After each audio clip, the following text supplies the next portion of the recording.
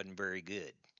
And so, how do you, you know, replace that quality? And there's this new concept called AI that's coming down the pike, and a gentleman that we work very closely with, some of you may know Dr. Bill Daggett out of New York, suggests that now because of artificial intelligence, the machine can deliver content better and faster than the the teacher, but it can never replace the development of interpersonal skills, the application of the content. And so we think with that concept in place, that is going to bring a lot of support to this rural teaching shortage crisis and up the game for the teachers that we have, where it'll free up more time for them to do more meaningful things with students in terms of applying the content in meaningful ways. Thank you, Doctor. This next question is for Panaret as an adjunct professor. Okay. Tell me the challenges that you face within your classes Um, and tell us how you combat those challenges. okay. First of all, I would like to share that currently I'm teaching my MBA student where most of them have a full-time job and then they take class in the evening. And my class is strategic management and also about managing human capital. So to me personally, my challenges with my students would be how to make them understand about the content and also um, I like to encourage them to apply whatever we learn to use in their future life. And then when I heard about my peer, they talk about staffing, did really remind me about what's going on in educational institution in overall.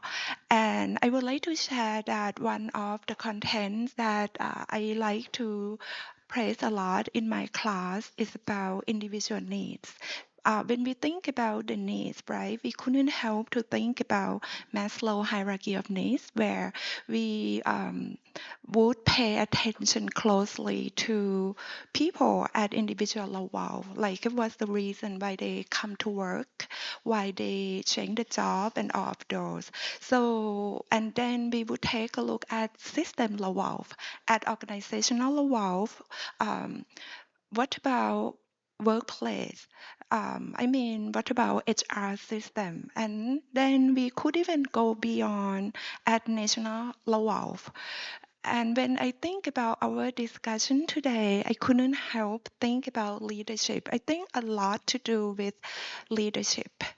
First of all, I think senior leaders at national level need to really focus on this issue because it's really about, at the end, it's about perception toward teachers or educators within our nations. As we know that education is a foundation of all kinds of developments, then why not we really work on this? This may lead to education reform, right, and else. But the first group that really need to use leadership skill to um, encourage to persuade or even motivate all parties is of those leaders. So I keep thinking about this, and I think that we need to make sure that the top leaders in our nation do understand very deeply about the importance of education, how it would impact to the other system in nations of the world. And we go from there. And then we, of course, get a team of leaders at all levels to work together, make sure that they are on the same page. And we will create like a very good system for teachers where they would satisfy about the payment, about the promotion, benefits, and else. And I would say that we could imagine what would be the positive results after that. All stakeholders gonna be really satisfied, and that will be sustainable of our development in the future. Do I Thank you talk too so much? much. No, I have a question for you guys after I make this statement. Now, one of the big parts about professional development, and you mentioned it, Dr. Israel. Professional development actually allows you to prepare the teachers to go into the spaces. However, the first word that I think about whenever there is maybe bringing in staffing is recruiting. You have to recruit effectively. I want to hear from each of you. How do you recruit? Georgia, you're first. So, running a nonprofit, my approach has been a little bit different because we partner with schools and community based organizations. So, we're not always directly within a classroom setting. Additionally, the content that we're providing requires particular skills. We're working with computer science, and it needs to be someone who understands it enough to make it simple enough for an 11-year-old to understand. And initially, we did start with staffing teachers, and it was very difficult because they didn't have a good grasp on the content. So we switched approach and we actually recruited individuals who are either already developers and programmers or engineers, someone with a more technical background. And from that perspective, I look to the colleges and the universities in particular. One, they're eager. They're excited, and they're excited about their content, and being excited about the material they know then transfers that energy to the kids for them to be excited. So I've found a lot of success in terms of either very recent college graduates or individuals who are just at the beginning stages of their career journey, or existing students, particularly like when we're doing summer programs and that's just seasonal, where we're able to bring them back in other times. And then we work with them to develop their delivery skills and working with the students and how to provide the content. We equip them well, we give them a full curriculum, encourage them to make it their own in how they're delivering, but they're basically tapping into knowledge they already have. They're sharing something they're passionate about, which then makes it not feel so tedious. It doesn't feel like work. So a lot of the individuals we have on our team are very excited about what they do. They're excited because they're transferring this knowledge. They're seeing students then adapt and also share the same excitement. So I would say finding individuals that are passionate about what they do and they're excited, because if you're happy and excited about what you do, it's so much easier to be successful in the job. To me. Okay. All right. All right. Um, well, you know, the place where I work, Maya Angelou, it's a small charter school organization that has five different campuses, and so but we're surrounded by like several large school districts, that have 30,000 plus students. And so recruiting is we had to be very strategic with our recruitment, and then we have to make sure that based on the people we recruit, that they definitely want to work and understand our population, because we work with a very challenging population. So the methods that we do in order to recruit, of course, we go to the colleges and universities, in particular the HBCUs. We host recruiting fairs. We go to recruiting fairs, and then also one thing that we do rely heavily on. We have a referral program for current employees, and so we get a lot of our employees, the good ones, definitely through our referral program. And so when we have people that are already in our organization that has bought into the concept and the mission, and they refer people, that makes the process a lot easier, because, like I said, we work with a very challenging population, and people have to really understand that and really be in it and committed. And that's the main thing, because if not, you'll just continue the turnover process. Are you guys getting some strategies? To me, I think recruitment is really important process.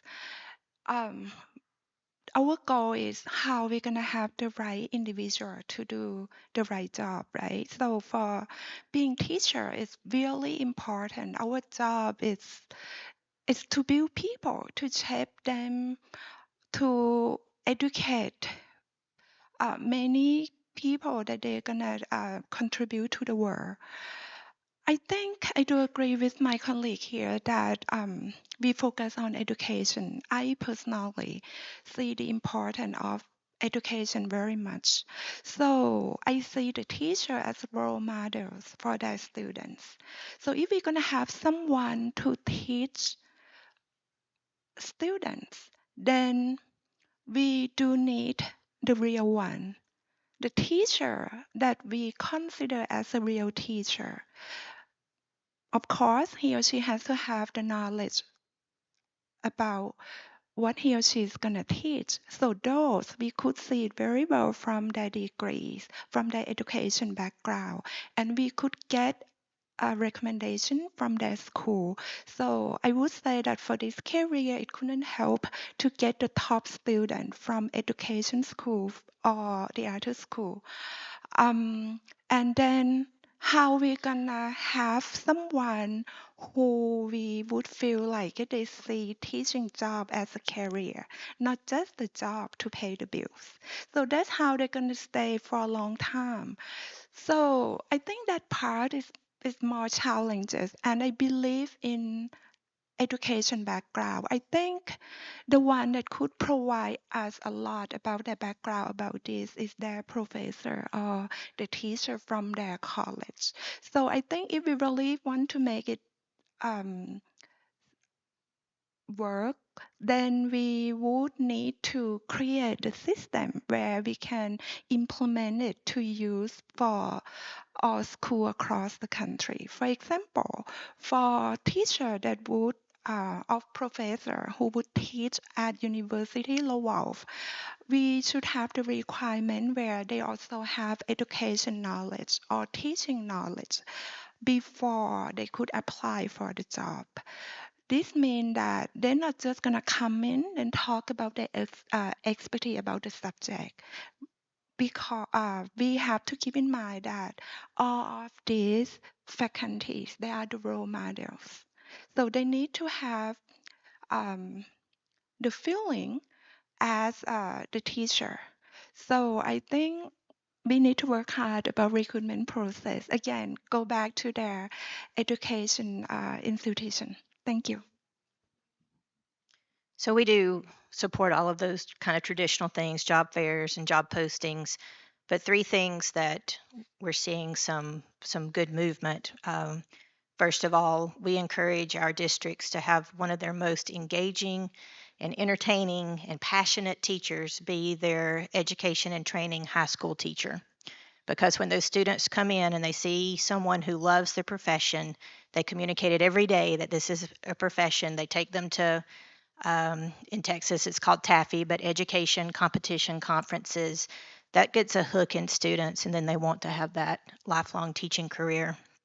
The other area, I mentioned it a few minutes ago, is our social media campaign called Teach Where It Matters. As educators, we have to change the narrative that teaching is a bad profession. Teaching is an amazing profession, and we have to change that narrative, but we own that, and we do not do a good job of changing that narrative. And so that's a social media campaign. We push it to all of our communities. We push it out as an organization as well. And then our third thing, and this is really kind of an emerging area for us, Arizona State University, ASU, has a really robust program where they support team teaching models, where you have a lead teacher, you have teacher candidates or teacher interns that work together. It's not been a model that has been as easily implemented in rural because you might have a teacher preparing for several grade levels, but we are piloting that.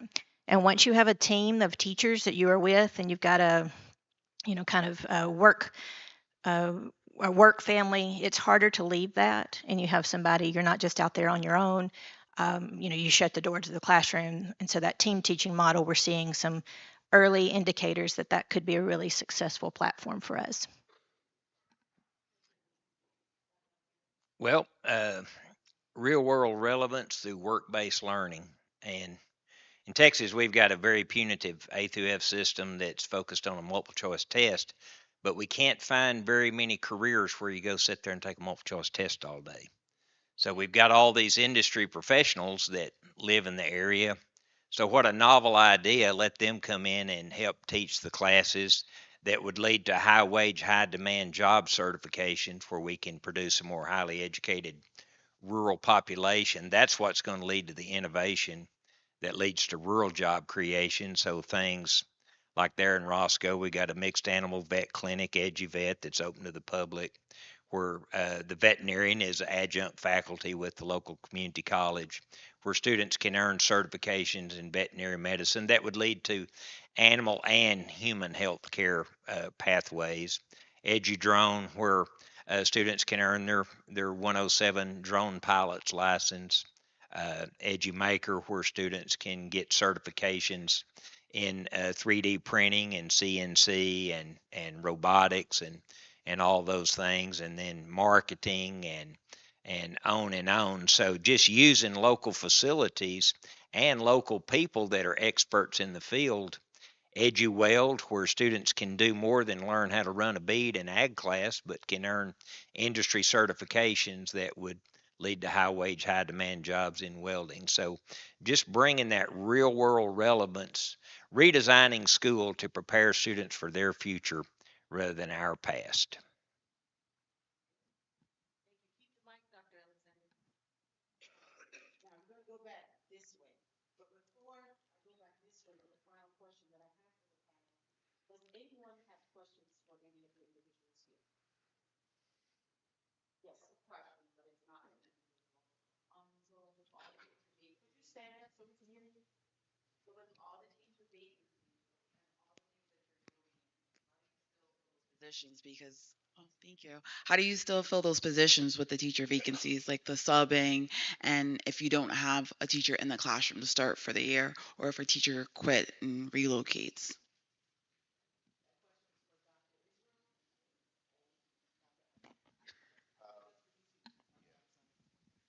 That's a good question, and that's something that a lot of school districts, especially the urban ones, face on a daily basis. Thankfully, I haven't had to experience that in a long time, but during times when I did, the principals had to be really creative and looking at the schedule, and a lot of times the during the teachers' planning periods where they would have a planning time, they would cover empty classes that needed to be covered, and they would receive an additional stipend for covering the classes. But that's something that uh, we typically, don't like to do because that takes away from the teacher's planning time, which then affects their lesson planning and their delivery for their own particular classes. But in certain, dire situations, those are the type of things that we do where we, try to have all hands on deck. And then when teachers have planning time, or if there are any available staff members uh, that are free, like the deans or the instructional coaches or whatever, they would chip in as well. But usually it'll come from creative scheduling and using teachers from their planning periods to cover open classes. Well, necessity is the mother of invention.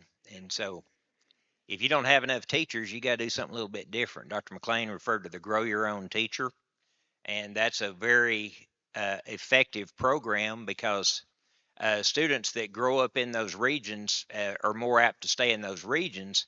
But students that went up through a system of high expectations for all students, they end up with pretty high expectations for themselves. And we've got like there in Roscoe, our home base, we've got 6 grow your own teachers there in the local school district that were all certified teachers by age 19 or 20.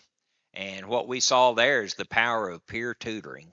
Those folks are the same age and they speak the same language. And so we remove a lot of those traditional barriers and generation gap. They're used to technology and understand that. And so it's just looking at it like the glass is half full rather than it's half empty, which is a lot of the rural dilemma. Woe with me, we're rural, so we can't do anything. And so it's looking at it like we are rural, that there's nothing we can't do if we set our mind to it. That the team teaching model that I referenced out of ASU, it really does address this issue too.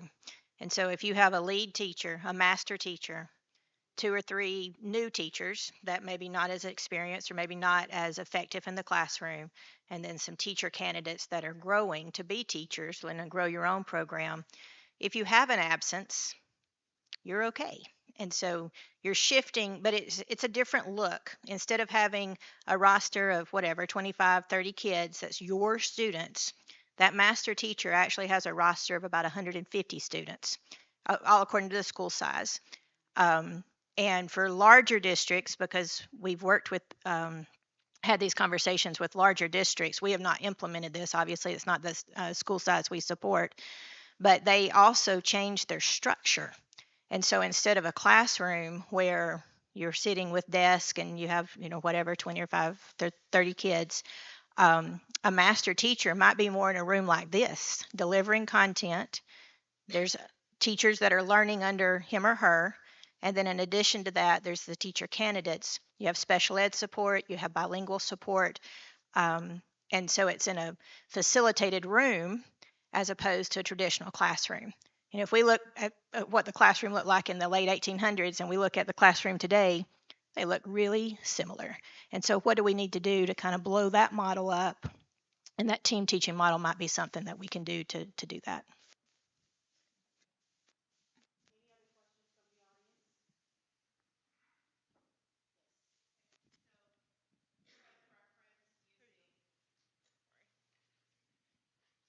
You referenced using other people in the fields as instructors. How are you bringing them in? How are you competing with the pay? Because if they're in the technical fields, obviously they're making more money than teachers. How are you managing? Well, there again, you kind of got to be creative. Like the vet clinic is open to the public, so it's a for-profit business. The embryology, we're the one-stop embryo shop for West Texas. We design and build bulls if you're seed stock, cows if you're dairy, and a lot of those types of things where the school can pay a portion of a salary that would help compensate the veterinarian, for example, for the time spent away from the actual practice working with the students. If the business becomes profitable, that's what enables you to do the paid student apprenticeships and the work-based learning. And so you kind of got to be creative, but there's a way to do that where schools partner with profitable businesses, and then they end up with the PTech as we support the students years 13, 14, where they can do paid student apprenticeships while they're earning those college degrees.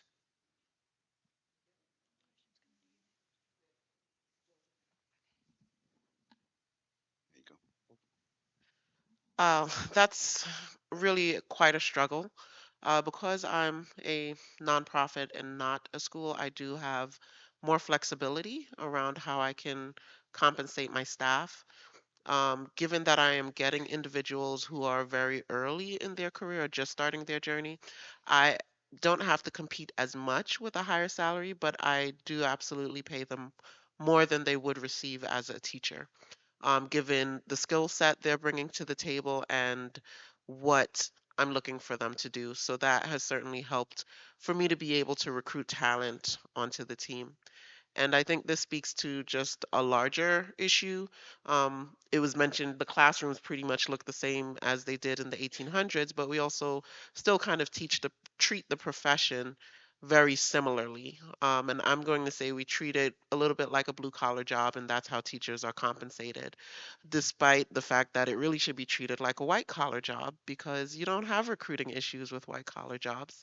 And why there's a shortage is because teachers work so much harder than their compensation reflects. And while I'm managing a nonprofit now, I used to teach, and the struggle there was compensation. I loved what I did, and oftentimes you also have teachers who come out of their own pocket in order to provide or purchase materials that they need to help the learning experience within the classroom. Additionally, I'd like to say with this advancement of technology, I think it's an area that a lot of our teachers are a little bit more intimidated by if they've been in the profession for a while, but it really is a tool and a resource that can be very valuable within the classroom. So some of the resources we do offer is partnering with schools and helping them understand how to utilize the technology and integrate it into their curriculum as a part of the learning process for their students. While I was listening to everyone, something came across my mind. I feel like if we could, why not just try to create satisfaction for all of us? This means for people that work for school in all roles, they're gonna satisfy about their job or their careers, right? Hopefully, we call career, not a job. And at organizational level, they should satisfy about how they run business. It doesn't matter public school, private school, or those, but we do run it as a typical business. So we need to take a look at our expenses and else. But for the we have to make sure that this will be sustainable business, right? So to do that, the question is how we gonna make all parties satisfied. So as we have to respond to the needs of students, as we have to provide the service, as to make money for organization, then what kind of service that considers great, right? Not just good, because we are building people, we are educate people. Then we need the best teacher. So those talent, they're gonna think about themselves. That's the nature. What pay they're gonna have, what kind of benefit they're gonna have, what kind of promotion they're gonna have. That's why I did mention earlier that then we need to take a look at the system as a whole. And also, earlier we were talking about the perception toward the teacher in the society, right? I think that's really important.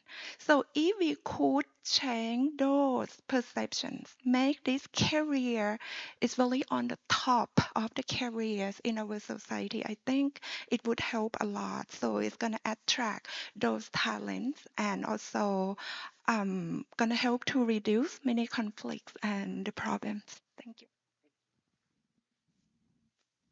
Thank you. Okay, we're going to wrap this up, but I'm going to ask the panel to think about 3 words that if someone was searching for you, your business, your organization, 3 words, what would those 3 words be? And I'll start with Georgia. So the 3 words.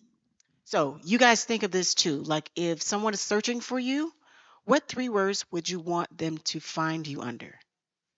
What are the 3 main aspects of what your role is in your organization? All right, so 3 words. I am going to start with innovative, um,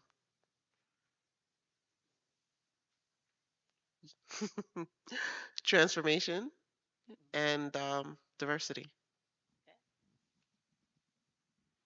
I think I need a couple more minutes to think about this. No, now I'll be a better answer. They might be watching. So, no, I would say opportunity youth. That's a hyphen. That's one word. All right. So I say opportunity youth, um, empowerment, and development. To me, I think the 3 words about me is probably for my whole life, not just for my business. In terms of business, I'm doing 3 things. Teaching as an adjunct MBA faculty, doing my nonprofit, and also do consulting business. But 3 words that really about me, I think I have it on my LinkedIn. I am a learner. I love learning. I always gonna learn until the last day of my life. I learn from everyone, like today from my colleague and hopefully from networking and else. So I am a learner. I am a helper that support the goal of my life.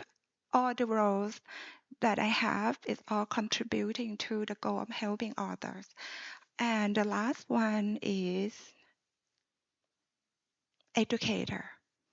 I see myself as an educator because I got built to be a teacher from my parents, and also my first two education degree is in education. That's really foundation for my teaching career. As currently, I'm teaching businesses. So that's how I see myself, learner, and like what I said. So I would say rural and career connected educator. Well, since we're in Las Vegas, just win, baby. We're interested in the highest student outcomes in the nation, and second's just the first loser across the finish line. Very good. Let's give our panel a hand. My 3 words are professional development training, earned CEUs, nationally accredited training provider. Those are my 3. See y'all out here.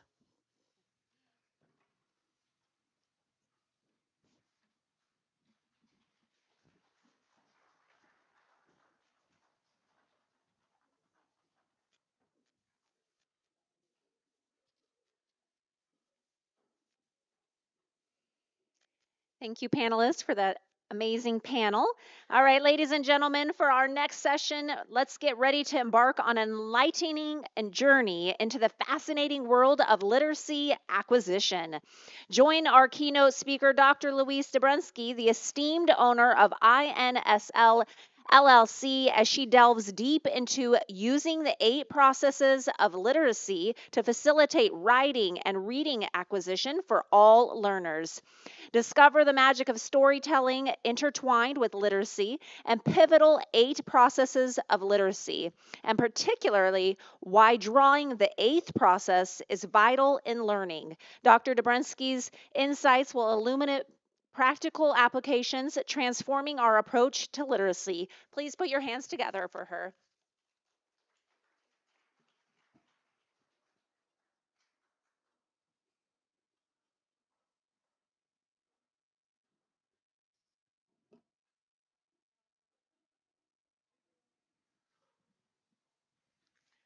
Good morning.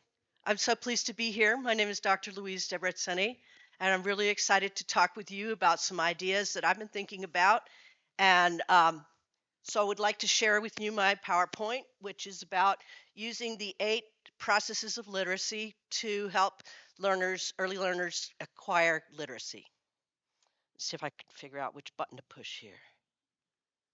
That worked. So I won't spend a lot of time talking about my education, but I've had a lot of different experiences in my life.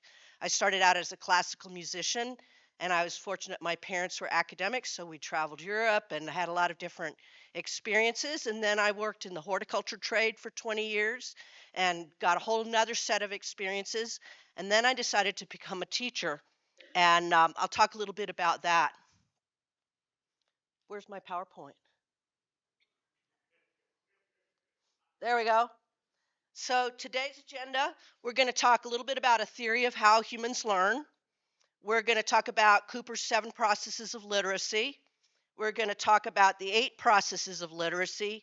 And then I'm going to talk about why drawing is a really essential element that we need to add into education that we're not doing right now. And then finally, I want to show you a few practical applications. So my journey to become a teacher began when I was managing a nursery. And we had young people come in from the transition program, 18 to 24-year-old special ed students. And I really enjoyed working with them.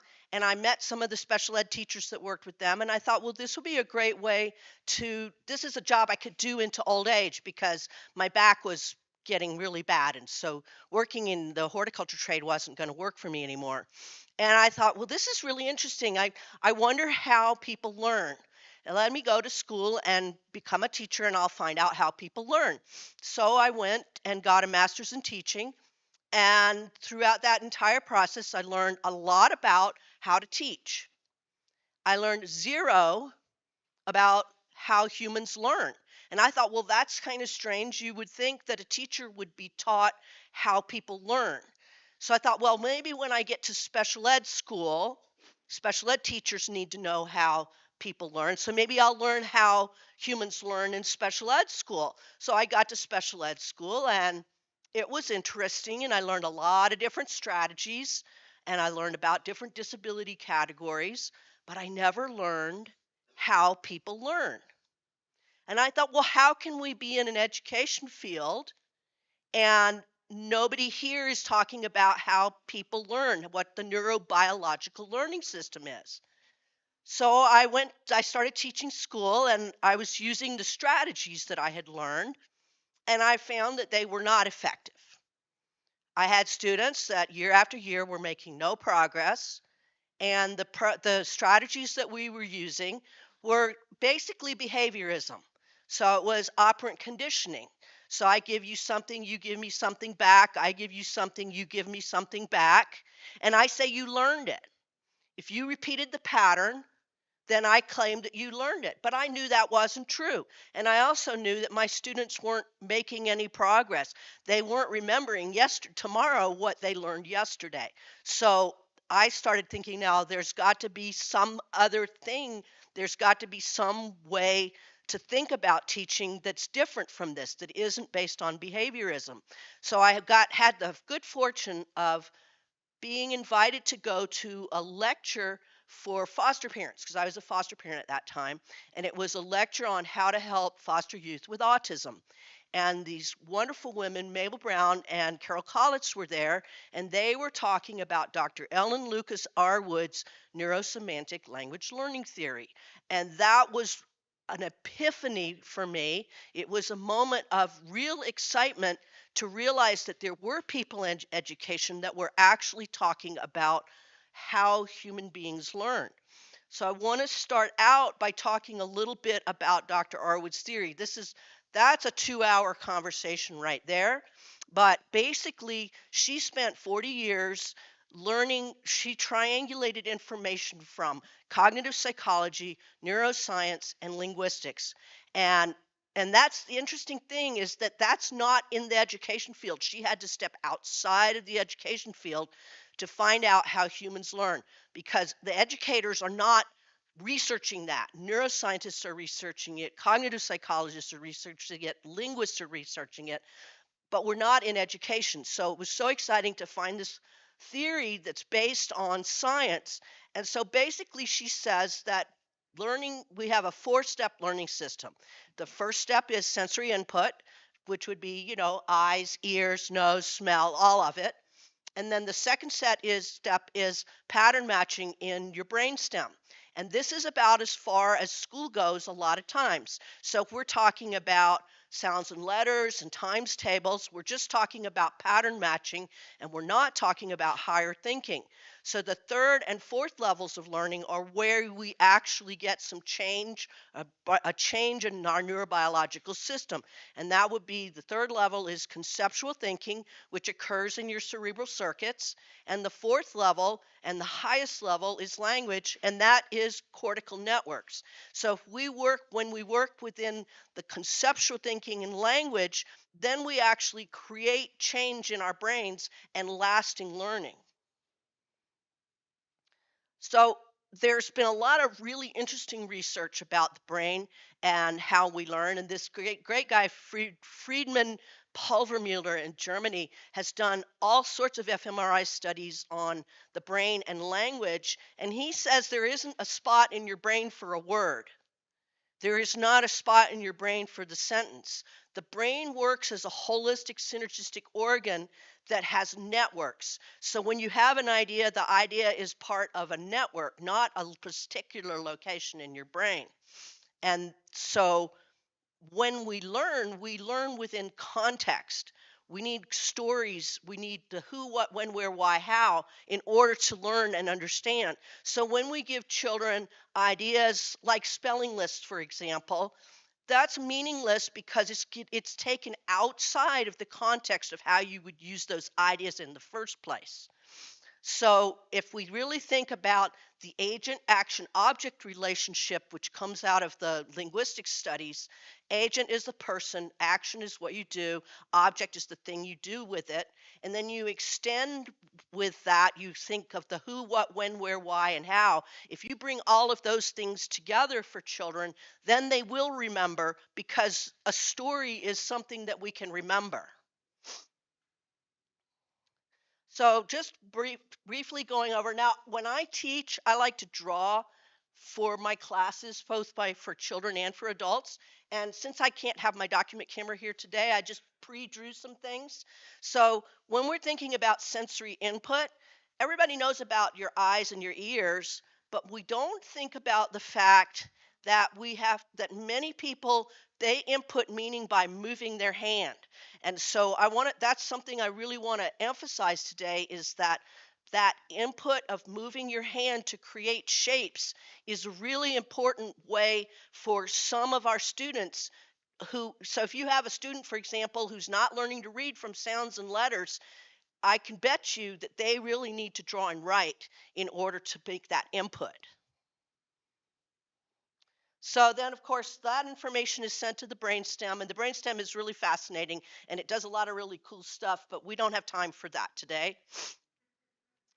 But then once it goes up into the higher brain functions of language and conceptual thinking, that's where you get lasting learning. So that's why it's so important that we use the context of stories so that lasting learning can be created for students.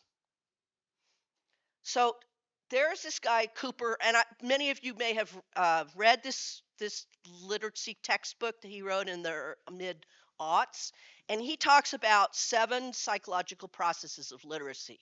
So those would be reading and writing, speaking and listening, thinking and calculating, and viewing. And I was thinking about this one day, and I was reading my friend Bonnie Robb's dissertation, and she was talking about this. And I'm like, why are there only 7? Let's pair these up. So I started thinking about it. So you can pair up reading and writing, and you can pair up listening and speaking, and thinking and calculating. But what happens is you have viewing just left hanging out there all by itself. What's the pair to viewing? And I got to thinking, well, projecting. But how can we project our ideas so that other people can view them? And that's where it hit me like a ton of bricks, that there are actually 8 psychological processes of literacy, and the 8th one is drawing. Drawing allows us to produce output that other people can view. So when we draw, that gives us the opportunity to see our ideas, and it gives the teacher the opportunity to see the student's ideas, and it gives the student the opportunity to see the teacher's ideas, and it provides that motor movement input that so many students these days need. There are kids who get to the 3rd grade and start getting labeled as special education because they haven't learned to read. But they are not special education students. They are students with movement access to their learning who need to be able to draw and write in order to make mental concepts for themselves. So we can pair these up as receptive and expressive. So the receptive would be listening, for example, and then expressive would be speaking. So when you think about these, we all students need to be able to listen and to speak. Students need to be able to read and to write. Students need to be able to think and calculate. And the thing that's interesting about these processes is that they work as a cycle, and thinking, of course, is throughout all of the processes. So it's coupled with, so thinking to me is like the link for all of the processes.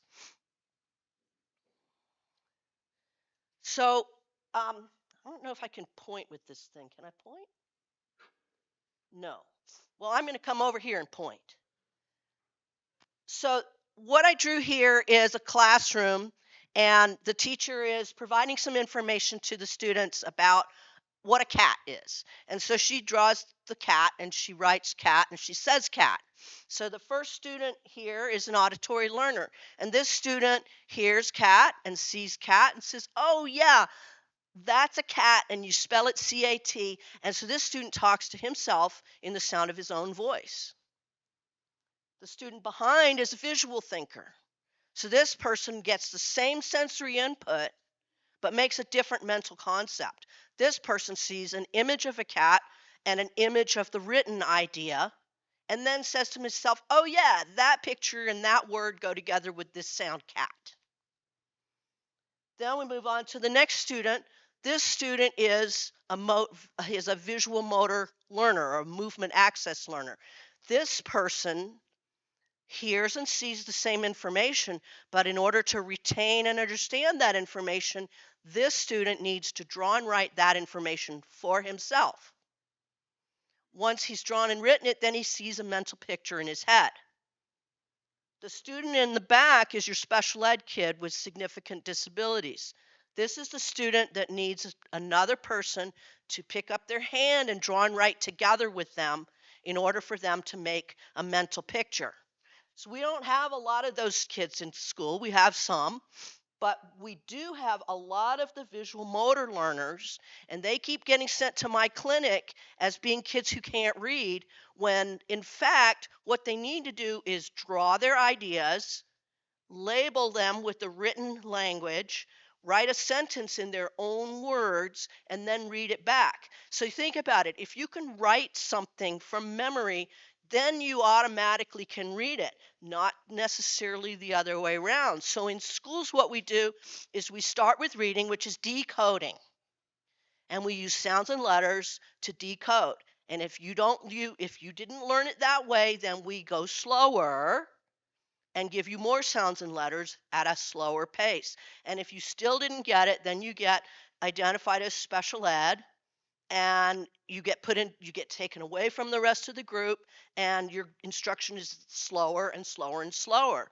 But what if what you need is to be able to draw your ideas so you can see them, and then label the idea with the written language, and then write your own ideas so that you can read it back and become a reader that way. And I've seen a number of students come through my clinic who were non-readers, who are now at grade level and doing really well because they realized, wow, this works for me, and they grabbed it and used it.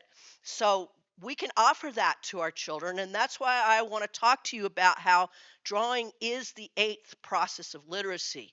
And we're already doing a good job of making the other 7 processes happen in our classrooms. What's missing is that 8th process where we have our students draw their ideas so that they can create mental pictures for themselves. Now, with that auditory learner, that person doesn't have to draw to learn, but that person will enhance and deepen their learning by drawing. So it's a win-win for every student in the setting, because even if you don't need drawing, drawing is going to enhance your learning. So the other thing I want to point out is that only about 5% of our students are auditory learners, and school is aimed at auditory learners. So we really, really need to make a shift from teaching to auditory learners to teaching to visual learners and adding in that visual motor piece. So I want to talk a little bit about how that visual motor learning works. There's an evolutionary connection between our hand and our eye that actually they've done a lot of research talking about how language is a development that comes out of our using tools with our hands. So there's a connection, a neurological connection within your brain between the visual system and the motor system. So if you draw a circle with your finger, you actually create a mental image of a circle in your visual cortex. And so that's how that works. There's actually a connection within your brain. So people say, oh, movement access. Oh, yeah, well, I put my kid on one of those bouncy balls. Well, that's nice, but you can't learn literacy with a bouncy ball. You can learn literacy with your pencil, and creating those shapes with your hand, because that connection between your hand and your brain and your eye and your visual system is there. There's not a connection between bouncing on a ball and literacy. So I just wanted to really bring that out, that when I'm talking about movement access learners, those learners are often the kids that are running around the room, and they're running around the room because they're trying to make meaning, because they're not being given what they need, which is they need to have a pencil in their hand so that they can draw their ideas and write about their ideas and be able to integrate the information. So one way to provide this to students is with the product from my company called Story Pictures, and of course this is an advertisement. So Story Pictures are a set of 24 pictures that are created in the 3 to 7-year-old developmental level. And what you do is you tell a story. Well, you view the story, you view the picture, you tell a story, you draw your story, you label it, you write it in your own words, and then you can do things like, oh, I wonder what happened next. So you could make a comic strip. So there's lots of really fun ways to do this in one-to-one settings, small group settings, and in full classroom settings. So this is the first of the pictures, and it's very, very basic. This is in your preschool level. By the time you get to the 24th picture, they're a lot more complicated. But here we've got 2 kids that are 4, and they're having a little problem.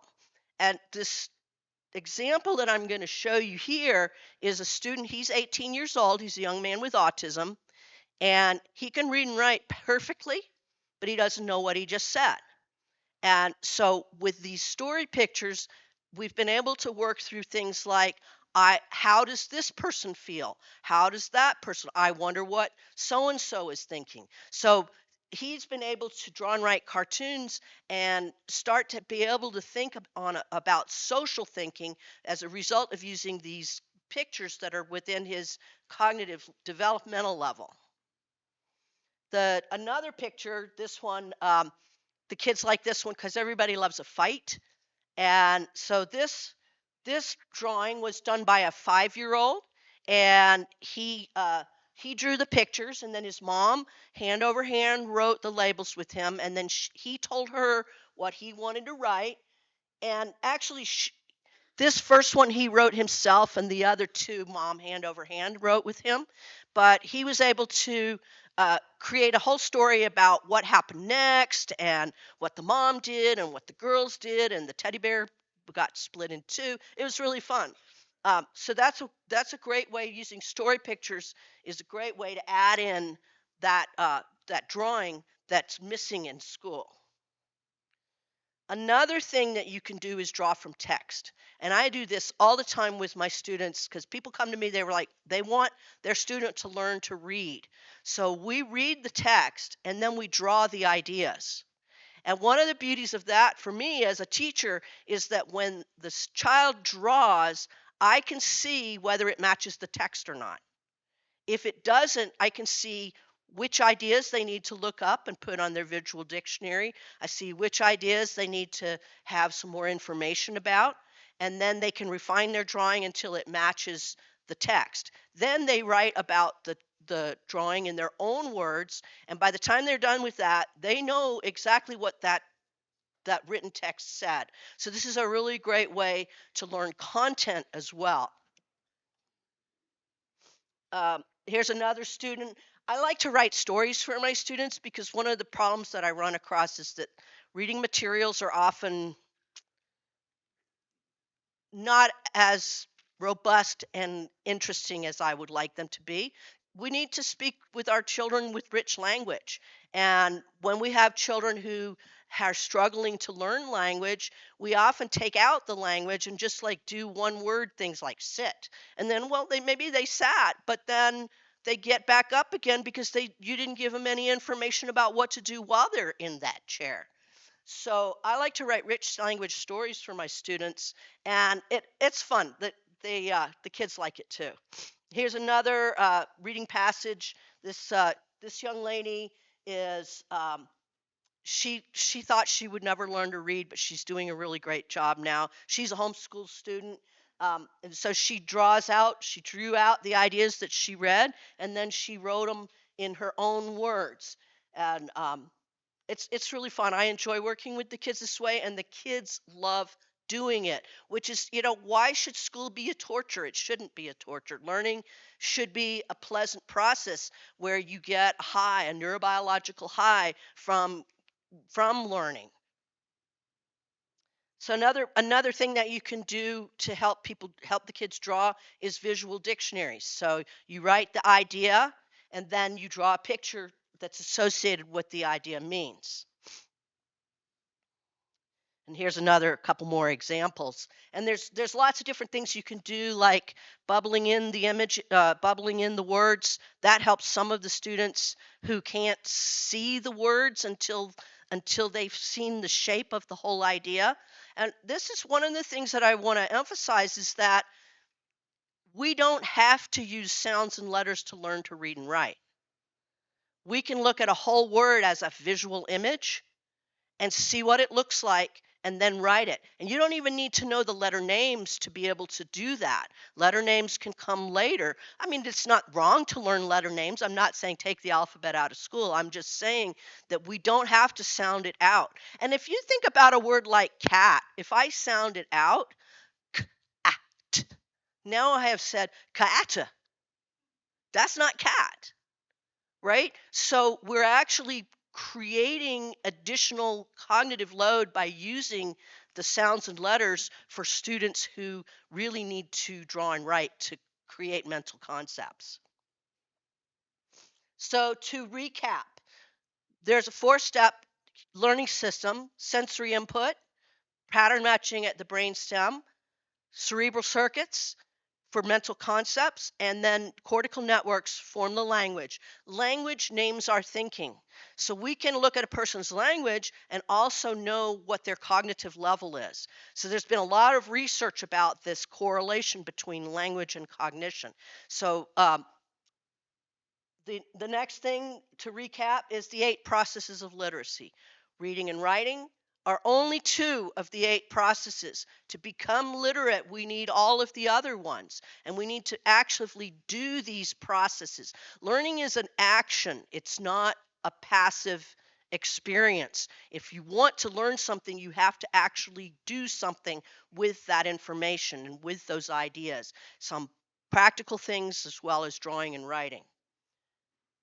Then I also want to talk about drawing as the 8th literacy, the missing process that if we simply add that into our classrooms, we'll reach a much, much larger group of students.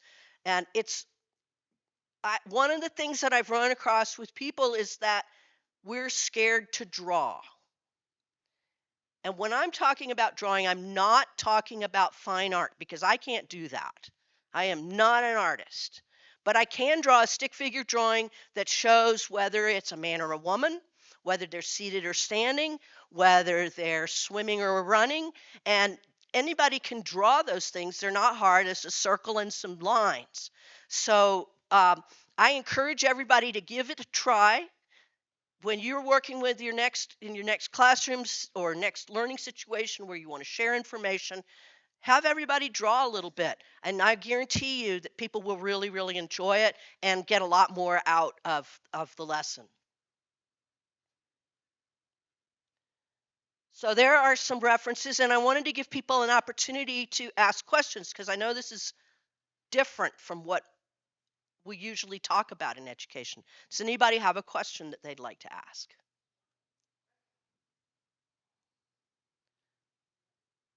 I'm sorry, I see two questions. All right, where are they? Oh, okay, over here. I'm sorry, the lights are shining in my eyes, so.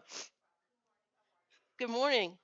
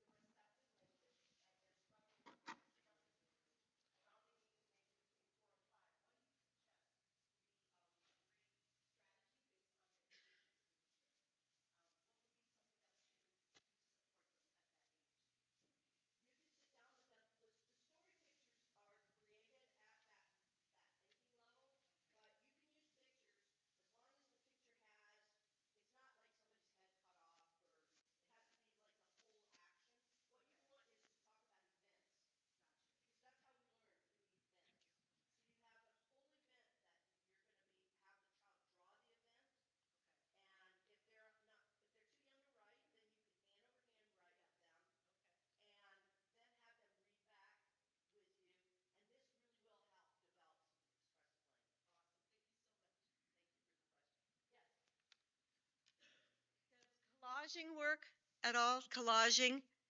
I know that I have a number of groups of adults that use collages for formulating their ideas, and I'm curious to know if you've done that with children at all, because it's similar to your comic book. Interesting. Collages are, to my way of thinking, a little bit more of an expressive in terms of emotional content.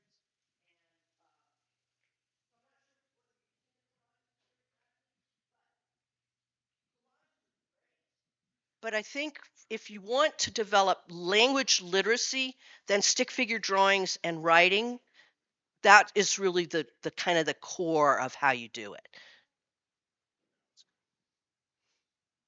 Yes.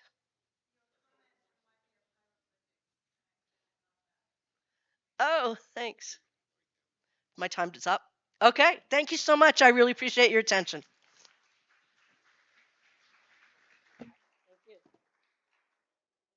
Thank you so much for that presentation.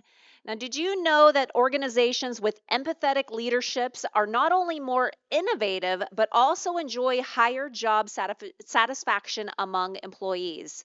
That's right. And of course, it brings us to our next session, the empathetic leader, building a culture of trust and intention.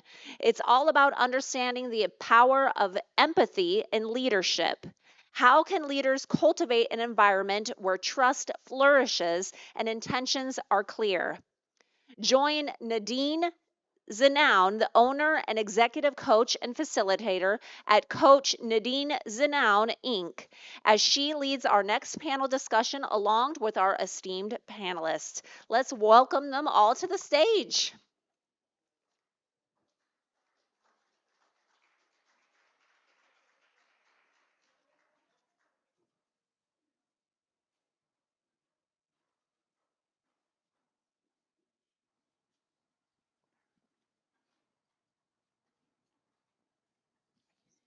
Yeah, I'm gonna turn it around.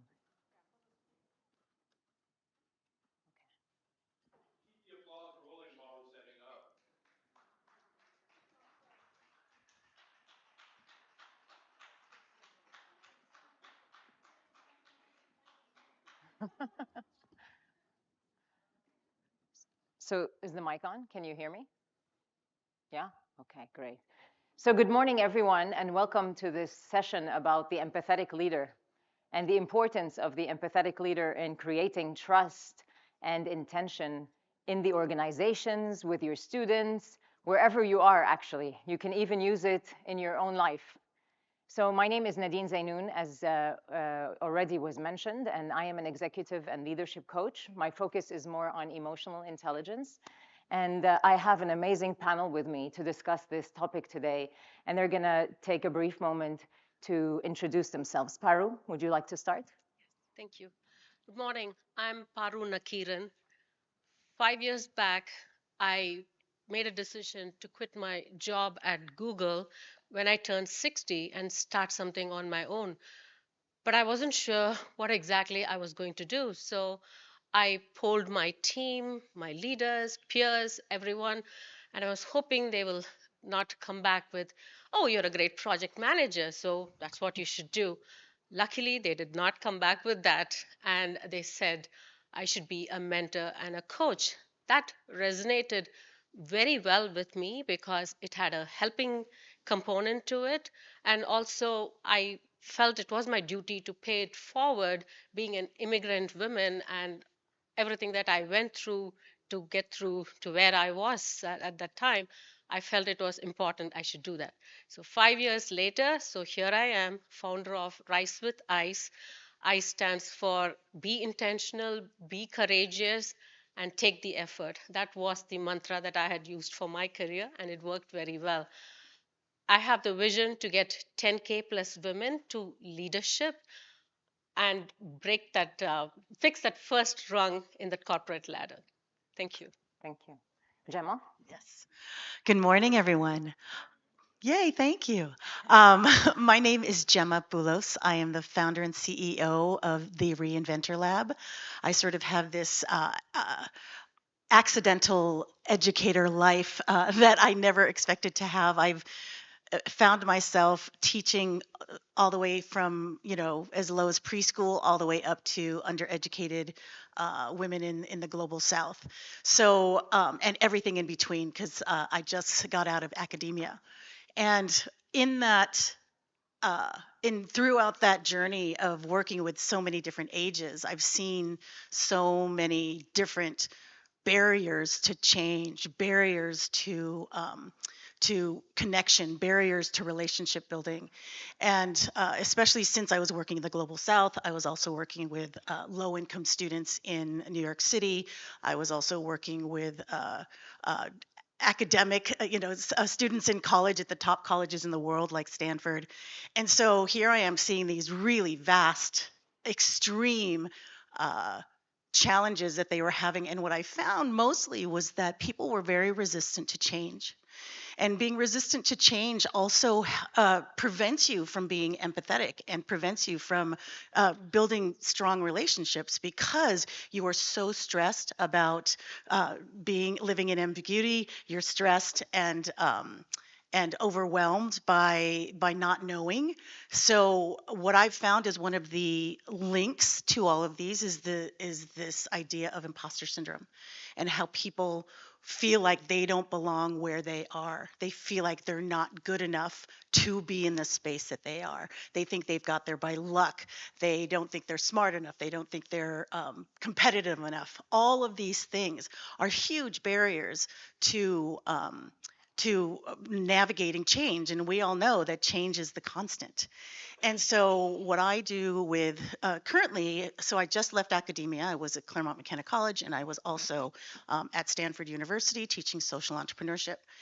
And what we did was really focusing on, for me at least, I was focusing on low income, first gen students and helping them navigate that transition from high school to college, where they were, big fish in small ponds, and now they were transitioning into a community and an atmosphere where so many people had resources, they had social networks, they had experience that these students never had. So how do we help them navigate this whole new scenario?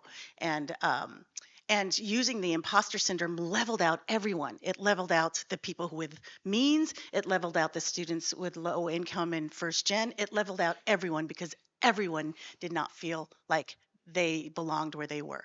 So my work is to help transition people in transition, mostly students going from high school to college, college to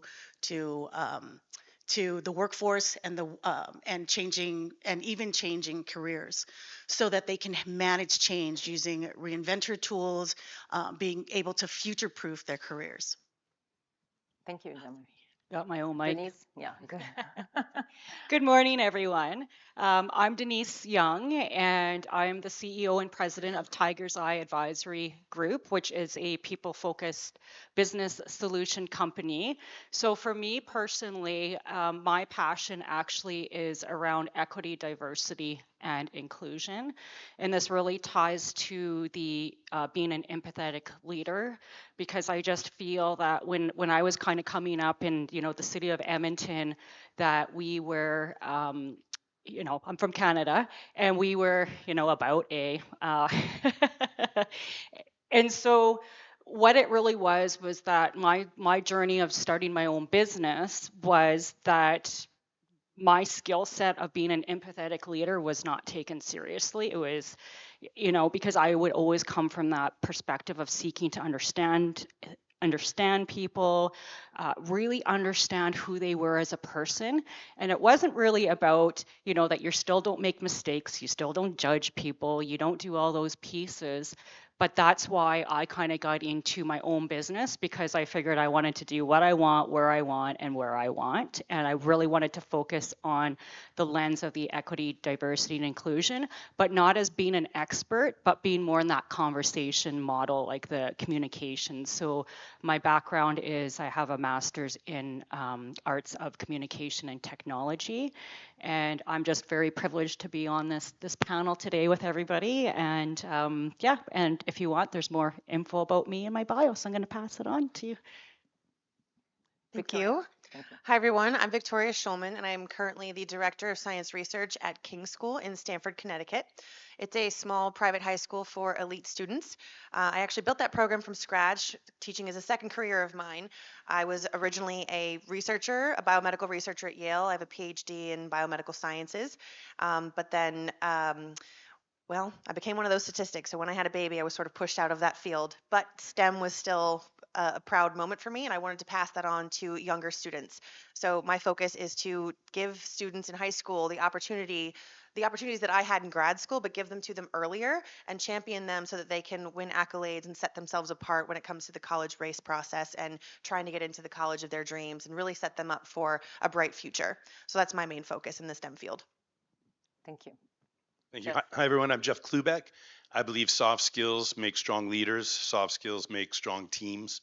Soft skills make strong organizations.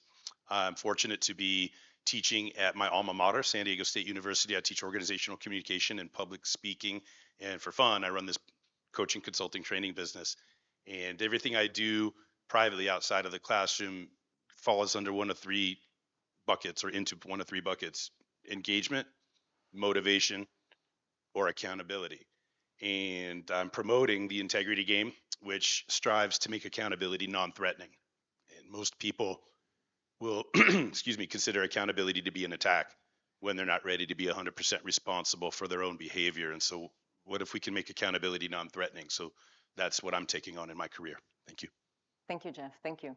So we're going to kick off with our session.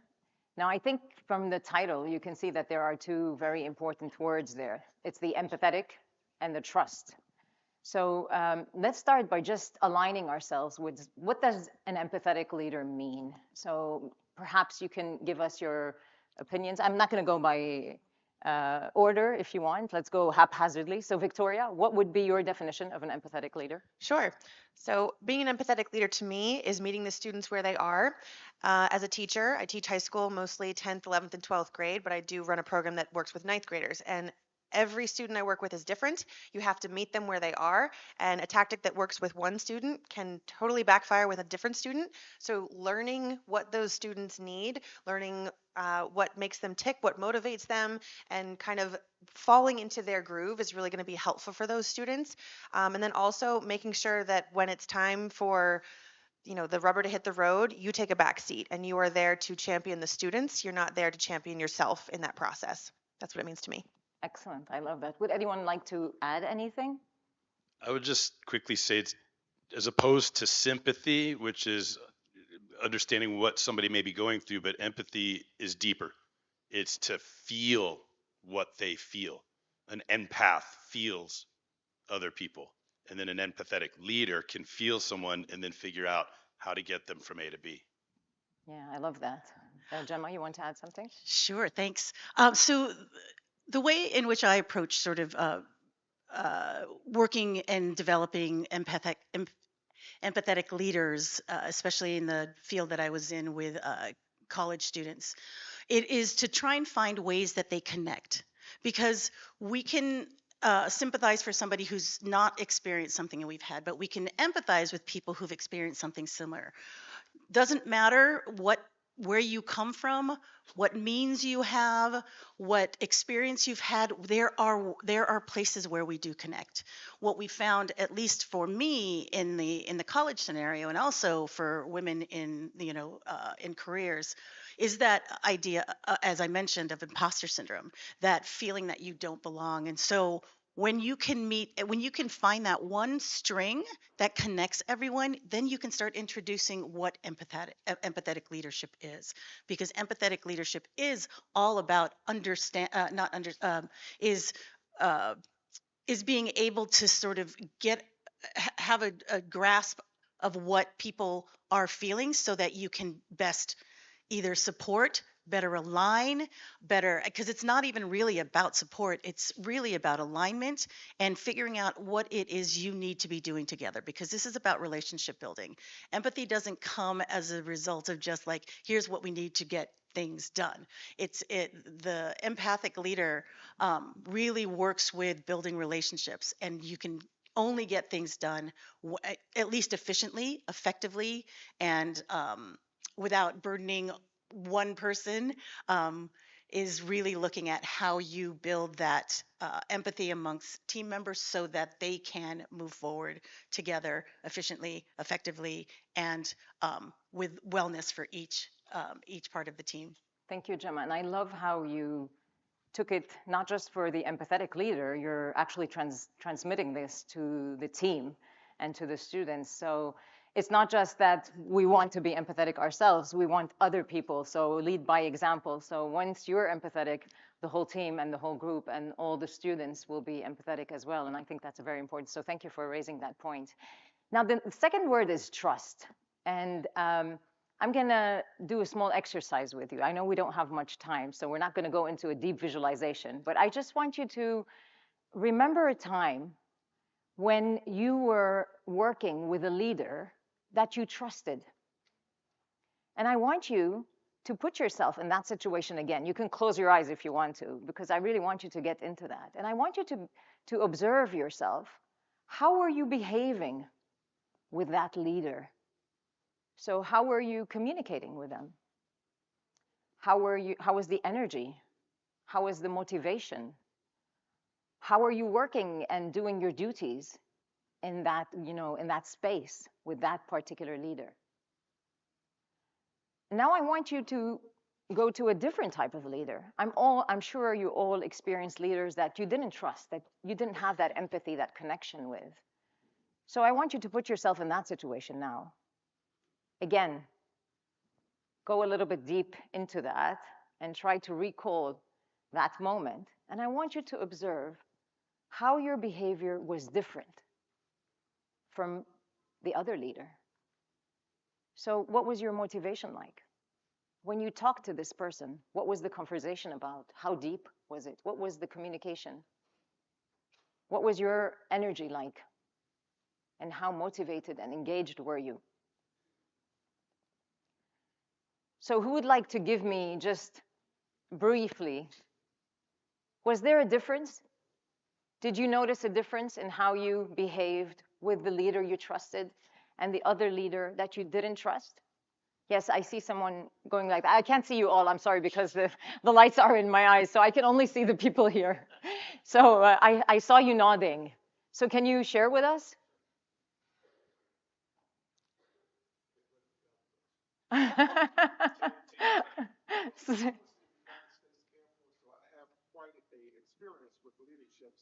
Uh-huh.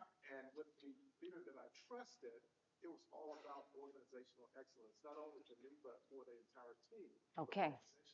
Now, for the leader that we didn't trust, we didn't trust that leader because they would put us in a situation that could hamper the organization overall. And so the end result was the performance level wasn't as high for me nor the other people in the organization. Amazing. For the leader that we did, in fact, follow, we took it to the top as far as we could go, and we was awards in addition to that. Amazing. Thank you so much for that. Yes, and that's it. So trust is not just about a feeling we want to, feel and enjoy. So it's not just an enjoyable feeling. It actually impacts everything we do. It impacts the way we are and how we behave and how we perform. And I love that example of how they, won awards with that trusted leader versus the performance was not so well with the other leader. And that's why it's so important to create that trust. And here I want to call on you, Peru, because I know you've worked with a lot of big companies, Apple, Cisco, and Google. The last one was Google. And Google really highlights psychological safety and trust.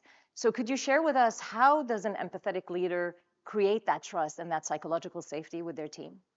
Sure. It's a very important question and kind of ingrained in the culture of Google as well. Yet there are some engineering management leaders, and like Gemma mentioned, when push comes to shove, empathy goes out of the door. So I had the opportunity to coach some engineering leaders as well. And the three important things that I find is critical in order to have and foster a psychological safety environment is to be inclusive. So number one is all about hearing the diverse perspective, with bring in authenticity and understanding, be very open to all the differences in the team, and you make them be seen, heard, and valued. And you can do this by active listening, bringing in your emotional intelligence, and you make them feel valued. So the second point is about making yourself vulnerable and at the same time being humble. Be open to admitting mistakes that you have made and embrace those mistakes as learning opportunities. And if you don't know something, say, I don't know. And that opens up the team. Like they can be now risk averse. They will be able to share better, speak up more, and share their ideas. And the third point is about um, the third point is about innovation. You can bring in innovation to the culture when you are non-judgmental. When ideas get thrown, you are not going to have a knee-jerk reaction. You listen to them completely. That fosters innovation and growth. So this is a trifecta kind of approach where you bring in security through vulnerability, you foster inclusiveness and enable that growth. And the third one is about non-judgmental behavior, which will help with innovation and create a psychologically safe environment. Yeah, excellent. I love these three ideas. And I really like the third one, where the non-judgmental space that you can create as leaders and how it can bring out innovation. Because I see it with companies that they say, yeah, we tolerate mistakes. Yeah, of course, mistakes are really good. You know, they make us grow, and they have all these amazing, words that they say about mistakes. But then when you ask them, okay, how do you react when somebody makes a mistake? Oh my God, there's the shame, the blame that they throw us into, and we throw everything away. And about the inclusion, I know, Denise, you're very much into diversity, equity, and inclusion. So could you share with us like examples from your workshops that you give? I know that sometimes you present something and people don't want to hear. So how do you create that trust yourself as a leader? Good question. Still trying to figure it out.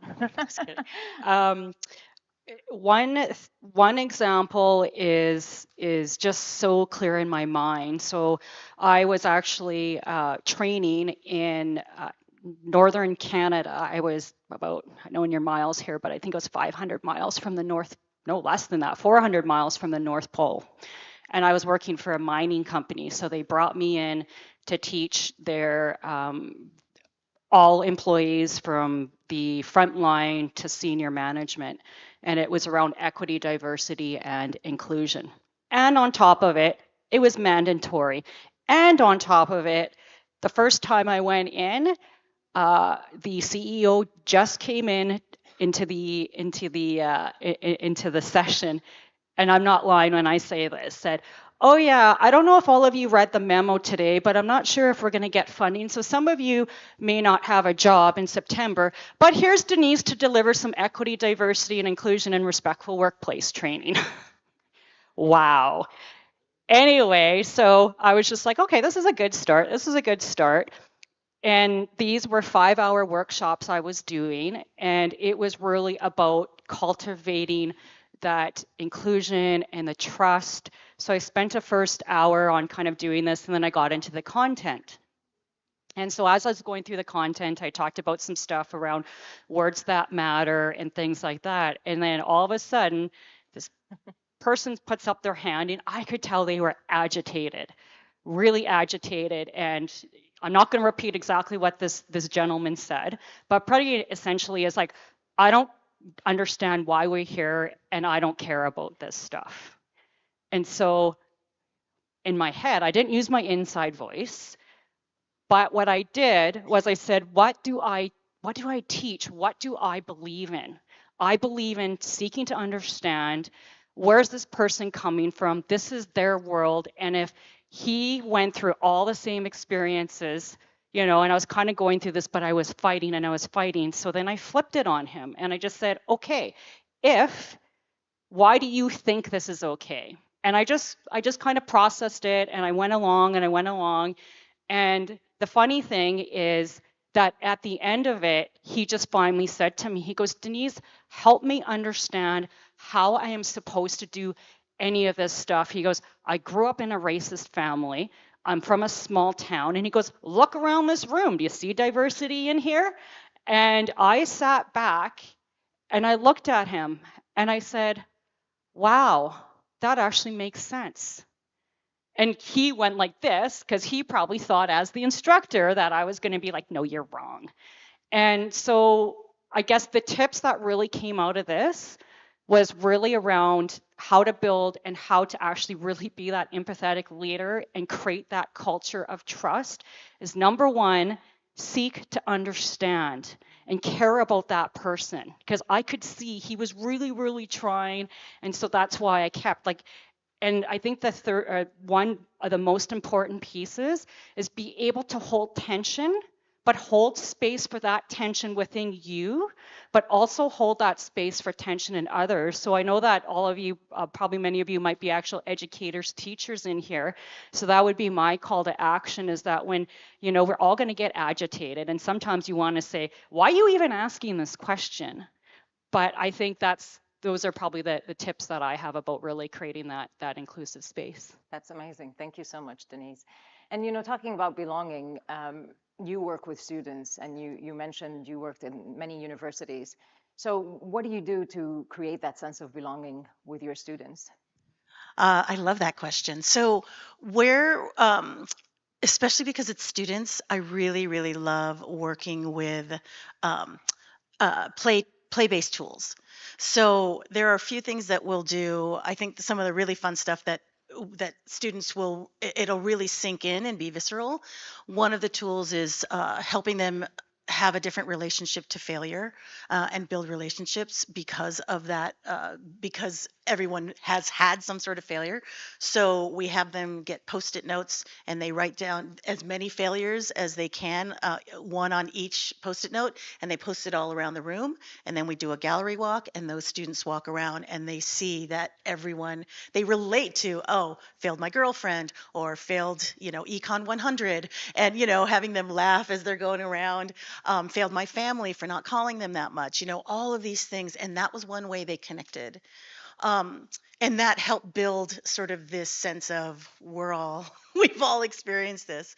Another fun way that we've done is there's a little conversation tool called 3 Uncommon Commonalities. And the science has shown that if you use these if you use this tool, they've actually tested it where they've had people who are going into negotiations.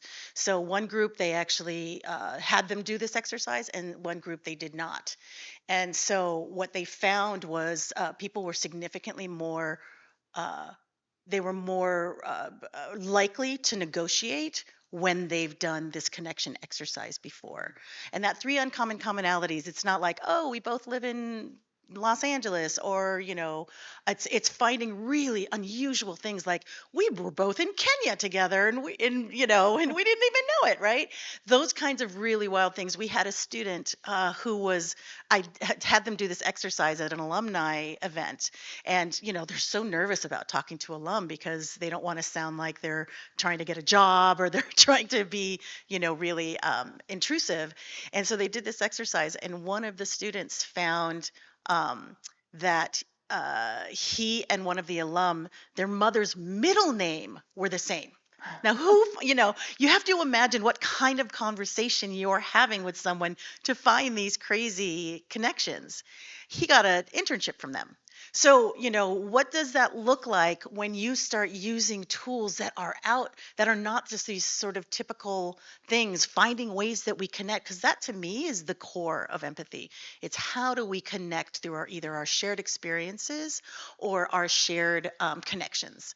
So, to me, those are the kinds of things that, we have a ton of other tools. Some of the tools that we've been able to do, we've seen significant, like we had external evaluators test this, where we check the students' anxiety and depression level before going, and this was with first years as they transitioned and into from high school into college, and their depression and anxiety levels were clinically concerning. That was the term. It was clinically concerning. After this 8-week program, finding connection, creating support groups, understanding how to build their resilience, understanding how to focus on purpose, time management, all of the things that are necessary for them to transition well, it leveled off.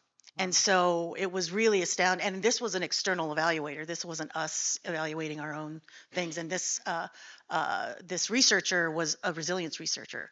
So it was exciting to see those kinds of things. And the core of it was connection. Yeah, yeah. This is the power of empathy, I guess. You know, we sometimes underestimate how powerful empathy is. So thank you, Gemma, for sharing that. And talking about games, Jeff, you are the author of the Integrity Game.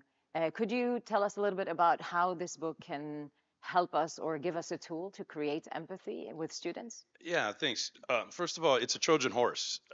I said earlier that most people will consider accountability to be like an attack when they're not ready to be responsible. So people don't want to will themselves into accountability. But how many of you believe you have integrity? People will themselves into integrity. So now it's a Trojan horse. It got your attention, right? And hang on, keep your hands up, please. And repeat after me. I do solemnly swear Do solemnly swear not to shoot the messenger in 3.5 minutes. not to shoot. Now, hang on. While we're defining terms, trust, and what is it? Maybe I don't want. Maybe we're not talking about the same thing. What is integrity? Anybody? Yell it out. That's one. We'll pin that on the board. What's the other? I always get one other answer. What is it? Moral behavior. It's what you do. That's the same thing over here, right? Be your word. Everybody agree? On the one hand, be your word. On the other hand, do the right thing when nobody's watching, right? So here's what's cool about those two things. In both cases, there's an integration, a coming together of two or more things. Over here, it's word with behavior. Over here, it's behavior with values or morals. Yeah? So that's cool. But despite the fact that they start with the same 6 letters, nobody had integration in your answer to what is integrity. It's right in front of us, right? Don't shoot the messenger. It's a coming together. So what's interesting about this is that people are mistakenly fighting off accountability when they should embrace it, and people are embracing integrity, but only to judge others for not having it.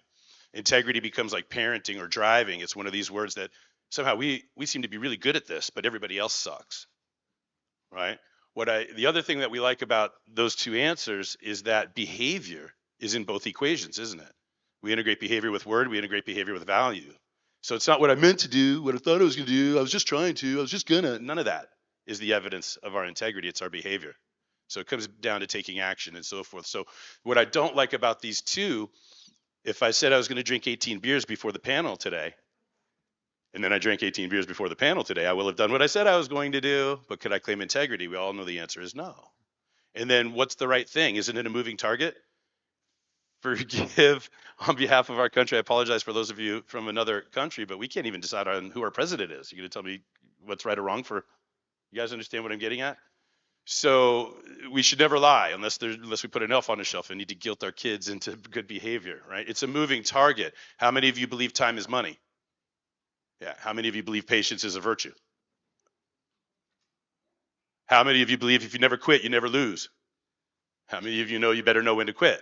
So what's the right thing? Isn't it context specific? And who says, right? But there's a lot of institutions that are projecting what everybody wants in the right or wrong. So that's why I don't like these two. Like, it's good, but it's not good enough. And so I created a 10-point model, 10 things that I think we need to bring together. And it's simply a set of questions. And if we encourage people to answer the questions, now we'll hold them accountable to their answers and find the points of integration for the individual and the institution. It's as easy to understand as it is difficult to play. Interesting. So commonalities. Very nice. So I like how you are integrating both, and that's kind of empathy because you're finding the common points like Gemma was hinting to before and talking about before. So Victoria, I know you've also created like a program for your students at King School. So how does that program promote empathy, or how do you use it to create trust with your people? Sure. Thank you for the question. So at King's School, we focus in the science department, we focus a lot on doing science, not just learning science from a lecture or a book. I myself am a scientist. I was a scientist first before being a teacher, and I did everything with my hands. I did everything um, without the books. It was more of exploratory learning. And so that's what we bring to our science department at King. And the program that I was asked to bring was a research program to give students the opportunity to do more science as opposed to read or be told about science. And so in the ninth grade, I teach at a high school. In the ninth grade, all the students participate in our in-house science fair where they have to come up with an idea, test it using the scientific method, and find some answers.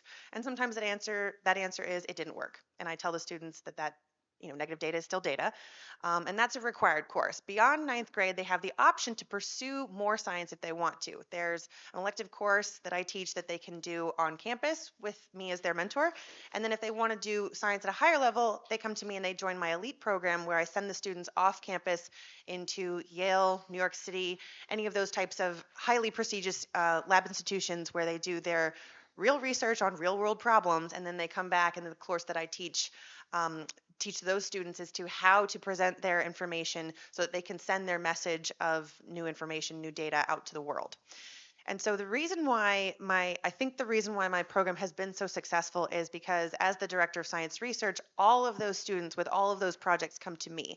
I may not be the ninth grade biology teacher or the ninth grade science teacher, but those students bring their challenges to me and I help them solve those problems. And oftentimes, solving the problem is not as easy as one might think. And I think it was Paru who was saying it's okay to say, I don't know. I earn the students' trust very quickly when I claim that I don't know something and that, hey, let's solve it together, let's figure it out together. I think students believe that the teachers know everything, as you were mentioning, and they are humbled and excited to realize that someone with a very high level of education doesn't know the answer to their question. And I really like that we figure it out together, and we will fail countless times in trying to figure out that problem. And so that builds more of a camaraderie. And I've often been, I don't know that getting in trouble is the right word, but I've been brought into the administration's room numerous times for crossing or blurring that line between friend and teacher. But I truly think it's important to be on the same level with the students to earn that trust. And if I work with them in ninth grade and they realize that I'm not some know-it-all who's going to just tell them how to do their project if that's what they're working on, and then they want to come back for more, and then they come back at the next level, they go a little deeper, they have a better project, and that's when they're able to start going on the science fair circuit, the state level, the local level, sometimes the regional level, and if they're really lucky, the national and international level competitions, and earn accolades for what they're doing. And that just continues, and then they want to join my elite program. And once they join the elite program, I've been working with these students for now 3 years, and the trust there is so ingrained, and they know that I'm with them. I'm a teammate. It's not an adversarial relationship at all. And once you are working in the real world, one of the problems that I think we have with education today is that everybody's a winner. Everyone gets a participation trophy. And there are some students who come through my classroom who cannot handle criticism, even if it's just, hey, could you write your name a little neater? And so when they get to my elite level, because I've had 2 to 3 years to build that trust, to build that more friendship than a teacher role, um, I'm able to give them the harsh criticisms that they need in order to reach the next level. So I will say to a student, this paper that you just turned in is terrible. We need to fix 900 things on this thing before you submit it to this publication company to publish your paper. We need to change all of these things before you go out and present to the world, because otherwise they're going to give you the harsh criticism when it counts, when the scores are going to matter, and when you're hoping to win and you're not going to win. So better to hear it from me than someone else. But I've had students come to me and say, oh, I can take your tough love, but if any of the other teachers in this school say that to me, I'm going to call my mommy and daddy and we're going to have a talk with Yeah. the admins of the school. So building that trust from ninth grade when the project really is, and there's always some student who wants to grow a plant in the closet and wants to grow a plant outside and see which one grows better. Spoiler alert, it's the one outside with the sun. Um, so, but earning that trust with them on a simple project and building it over years allows them to trust me when I need to tell them that this is terrible, and I I always also tell my students, if I'm not giving you feedback, it's because I don't see potential. So if I am giving, and I never don't give them feedback. So if I am giving you feedback, it's because I see potential and I want to see you reach that potential. It's not because I'm trying to be mean. It's because I actually care deeply about you and I want to see you succeed. And in fact, one of my greatest success stories, just a couple days ago, I was chaperoning some students to the state level science and engineering fair. And one of my students, who I've now been working with for 4 years, won one of the, or earned one of the 7 seats to advance to the International Science and Engineering Fair. And I ran up to her and gave her the biggest hug. And in our employee handbook, it says, do not hug students, do not engage in any sort of relationship with students. And to that, I just say, if you have the relationship that I've built and really prioritized in my career, that hug does not mean anything inappropriate. It is just she calls me her science mom. And so it's just a very proud mom being very proud of her student who I've watched grow from a tiny little, I have an idea, to here's the idea. And now she's got a patent for her invention. She's won numerous awards and she's now being offered bids of 7 figures to buy her invention. And that to me would not have been possible if I didn't meet her where she was, learned what makes her tick, solve the problems that neither one of us knew how to solve together. And that's really what I think makes my program so successful. Excellent. Thank you for asking. I love that. Thank you. And I really love, if I may highlight, there are 2 things that really stood out for me. It's first your genuine care for your students. So I guess that's also part of being empathetic and creating the trust, is that genuine, really authentic care that you are showing. And we could see it in your body language and in everything that you were saying. And I also like that you always clarified your intention. So that also creates clarity and non-judgment when you clarify that I'm doing this for because I care about you, because I see your potential. So that's what you use. And builds trust, exactly. And I love that. If you want to add something. No, Okay. So there's something, Paru, actually, since you're holding the microphone. So there's something that I always get from leaders when we're talking about empathy is, but isn't that like too emotional? And won't that, allow us to forget about the business and the results that we want to achieve? So my question is, how could you balance that empathy with assertiveness and firmness? This is a very difficult question, but still, empathy is not always driven by emotion. You have to do what is right, as Jeff and others pointed here. So it is important to hear the perspectives of the concerns that are being raised, but from an organization perspective, you have to ultimately do what is right for the organization. The people need to feel valued. They need to be heard. All that is there, but at the same time, if it is possible to make some compromises, you can, but ultimately separate the people from the problem, know the context, and do what is right for the organization.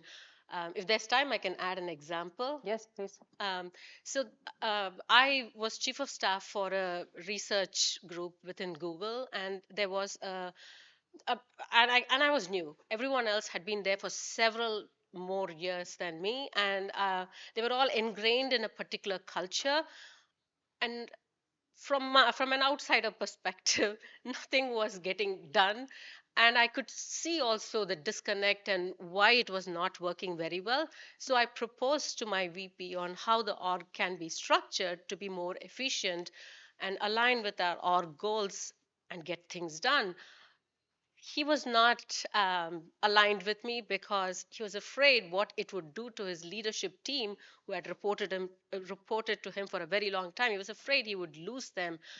So I had to put on this empathetic leadership hat, and I had to walk him through how we could do this effectively in a way that promotes that gets what we want. He agreed with me on everything, but he was afraid to make that decision.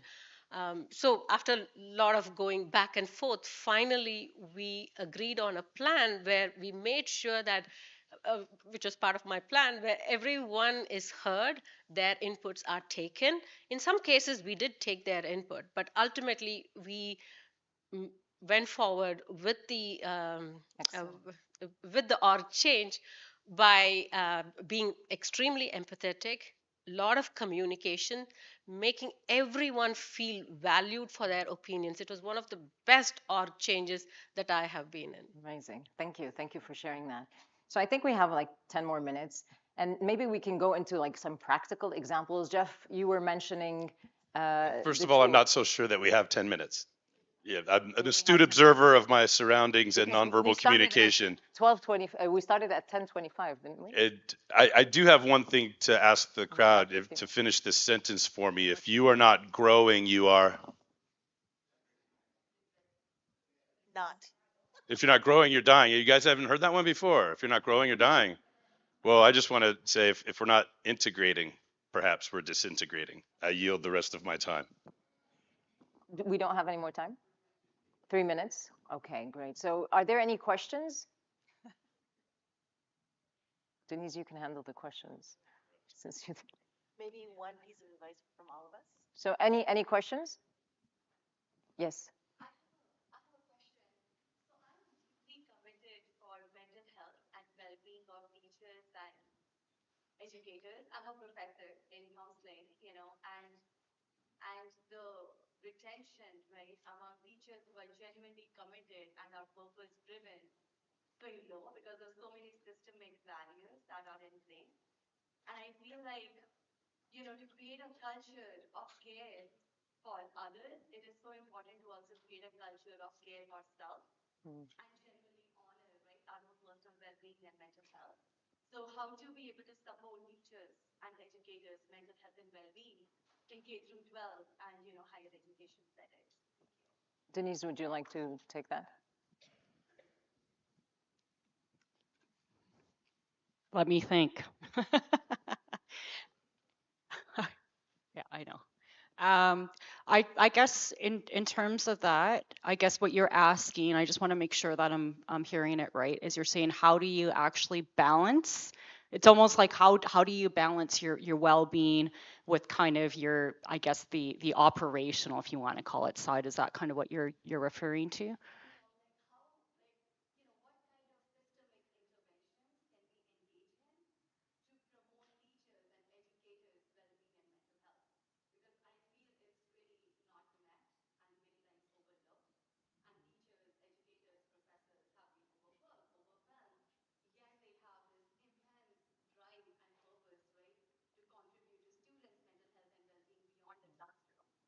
So what kind of systemic interventions can be engaged in? Yeah, this might take a little bit longer, but I guess that the first step would be really is to understand. And I guess I don't like saying this in a term, but almost going in, hiring somebody like outside to actually come in and just say, what is the health of your organization? What is needed? And kind of go through that piece, because it's really hard, I think, to give advice without really understanding like your makeup of your whole organization. But we were just talking, I know we're out of time here, right? So why don't we kind of talk, at lunch over this? Okay, thank you. So thank you very much, everyone. Thank you, panel, for your amazing contribution. And thank you for listening, for your attention. And we hope that we were able to add value to you today. Thank you so much.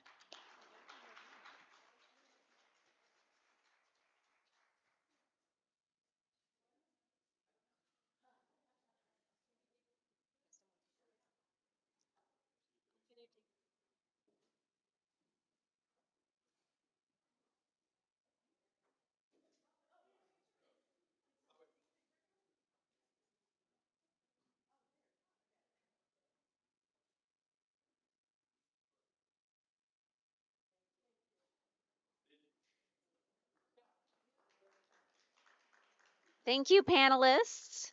All right, drawing from an extensive background in mentoring and personal development training, Nadine Chamaz, founder of the Life Director, will guide the audience through this transformative potential of meticulously crafted life directing method known as TLD.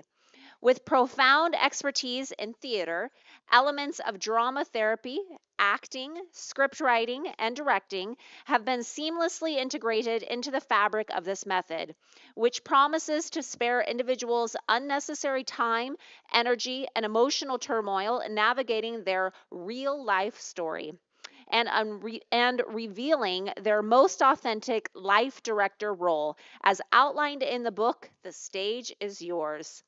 Please put your hands together for our next keynote speaker, Nadine Chamaz, as she shares her insights on this topic. The stage is yours.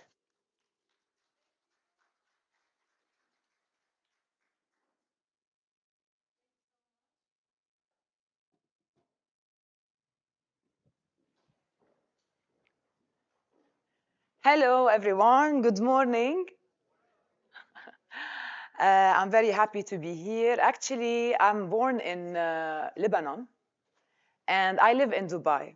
And I'm coming here all the way to talk to you about a new method that I have created throughout the years of my education and my background in acting, in script writing, in directing musical theater plays, in education, in edutainment. And what I found out during the sessions that I was conducting with clients, whether it was in hypnotherapy or workshops or master classes, people love to move. People love to see.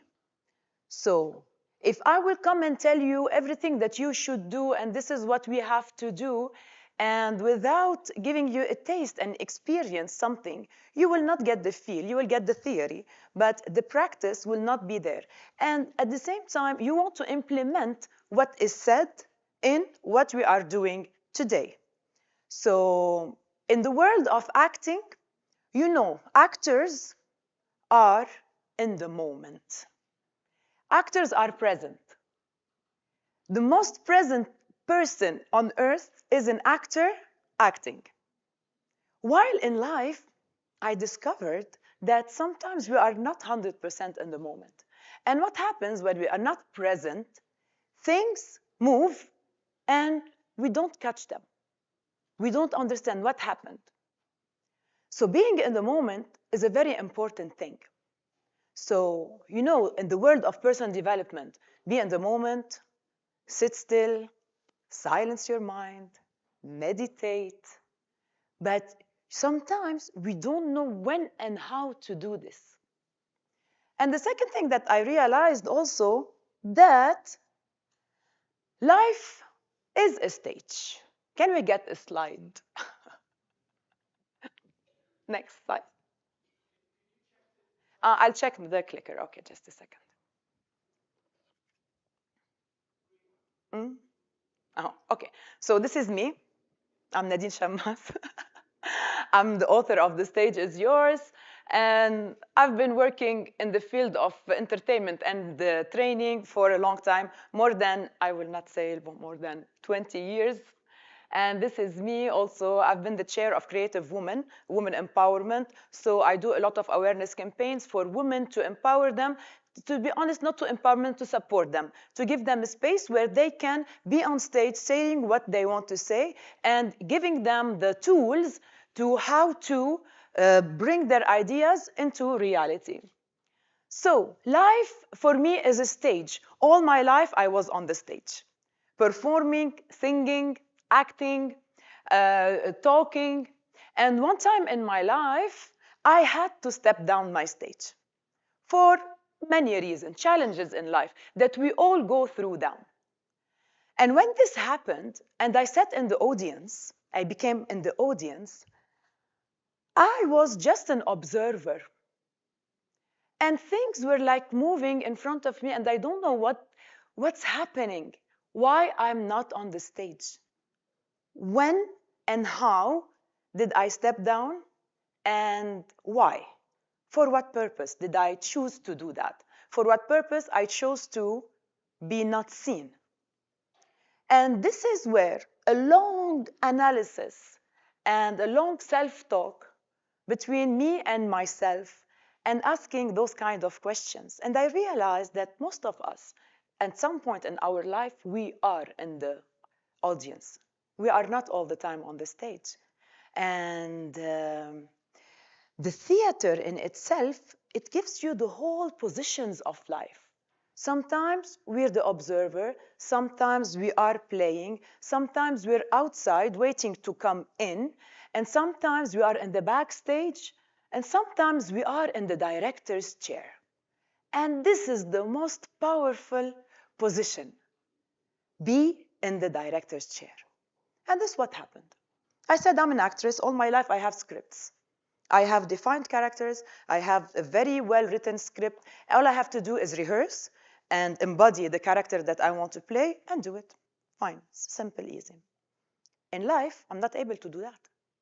In life, I'm not able to do that because I discovered that even my character is changing with every situation, with everything that is said and done, and I lost my identity. Who am I? Who am I? Of course, we are evolving, we're growing, we want to change career, we want to grow, especially when you live in Dubai. Dubai is the land of opportunities and everything is very fast and you want to run and compete and prove yourself and keep yourself in your position. And then suddenly you remember, you feel that this is suffocating. Who am I? Who is my core? And one time, I was here in Vegas. I was watching a stage hypnosis show. Have you seen a stage hypnosis show? No? You are in Vegas. There's a lot of a stage hypnosis show where the hypnotist will bring people from the audience, put them here on the stage, and start giving them suggestion, and they take it as real and do them. For me, it was, excuse me, I'm an actress. I won't do that. I'm an actress. What is happening? How can he convince them to do what they did on stage? For me, it was a comedy show. I laughed a lot, but it was also an awareness. Listen, listen, listen. Oh, in life, there are many people that are hypnotizing us, and we're saying yes to them without knowing, just because they have a power. They are like influential people, father, mother, teacher. How many times I said, somebody told me something about me that is not true about me yet. I said yes, just to fit in the society or fit in anywhere. And this is where I started taking everything about hypnotherapy. Even I came back here to Vegas and I took a diploma in stage hypnosis show just to see if this is real. It's real. We get hypnotized all the time in our life. We get influenced by people telling us who we are, and at the core, it's not really true. But when we discover that, we discover this when we want to do something and we're not able to do it. You know, you see it. You know that you can be that person, yet you are stuck and you cannot move. And this is where we start asking ourselves, why? Why? I have all the skills. I know what I'm doing. I'm educated. Why I'm not able to move forward? You know why? Because we have programs. We have programs in our mind, in our subconscious mind, that people told us about them, and we made them reality. We made them our truth. So what I've done, I went into a decluttering of my brain and of my subconscious mind. I said, as if you are going to clean your closet, you know, a closet. Imagine, all of us, we go into le grand ménage. You go to your closet like this and you start seeing things. Okay, this is not for me. You remove it. Oh, this is old. You remove it. I will never wear this again. Okay, you will remove it.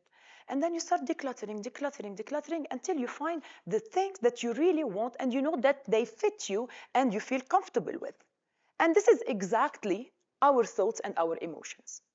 You go into your thoughts and you say, this is not for me. This is not my idea. You return it back.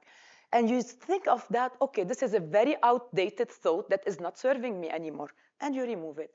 And this one, no, I will delete it. It's not serving me at all. And that's the same thing with our emotions. For what purpose am I feeling sad? Does it serve me again? No. Okay, can I release it? And actually, throughout the process, I've been through healing crisis, but I didn't realize that I was creating a method. It's been 10 years that I'm observing and analyzing, and I'm testing with my clients and my friends and my family and my husband, my brother, my nephews, my nieces, my sister-in-law, everyone. They came here to support me. Thank you so much. They are my support system. Okay? So I started putting everything like as if I'm writing a script. I'm a script writer. I started writing a script. I started creating, actually not creating, revealing my character. I sat in the director's chair like that and watched all my life as if I'm watching a theater play. And sometimes I said, oh my God, what am I doing here? What is this role? What is this character? Why am I changing? And I discovered that at that time in my life, I had no defined script in my hands. I was just what? The observer. I was in the audience. So I said, okay, fine. I will do that cleaning. Everything that happened so far until now, I accept them. I say thank you. What do I want to be? Who am I? And I started putting a list of who I am not. So watching my movie, I saw this is not me. This is not me. This is not me. This is me. I like. And I started rehearsing my script professionally, and I rehearsed my character professionally. And this is where I started making changes in my life, because I have now something to look forward to. This is who I want to be, like a movie, like a script, everything. So while doing these exercises, I started seeing changes in my life, and it became more and more interesting. So you know, when in the world of manifestation and law of attraction, they tell you write everything down and the universe will conspire and will make everything happen. Yes, it will. Yet sometimes no. You know why? Because the beliefs that we have in our subconscious mind that are not supporting our vision. So how can we do that?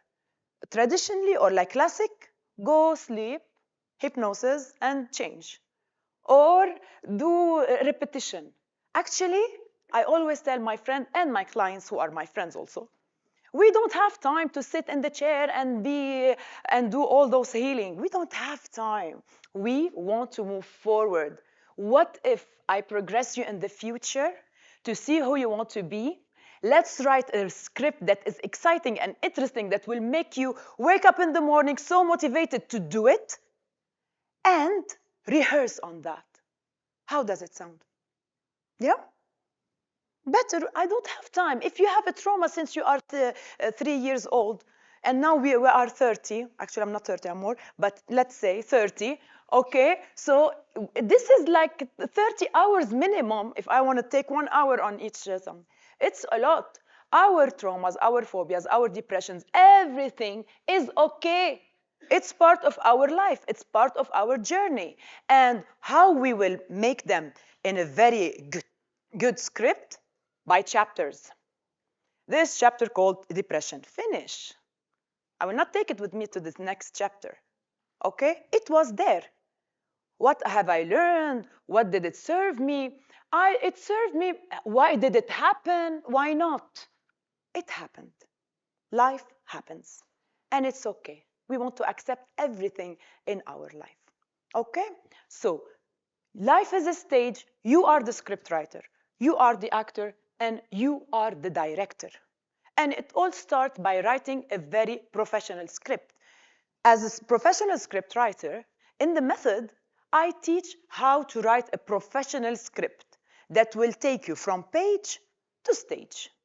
I've been doing all this all my life, writing a script, directing it, putting it on stage. I know how to do it. I know how to do it for others. I know how to do it for, let's say, theater, for kids. What about me?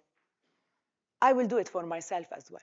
And I will write a script that is me, that I will enjoy playing the role in it. Which role? We have lots of roles in life, but we have only one character. So we want to be accountable to our character, like the actor. An actor, when he's acting, he is so in the moment first, and then accountable to the character that he or she is playing. They will not play different characters unless it's the script like that. So how about being the actor? Actors, they know how to go in and out from the role and from the character. In our life, we go in many roles with lots of characters, and we stay like that, as if we are like watching different shows all at the same time. So why don't we like create it and very, very neat, clear? So going back to when I moved all the thoughts and the emotions, and when you clean your closet, what will happen? Clarity, clean, and light. So when decluttering, you will feel clear, you have a clear vision, your mind is clear, and then your emotions are light, and your body even is light. You know, using this technique, and when I changed the character, I wrote the character of myself, I lost 10 kilos without diet, without gym.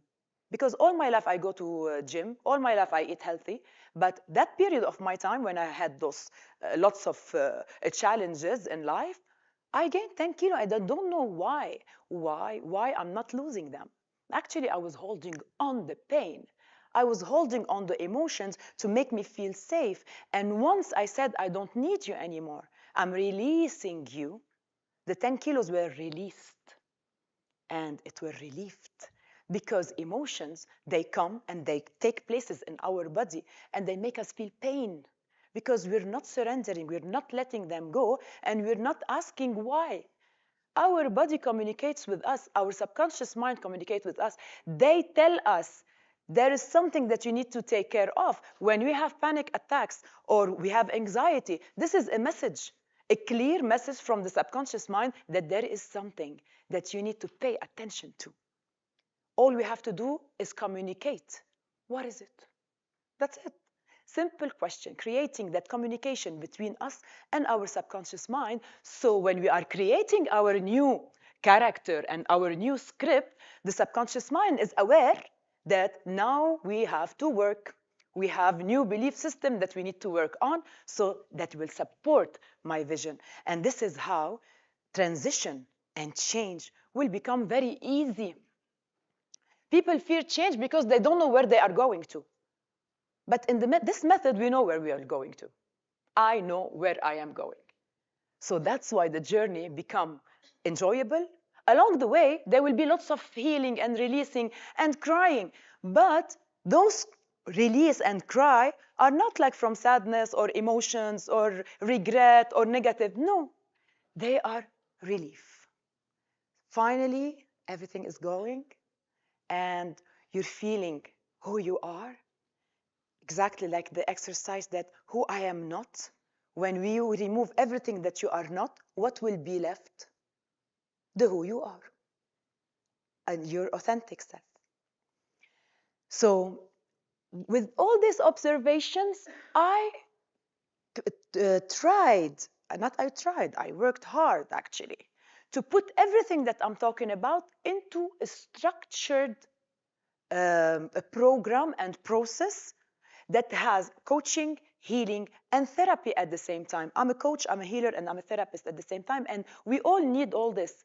But really, do we have time to go to a healer and to a coach and to the therapist? We want something practical to put us directly. Let's do that. Let's move forward and play. Life is a play. Enjoy what we are doing and being interested. Like an actor, be in the moment, be present. Be 100% there for you and for the people in front of you. And then be the director on your story. When I write a script and I give it to a director, what he does, he reads the script and he create a vision, yeah? And then he will do a casting for the people that will play in the script, in the story. And now you know that not everyone is welcome in your story. If someone doesn't have a role, then it's not like we don't need them. We tell them now we don't have a role for you because the story is different. And some people in our life that were all the time with us in our life, we will not tell them go away. We will change their positions. Okay? So when people were all the time playing with us on stage, you will ask them politely and gently with gratitude and kindness, can you go down now and just watch me? And some other people, we will ask them, can you support me in the backstage? And other people, can you just light on me when I'm playing on stage, on the stage of life? So we change position of people that are in our life. We don't let them go. If they ask to go, then they can. But in my life, I was all the time welcoming everybody in my life and all my stories and trying to fit them in my plans. And now I know that I will write a role for them, but that is in the story that can help me, not that will come and damage everything. And from where I got this idea, it's like I was observing them. When we go to a theater play and we are in the audience and there's a play happening on the stage, did you ever had the courage to come on stage and mess with what is going on stage? Never. We never do that. But in life, we do this. Some people do this to our stories. We were like playing and having fun, and then suddenly someone come up and change the whole flow of the story and the whole vision, and we lose our own vision.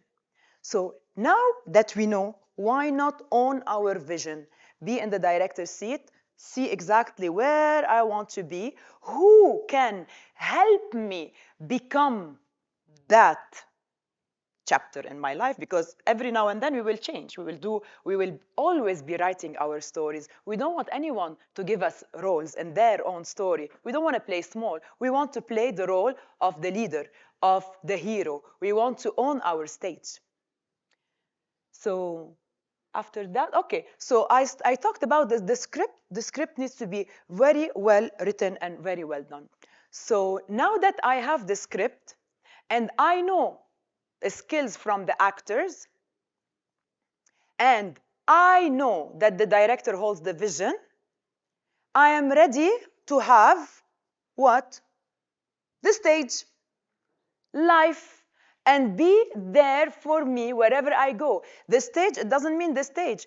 All of the life is a stage. Wherever I go, I feel that I am owning my story. And in each and every chair I will sit in, I will be the director with love and with kindness.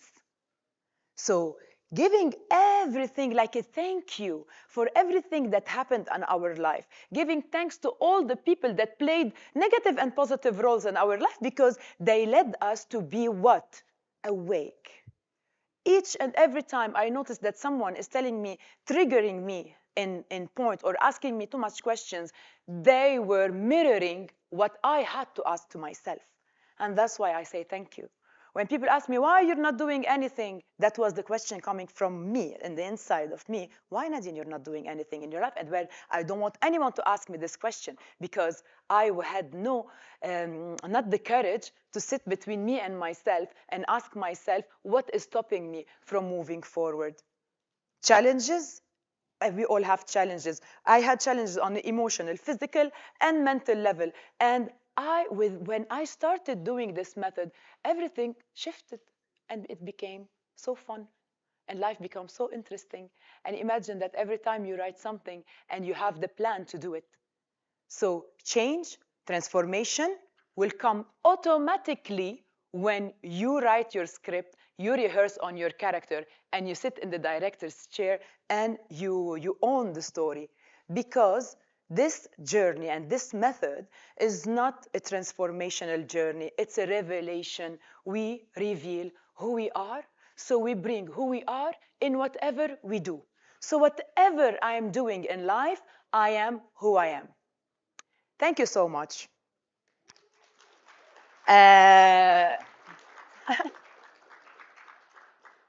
I'm very pleased and happy to be here. And if you have any question for me, I'm ready to answer. I still have 5 minutes? Yeah? Still have 5 minutes or no? Okay. Any questions? Okay, I will ask you them. When was the last time you felt that you were the director of your life? Yeah? I watched you, yeah. Tell us more.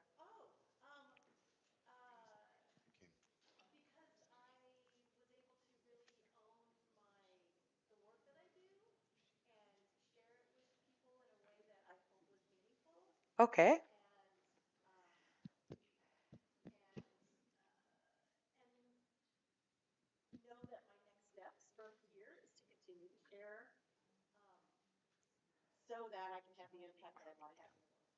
Okay, so do you think that we all of us have to have an impact? Yeah? What do you think? What do you think? Do you think that each and every one of us has a life purpose and have to do an impact in life? Yes. Yeah, of course. We all are here. We have one common mission in our life is to be at service, to serve. So the first thing what we want to do is to know exactly what are our talents that are gifted. What do we know without anyone told us? What do I know? How do I know how to do? Let's say I know how to speak, I know how to act, and I know how to sing, and nobody told me how to do it. Although I went and I studied that. But since I was young, I know how to sing, and I don't understand if someone cannot sing. You know, so for me, singing is mandatory. Everyone needs to sing, okay? So what is it that you know about yourself that nobody told you about it, yet you know how to do it very well? And this is the gift. This is the gift that each and every one God gave us, so we can use it, one, to serve us, to heal us, to give us the power to move forward, to discover, and to share it with everyone. Yep.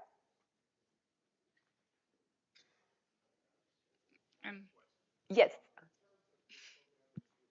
Okay. She can see me. Yeah. Excuse me? Yeah. Yes. The hypnosis that comes in the method, just if we can close, I wouldn't put the slide. So in this method, I tried to make everything visual, because people sometimes they are afraid to close their eyes when they do hypnosis and hypnotherapy. Okay, so with this method, you will be accepting the suggestion without the need of sleeping and going into a deep theta brainwave, so you can be reprogrammed. In this method, the subconscious and the conscious mind will be playing together. They will be playing, because we will in the method we will act exactly the life of someone else, and we'll take roles. Someone will sit in the director's chair, and the other people will be playing the role, and they will check if this is exactly what they want or not. Because sometimes the world of fantasy is so different from the world of reality. And we have all the time, the pictures that we have in our imagination are so different from the reality. And also, in this method, I created that bridge, a bridge that will bring the ideas from fantasy world and put them into reality, so we have them together. Yes?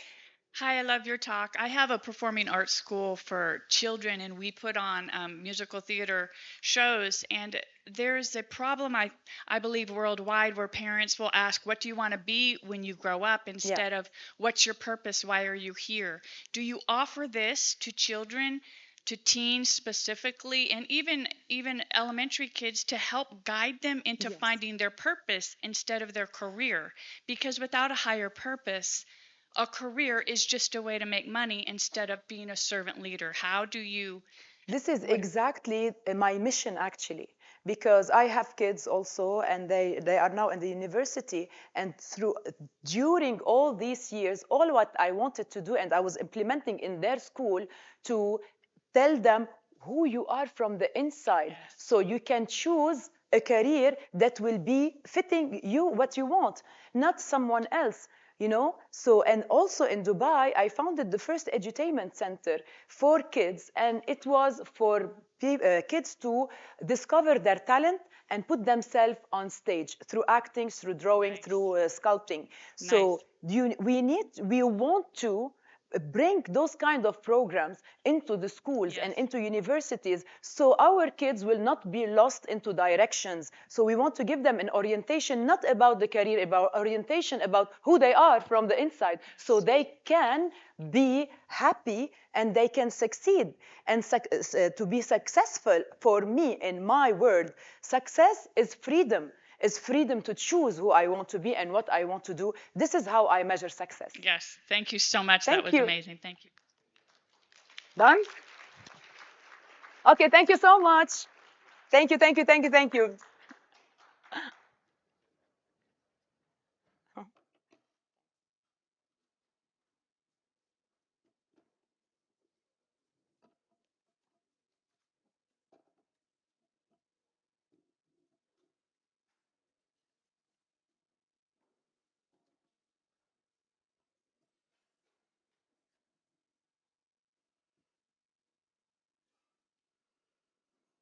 Thank you so much, Nadine, for that excellent presentation. Now we are going to transition to our awards ceremony, and it is with great pleasure that we invite Dr. Donna Valise, the CEO of Inspiring Leaders LLC, to the stage to honor the pioneers in our industry who have shown extraordinary dedication to transforming the field of education. Welcome. Perfect, thank you.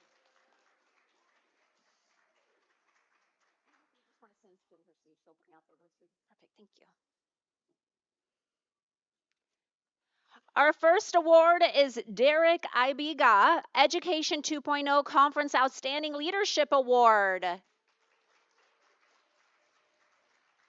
Derek Ibiga is a founding board member of Bishop Evans Jonathan Ibiga Juniorette and the professor of Peace University and primary schools, pioneering youth empowerment efforts in collaboration with educators, schools, and NGOs across Southeast Nigeria. On the board of the Eden Foundation, Derek drives positive changes in the lives of women and youth in the Southwest Nigeria.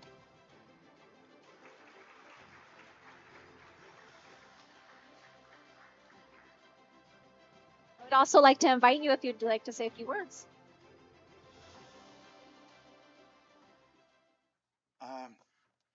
I want to say a very big thank you to the Right Reverend Professor Evans Jonathan Ibera and his lovely wife, Peace.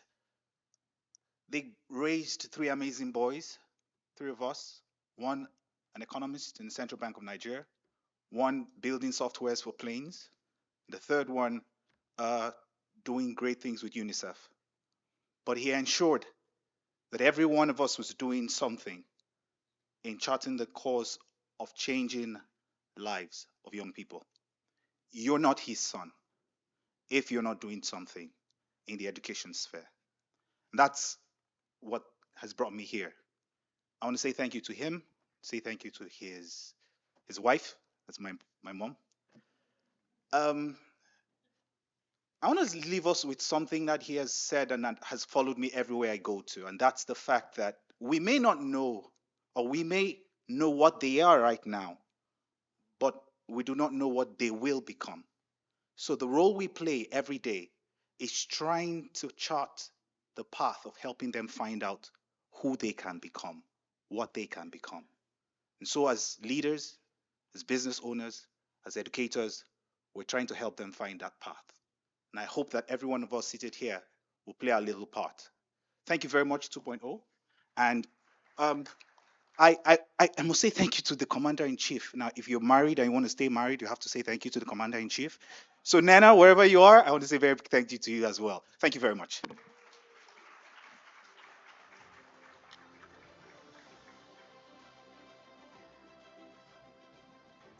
Our next award is for Ethical for Education 2.0 Conference Outstanding Organization Award. Person receiving the award is named Alvin Liu. Congratulations. With Alvin Liu as its founder and CEO, Ethicable is a rising startup based in Silicon Valley, committed to upholding honesty, integrity, and authenticity in academics and beyond. It is about to raise $3 million round from venture capital, targeting 10% dilution at a $30 million valuation, with expert guidance from Zakari Launchpad, a private VC launchpad.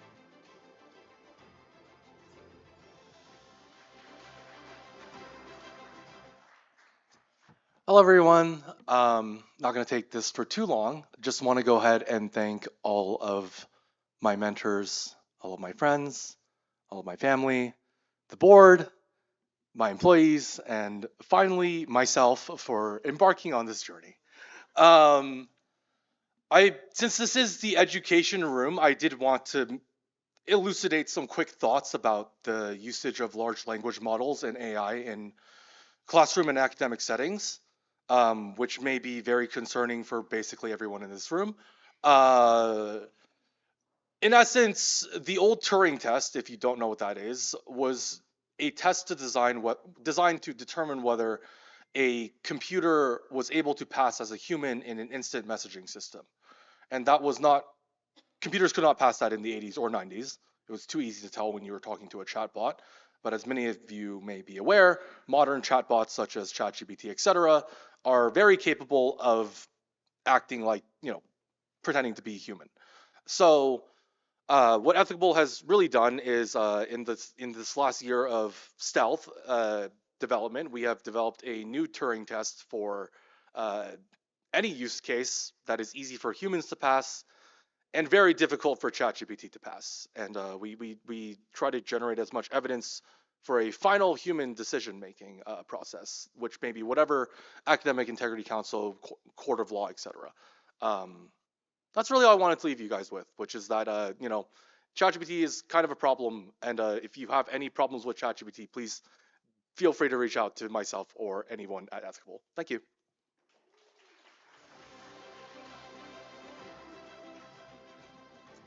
Our next award winner is Ann Walsh Henderson for Education 2.0 Conference Outstanding Leadership Award. Ann Walsh Henderson is the founder and executive director of Westfield Academy, an elite international debate and model united community school. She is also the founder and executive director of the Westfield Institute, an organization dedicated to helping adults cultivate and nurture their communication with advocacy skills. Ann has coached many teams that have won an outstanding high number of debate tournaments, including multiple national and international wins and many MUN awards.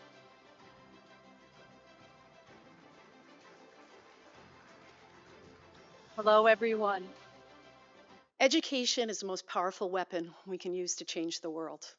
Before becoming an educator, I was a scientist and then an appellate attorney. And I loved both those professions and had the privilege of working with preeminent people.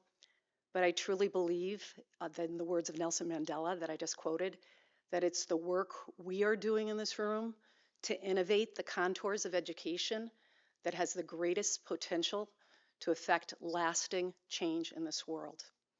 My passion is helping people find their voice and working with them to develop the skills they need so that they can express it in this world in a way that people can hear. 17 years ago, I started Westfield Academy. We teach debate and Model UN. We use that to teach high school, middle school, and elementary students public speaking, how to be strong and effective oral advocates, and how to speak and work with people even when they disagree with them, which is a pretty powerful tool. Debate helps develop really critical, deep, analytical thinking skills. And it is a skill that I think we need when you think the world we're leaving to these kids. They have to have the ability to engage in higher communication. So we have students from all over the world, every possible background. Just as an example, we have 20 kids who fled the genocide in Myanmar. So you can imagine how rich and deep that diverse community, the conversations we have. And I have truly had the privilege of watching the powerfully transformative effect this kind of learning has on children. And I firmly believe that every child should have access to this kind of learning. So Westfield partners with schools and programs from around the country and around the world to cultivate these skills in children. So if that's something you're interested in, please come find me. We also have the Westfield Institute that works with adults to help cultivate their public speaking and presentation and interview skills and their ability to lead and work with groups of people who are dealing with contentious issues. So if you want to talk about that, come find me too. I love to talk. And I just want to thank the conference, and I would like to thank each of you for the incredibly important work you do in this world. I'm very grateful.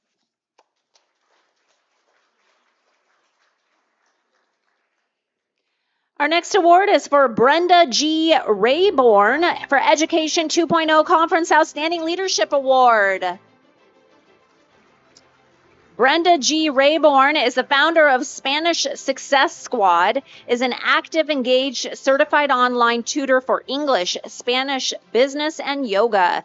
As a skilled lecturer, discussion facilitator, dedicated mentor, and a hands-on leader, she is dedicated to student success.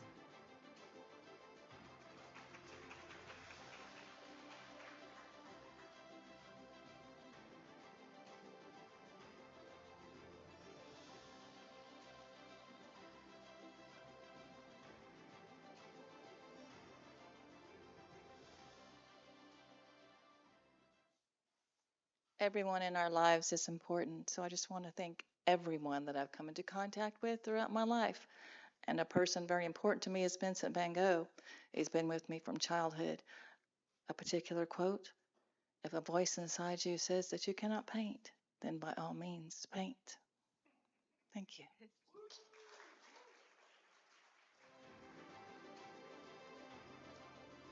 Our next award is for Christ Impact Lives Foundation for Education 2.0 Outstanding Organization Award. Person receiving the award is named Mercy Afri. Congratulations.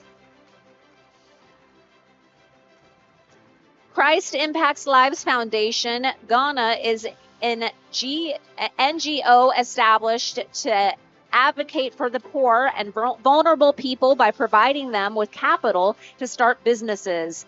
As an NGO, it advocates for girl-child equality in education and supports students with educational materials. Christ Impact Lives Foundation is a strong advocate of sustainable livelihood empowerment in women and in youth in the communities in Ghana.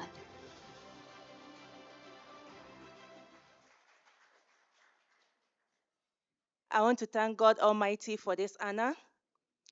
Again, I'm not here alone. I'm here with my co-founder, Miss Eunice Eji. Thank you for birthing this vision to support single mothers in the society.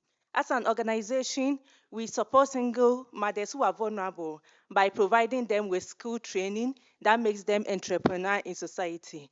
This recognition inspires us as an organization to continue to empower the vulnerable in society. Thank you.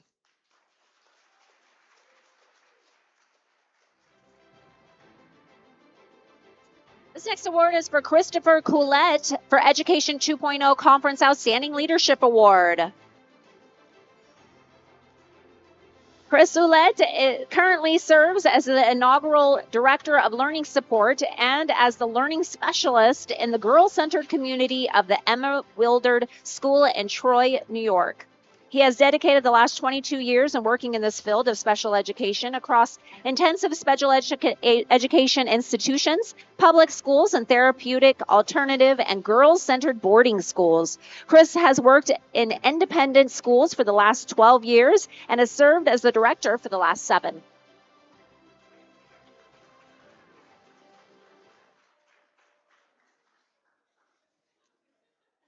I'm just kidding. Working with students and young humans is such a freaking privilege. This award is pretty dope. Thank you so much, folks. I appreciate this. Thank you.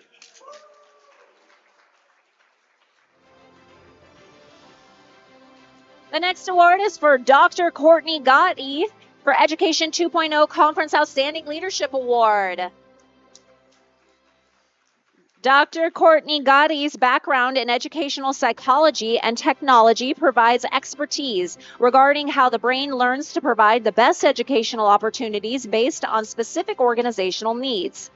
Her passion shines within her consulting business, Forte Development LLC, which utilizes that experience to engage with various organizations such as private businesses, public schools, universities, and local and federal government agencies.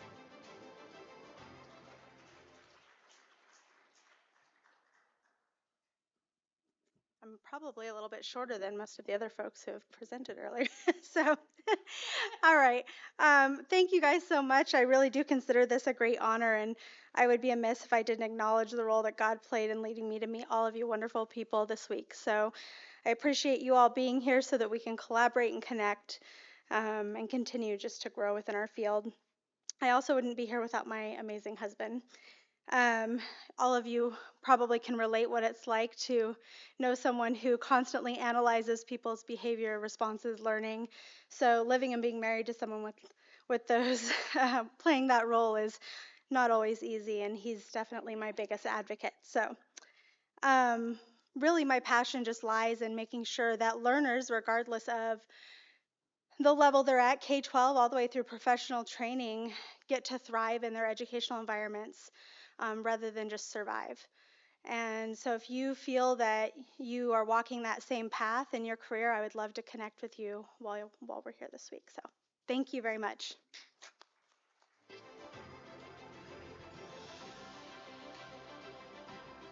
Our next award is for Daniel Baldwin for Education 2.0 Conference Outstanding Leadership Award.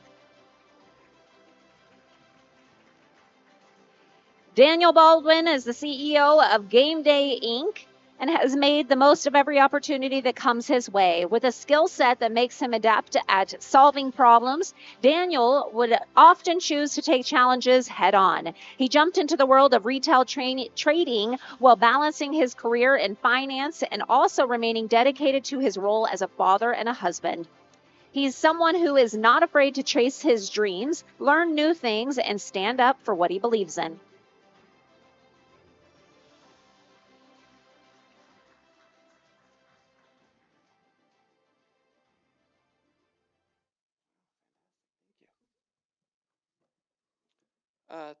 First of all, thank you, everybody. Game day is an interesting concept.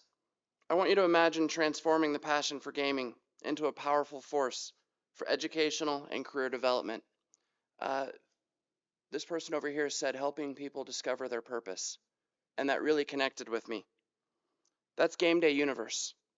It's an innovative fusion of esports entertainment, immersive STEAM education, and workforce development, all within our nationwide network of state-of-the-art technology event spaces. At Game Day, we're not just reimagining gaming, we're helping people to discover their futures. Our mission is to enrich lives, support and build communities, help provide spaces for teamwork, and discover future leadership. I couldn't do this without thanking my wife, who's been so supportive along this journey, and my team that hasn't been able to be out here today, but I have a visionary co-founder, Ian Coyne in California, who does theme park and attraction development and has inspired me to look for creative possibilities in different directions that I never thought possible. So this is an incredible honor and I really appreciate it. So thank you.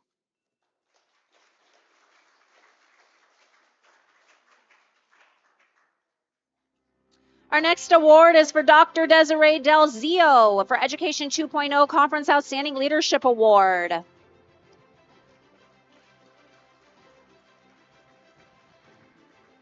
Dr. Desiree Del Zio, Doctor of Education and DE&C Consulting LLC, is a proven management systems and operations leader with a record for creating high-functioning teams. Her professional development is grounded in organizations serving children and families. Notable leadership roles include operations management, regional management, evaluation and monitoring, program design and improvement, and federal oversight.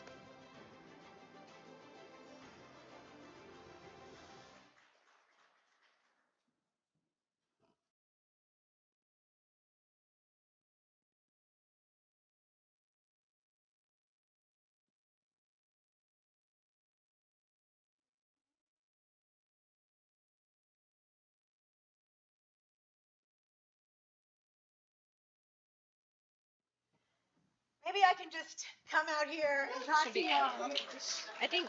Oh, it was just turned off. Here, it's okay. Should be okay. That was better. Actually, I was going to stay right here. I want to take a moment to, first of all, thank Education 2.0. This has been an amazing experience. I've met some people that started out as colleagues, are now friends, and I imagine I will stay friends with them for the rest of my professional and personal life. I want to thank, of course, my family, who, although they are not here, are my fans, my cheerleaders, and are with me in everything that I do. I want to thank my life partner and business partner and fiance, Dr. Andre Walker, who is here and will become my husband in June. Thank you so much. And of course, I want to extend my gratitude to all of you and all of those people in this country that are serving children and families and building up their staff to provide the greatest quality services that we can to our little people. Thank you.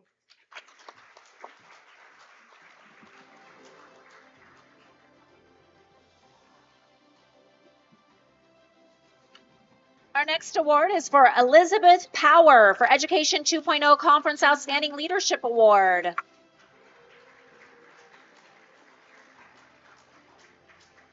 Elizabeth Power is an international authority on trauma-informed processes. She is an adjunct professor in psychiatry at Georgetown University Medical Center, teaching trauma-informed medical care, and she is the founder of the Trauma-Informed Academy. She is a multidisciplinary whose work spans sociology, education, social work, psychology, and neuroscience when she is designing programs that pack and impact.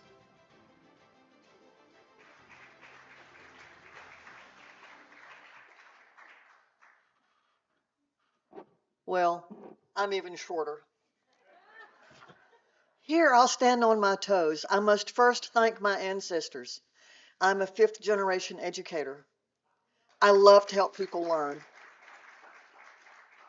And whether it's the little people or the big people, including all of us, we've all been so overwhelmed by something in our lives that we think we might die or be badly injured or lose our minds. Am I telling the truth?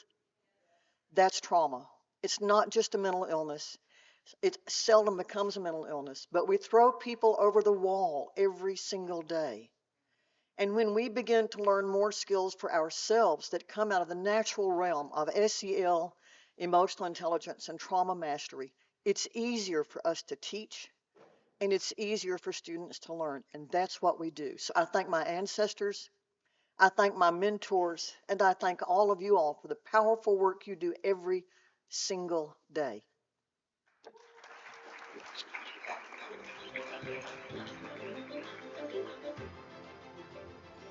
Our next award is for Eleanor Angelis for Education 2.0 Conference Outstanding Leadership Award. Eleanor Angelis is the founder, executive director, and board president of an award-winning 501(c) not-for-profit Open Hearts Big Dreams Fund, focused on inspiring and empowering youth, their families, and communities in Ethiopia. She is also the founder and CEO of LEAD LLC, which provides public speaking and consulting services focused on helping value-driven leaders increase their positive impact.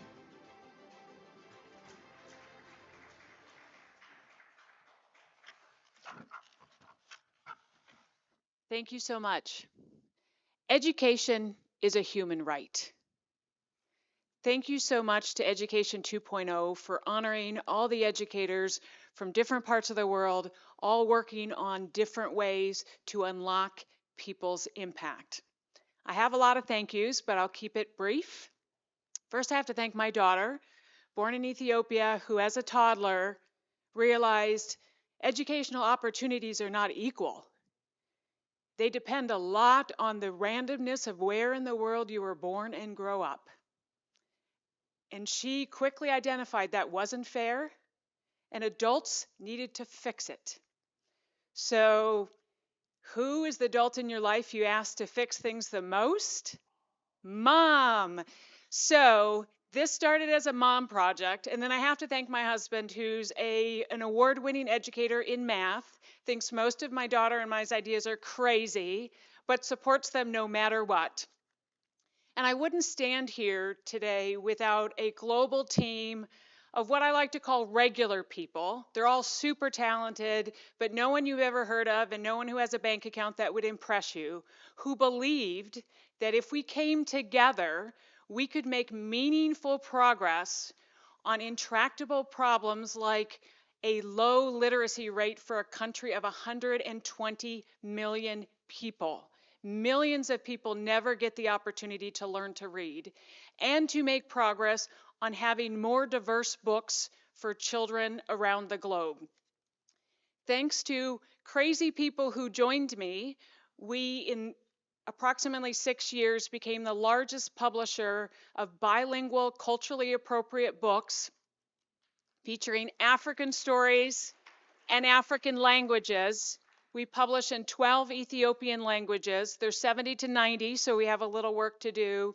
We also publish in Nigerian, Kenyan, and global languages for 22 overall. This wouldn't be possible without people stepping up, volunteering, say, I can be a part of it. And there's a wonderful quote that crazy people are the only ones who change the world. And I feel blessed to be in a room of, I say this with respect, other crazy people who want to change the world for the better. And I believe if we all do our part and inspire others, some of us will work together. Some of us will be inspired by what we hear today.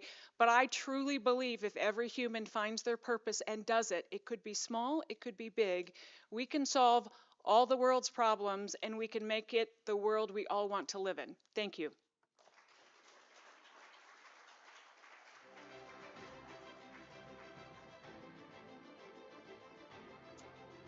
Our next award is for Gemma Bulos for Education 2.0 Conference Outstanding Leadership Award.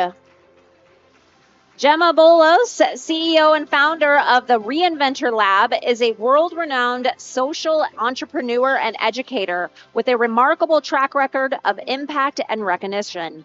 She has taught and developed innovative programs at 3 prestigious U.S. colleges, including Stanford University. And Gemma's accolades include recognition from the World Economy Forum, United Nations, and Ernst Young, solidifying her status as a global changemaker.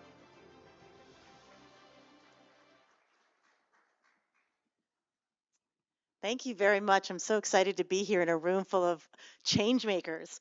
I am the child of immigrants. So when my father and my mother came to the United States, they knew nothing about how to navigate all of these crazy systems that I, even as a person who was born and raised here, still am trying to figure out. And the main vision and the main purpose and the main drive for them to come to a country that they were not familiar with was the fact that they could have a better life. They could improve their conditions and they could actually raise a family where where they would have opportunities they would not have been able to have in their country of origin, which was the Philippines. They were remarkable to watch because they could navigate change. They were not afraid of it. They absolutely understood that that in order for them to grow, in order for them to move forward, was to embrace change and embrace it in a way that challenged them to have a better life. So what we do at the Reinventor Lab is we help people be able to remove that resistance to change, because all of us want the same things. All of us want opportunities for ourselves, for our families, for our communities. We want to see improvement. We want to see the world that we want to live in. And so what are those barriers that are holding people back from being from that resistance and from that welcoming of change? And what we do is we help them to future-proof their lives and their careers, providing them the skills, soft and hard, to be able to navigate the changes in this ever-changing, rapidly changing world, so that they can see a future with them being relevant, being valued, and having a voice where they can contribute. So I have to thank my mother and my father. My father just recently passed away last year, but I'm sure he's here and very proud of the work I do, very proud that I'm in a room full of people who are astoundingly impactful, and I think he would be really proud. Thank you very much.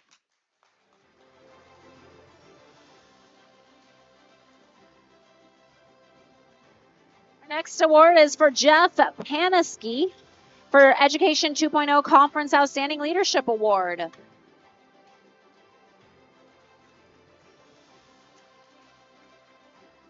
Jeff Panansky is the CEO and Executive Director of S5 Dynamic Learning Initiative since November 2020 and has been instrumental in fostering a dynamic learning environment for adults communicating primarily through sign language. Jeff's breadth of expertise includes advisory board roles, administrative responsibilities, governance, and AI engineering, where he focuses on developing accessible education tools for adult learners.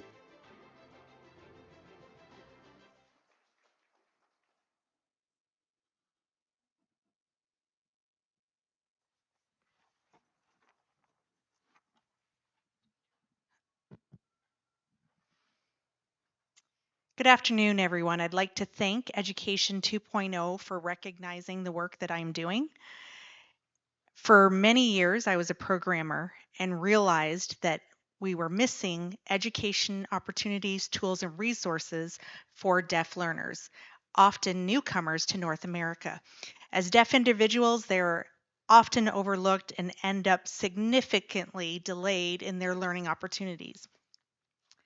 It is my goal and my work to develop resources that benefit their learning and their education, and education often around the basic life needs that they have.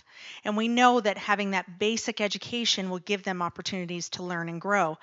So I thank you very much to the conference here for recognizing the work, and this is not work that I do alone. I have a staff that really has got me to the place that I am, and together we are on our journey to achieve these goals. So I also thank my staff and I recognize them.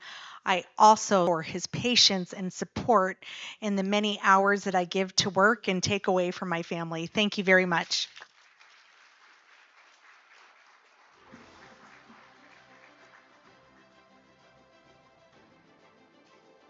Excellent, thank you. If you wouldn't mind keeping your comments brief, because we do have a lot more award winners and we want to stay on track. Thank you. All right, our next award winner is for Karen Tilstra for Education 2.0 Conference Outstanding Leadership Award. Dr. Karen Tilstra is an innovator, published author, and founder, and the president of Creativity Effect, and is a driving force in the innovation sector. With 14 years under her belt, she's an established innovation labs for healthcare, sports, government, and universities, including Fortune 500 collaborations. She's responsible for the first of its kind design thinking lab in several sectors and has co-developed the nation's inaugural undergraduate programs in innovation and social entrepreneurship at Rollins College.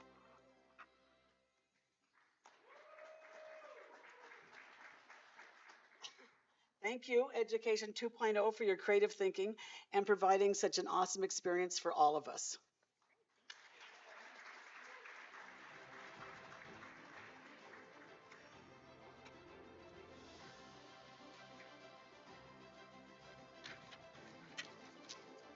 Our next award is Dr. Kim Alexander for Education 2.0 Conference Outstanding Leadership Award. Dr. Kim Alexander, a native of Roscoe, Texas, has dedicated his career to education and community development. He began his journey in the Roscoe Independent School District in 1988 and served as a superintendent from 2003 to 2019. In 2019, Dr. Alexander took on the role of CEO and founder of the Collegiate Edu Nation, focusing on breaking cycles of generational poverty and reshaping education in rural areas.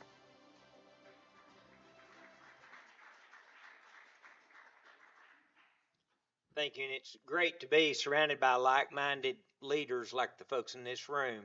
Our focus is on rural, and we believe that all rural students should have the opportunity to be anything they want to be. So we have a high expectation through college degrees for all, industry certifications for all, and all students becoming lifetime learners. So thanks for the opportunity to be here.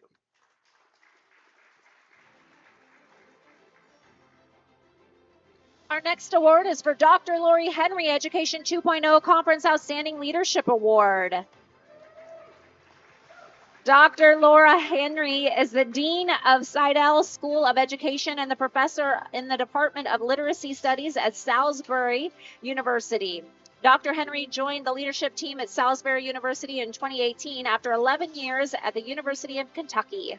Dr. Henry was named to the top 50 women leaders of Maryland for 2022 by Women We Admire and has served in leadership roles with multiple professional organizations at both the state and national level.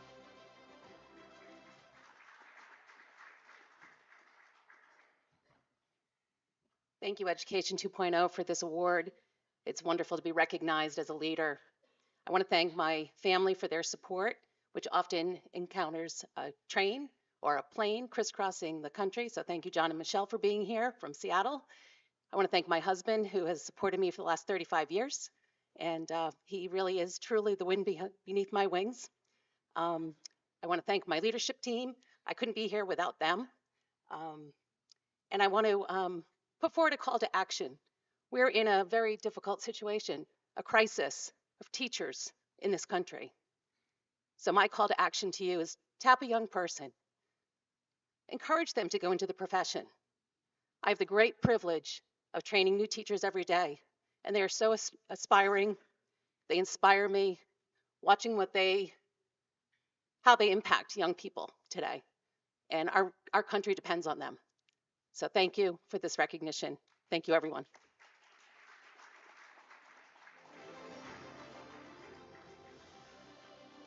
This next award is for Lisa Andon for Education 2.0 Conference Outstanding Leadership Award. Lisa Andon is currently the director of the Solutions Engineering Team for Teaching and Learning in the Americas at Anthology, Inc. And Lisa has been working in the instructional technology space for more than 25 years and has been collaborating with faculty, administrators, and students on implementing, supporting, and using technology tools for teaching and learning in both hybrid and virtual classroom environments.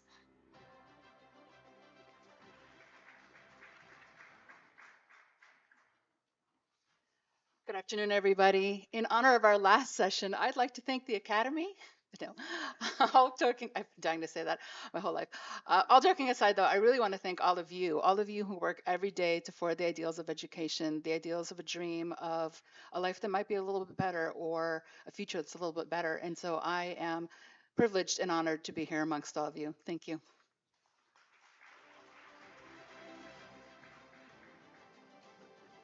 This next award is for Lizbeth Sabalas for Education 2.0 Conference Outstanding Leadership Award.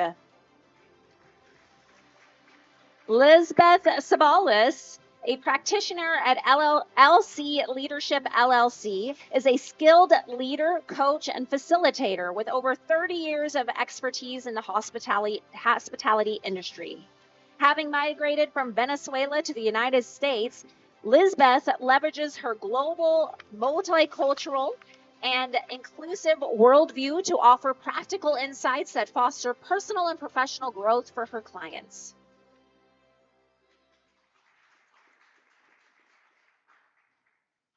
Thank you. I'll just simply say, I appreciate each of you for being trailblazers. My passion is to build leadership coaching cultures, and I know that each of you are that kind of leader, so keep it up and keep on growing.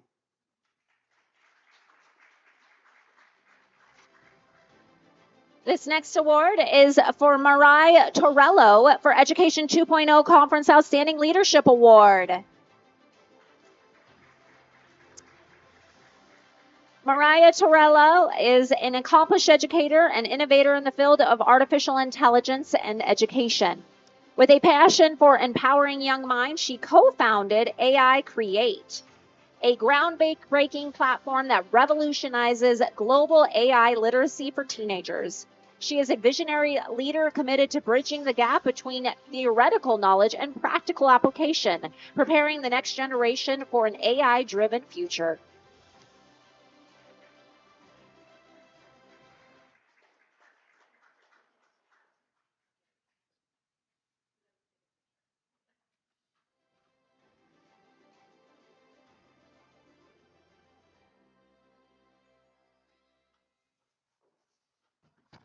Thank you so much. I would like to thank you, Conference 2.0, for this award.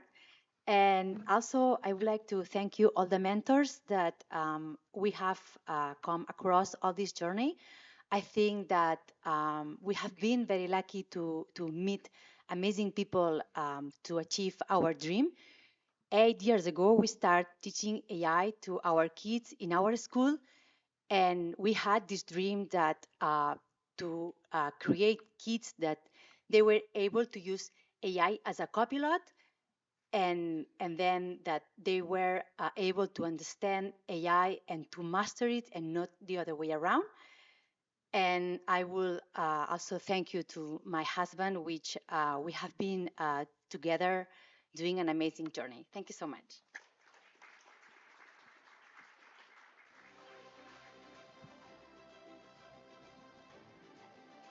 Our next award is for Nikki Wilson for Education 2.0 Conference Visionaries Award.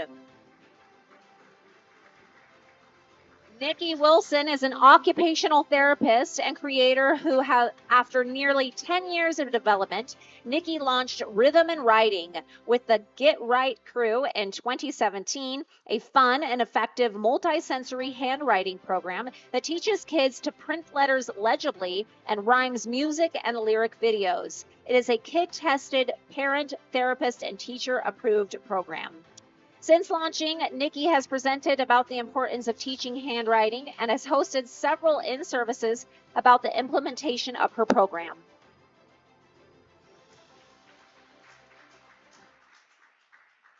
I appreciate this award. When Cy, my guy, reached out to me, I'm like, who is this? And why is he reaching out to me? So I did research. I went on the website, Googled Education 2.0. And then even when I was here to see Usher concert, I came to this, what is this? Caesar's Palace to see if it was real. So, but eventually, Cy convinced me that I was qualified. And so I appreciate Education 2.0 for helping me acknowledge that I am a visionary. So, thank you.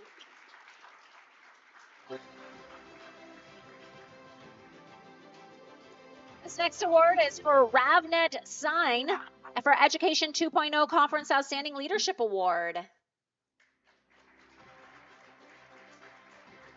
Ravnet Sign co-founded PCE Final Frontier, an educational company dedicated to empowering the international education physiotherapists in Canada, helping them to bridge the gap between the potential and the opportunities.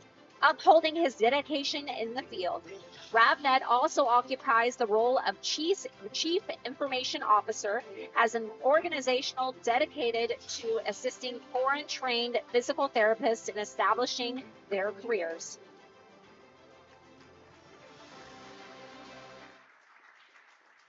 Thank you, everyone. Thank you, Education 2.0. I'm Ravneet Singh. I'd like to start thanking my Commander-in-Chief, who is recording me right now. It's been 5 years married to her, and now I understand why people used to say it's so important to have the right woman in your life, and how it's so important to have somebody who can support you all the time. I understand a lot of things, the clarity coming to me about the marriage and about the relationships. But thank you for this award. I represent Final Frontier. Final Frontier is a group of physical therapy educators, PhD professors, and people like me who are dedicated to promote low cost but high quality education to the PTs all over the world. We have the biggest network in the United States and all over the world with 35,000 people in the network, 35,000 PTs that we're trying to help, and we keep spreading our wings to United States, Canada, Australia, and hopefully in future in more continents all over the world. Our mission is to promote the high quality education and create university system to build the student success and help all the physiotherapists to lower down their loan and the student loan and try to give them the best quality education. Thank you everyone again. This is such an honor. I feel so honored and humble to be taking this award in front of you all. And thank you every Final Frontier mentor and educator to support this and being a part of our family. Thank you.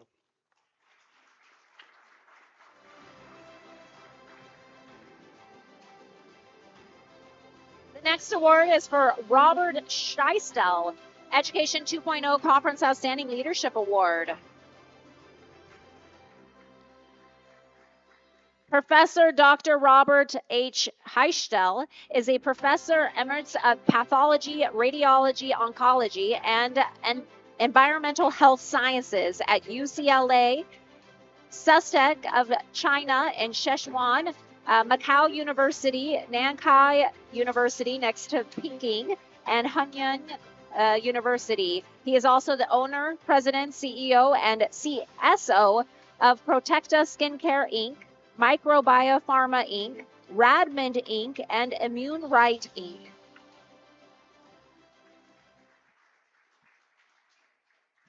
I thank the organizer very much for this award.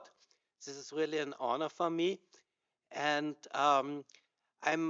yes, I'm an educator, but so for 10 years I was teaching at Harvard and for 21 years at UCLA. However, this award I'm getting for my healthcare work in support of education. So I'm professor, so my real name is Robert H. Schistel, and I'm Professor Emeritus of Pathology, Environmental Health Science, and Radiation Oncology at UCLA, and it's my mission in life to make all creatures in the world healthy, beautiful, and sane. And I have 16 patents, and I can cure almost all, until now, uncurable diseases. And this award I'm getting because I can cure autism, and my chemical increases memory. That's good for the learning of all students. So anybody who wants to know about my clinical trials, I'm happy to send information. Thank you so much and have a wonderful rest of the conference. Thank you.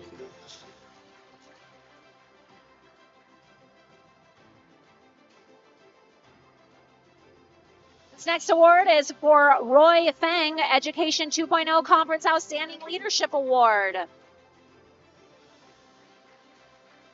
With a background in IT, networking, and cybersecurity, Roy Feng has experience in support, design, implementation, and architecture of IT, networking, and cybersecurity and financial services, cybersecurity services, and industrial sectors. Roy recently started his own IT and cybersecurity business, RF Wave, to help small to medium-sized businesses navigate the increasingly challenging cybersecurity landscape.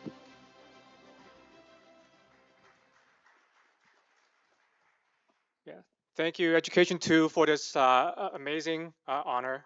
No, I never thought I'd be up on the stage getting a leadership award. I'd like to thank my mentors and my friends and my family, my parents, and especially my wife. I wouldn't be here if it wasn't for her. My passion is in IT and cybersecurity. We have huge issues in cybersecurity right now, and we need more and more educators to help educate the next generation of professionals and leaders to help with the coming threat. So yeah, thank you, and hopefully we can make the world a better place through education. Thank you.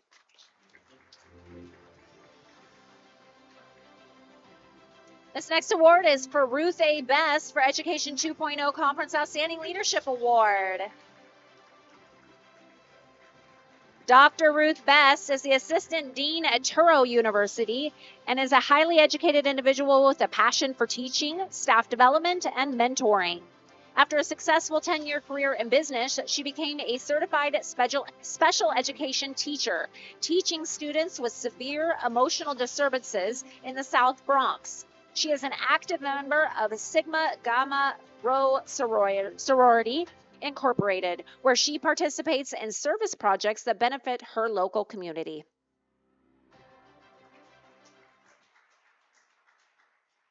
Education is the great equalizer, according to Horace Mann. I must dedicate this to my parents, especially my mother, who was dyslexic. And it also must be dedicated to all the special education teachers out there, as well as all the students who have impacted over the years. I must also give special thanks to my mentor, who actually is the reason that I'm here. So thank you to Dr. Jacob Easley, who's also a recipient here, as well as Education 2.0. Thank you.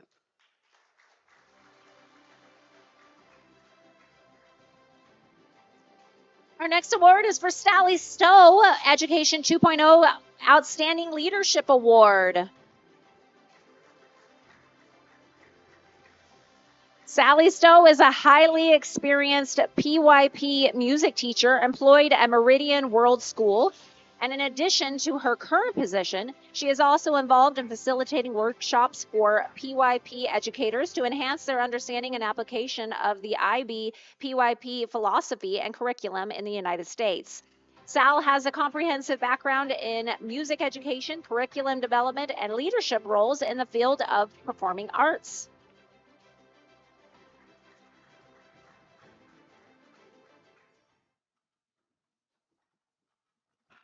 Thank you, Education 2.0. This means more to me than anything. It's more proof to those that are neurodivergent that resilience and persistence pays off. If you'd have told me when I started my career that I'd be stood here today, I'd have laughed in your face, because this doesn't happen to me, it doesn't happen to teachers. So having this honor is amazing. When I first got contacted, I stopped and thought, what does this mean? What would I say about my classroom? And one of the things that drives me is having the right vibes. That means representation, visibility, inclusion, a belonging space that engages and is safe. Because if you have those, you can empower your students to be anything they want to be. And this is proof that you can soar to the stars and you will get there. And my wish is to empower my students to be the future leaders, the advocates that make the world a better place. Thank you.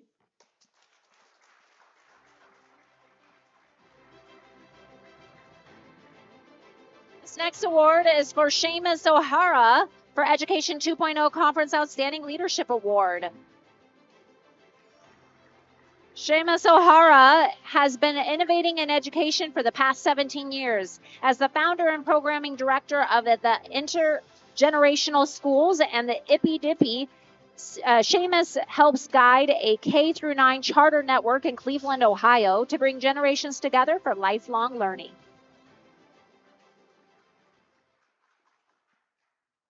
All right, I'm gonna ditch about 75% of my speech because I know we're all hungry, right? Am I right?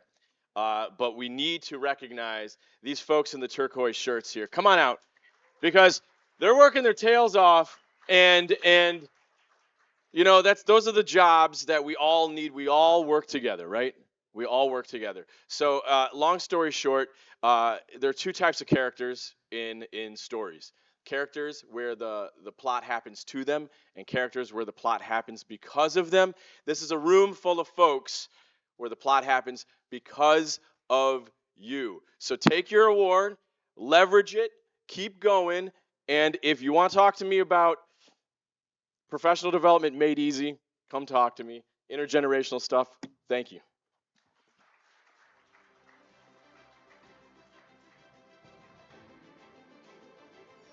Our next award is for Sean Israel, currently the director of alternative education at the Maya Angelou Schools in Washington, D.C.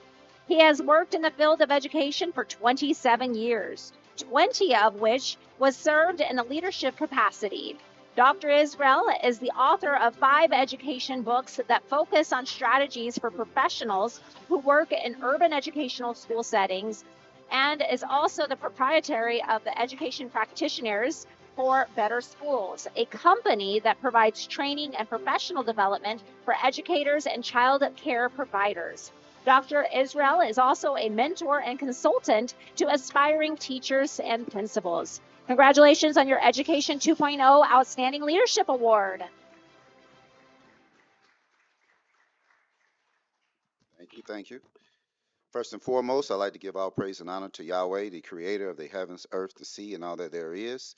I also like to give recognition to the executive cabinet at Maya Angelou Schools, and also give recognition and thanks to Education 2.0 for bestowing this award upon me. As you guys already know, being an administrator, especially one in an urban school district, it comes with a lot of scrutiny, a lot of obstacles, a lot of long hours and demands. And so to finally be recognized for something is definitely appreciated. But despite the demands and the obstacles and the lack of recognition, to see our students flourish and blossom, that's what makes everything worth the while, regardless of whether you get an award or not. And I have a special affinity for working with students that come from urban inner city backgrounds because I too come from that same background. I was raised in a single mother household. I'm the oldest of 5 boys, and I come from an urban inner city environment. And so I'm living proof that, those students that come from those environments can achieve and succeed if they are given the chance and if they have quality professionals that are willing to come in and work. So I've dedicated, a portion of my professional career to work with this population, and I hope that you all that work in the field of education, you continue to fight the good fight as well. Thank you.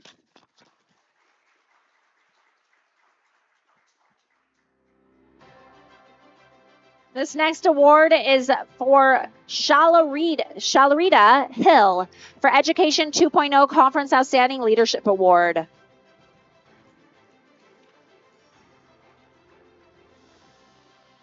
As an educator for 18 years, Shalonda Hill believes that the biggest accomplishment, I just have to say it was spelled wrong. That's how. Okay, so I apologize for that. Again, an educator for 18 years, Shalonda Hill believes that the biggest accomplishment is when the light bulb goes on for a learner and he or she is capable of understanding a concept or has learned a new strategy to regulate his or her behavior. Shalonda is the CEO and founder of Dr. Hill Educational Services, LLC, and has taught regular education and special education from elementary through high school. Congratulations.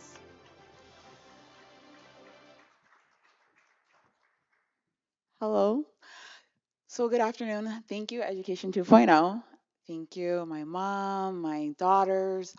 At our organization, we believe that every kid can learn. We deal with the extreme cases, kids who have like mental health, kids who have disabilities. As a special educator, my background is to go give them tools and change the environment. Because if we change kids' environment, every kid can learn. And that's what we believe at Dr. Hill Educational Services.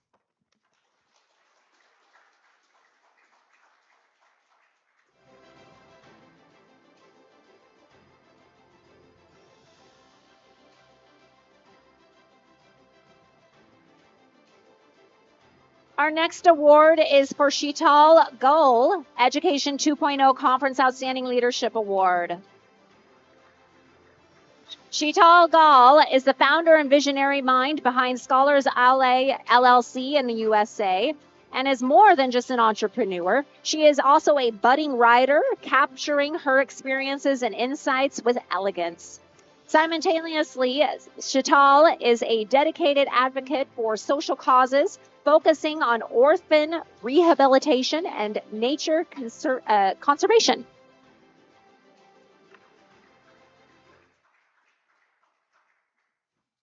Thank you so much. So this is not a chat GPT thank you note, so it all comes from heart. Okay. And thank you the organizers and all people sitting here. This honors means a lot to me, especially because in this era, there are so many awardees. Simply tells us learners are growing so much. Like globally, we have probably millions of learners now. Right?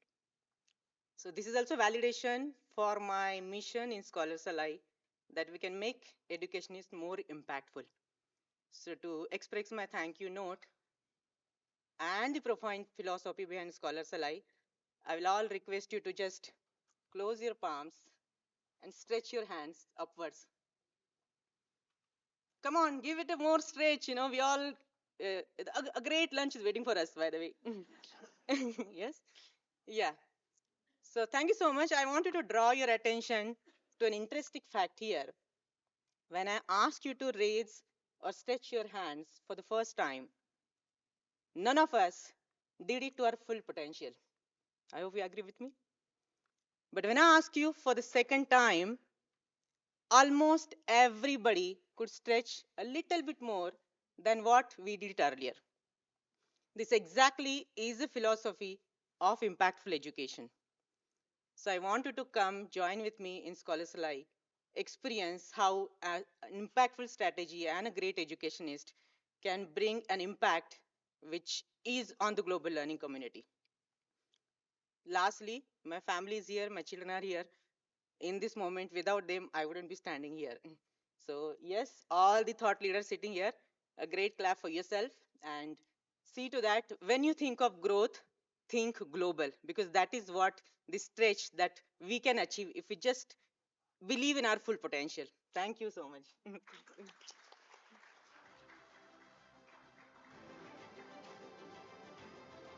Our next award is for Dr. Sonia Gather for Education 2.0 Conference Outstanding Leadership Award. Dr. Sonia S. Gather is the Dean of Libraries at Clayton State University and has almost 30 years of service in the education and library fields. Over the last 29 years, Dr. Gather has used her teaching, research, computer, and administrative skills and talents to help others with their educational and professional goals, as well as lead individuals and units in accomplishing the vision and mission of higher education institutes.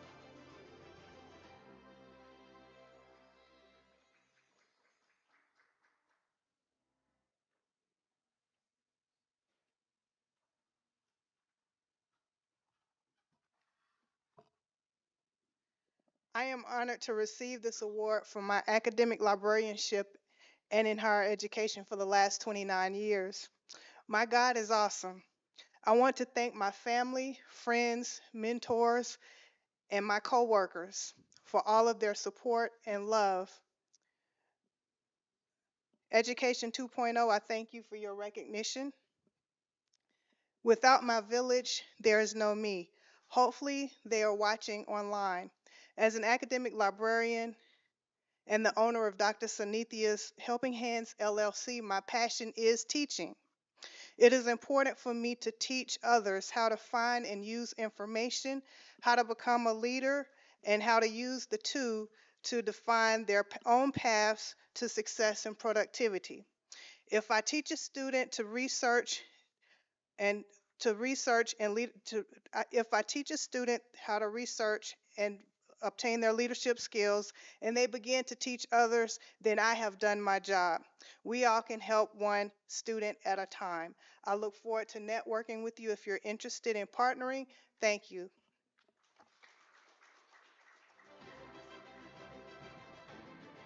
Our next award is for Ted Vile for Education 2.0 Conference Outstanding Leadership Award. Ted Vile is the Vice President of Innovation at the ILF School of Theology, where he runs the Innovation Lab. He is also the What is Human Really officer at the ILF AI Institute and Professor of Theology and Modern Western Religious Thought. He teaches and publishes about artificial intelligence and theories of human nature, race, and Judaism and gender in the modern world.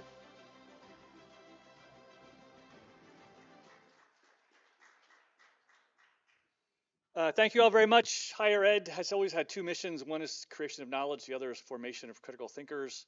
It's taken different forms over the centuries. We're at an inflection point where a lot of families don't see the value proposition of higher ed. And so the question is, what form is it going to take so that we can keep producing knowledge and critical thinkers, which we need more than ever? So I am in awe of everybody here, and thank you for your work.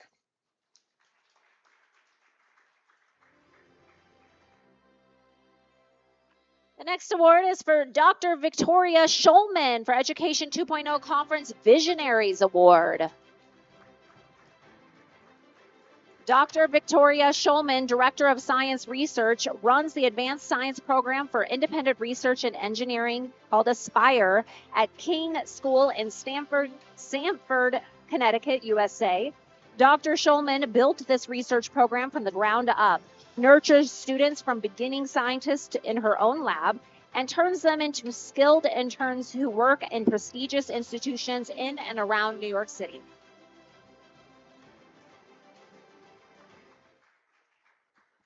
Thank you, Education 2.0, for this honor. I am truly touched to be receiving an award that has the word visionary in it. I've never seen myself as that, but when I was asked to bring a program to the school that had never been done before and didn't have any guidelines for how to do that and just sort of made it happen one piece at a time, that was not only scary and overwhelming, but also very exciting.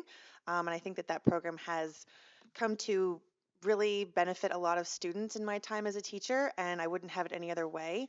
And I also really want to, the two people I really want to thank most importantly are my department chair, Nick DeFelice, and my head of upper school, Marty Sedlowski, who never said no to me when I said I needed XYZ to make this program possible.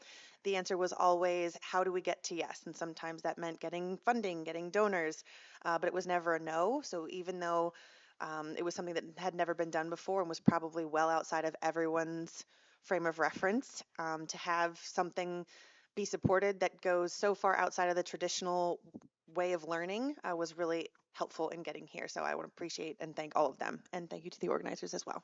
Thanks.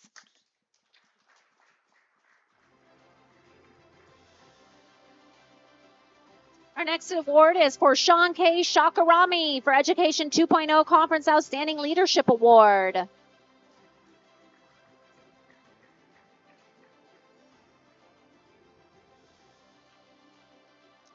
Right, it doesn't look like he's with us at the moment. Okay, it is that time you've all been waiting for. It is time for our lunch. I'll see you back here shortly. Enjoy. I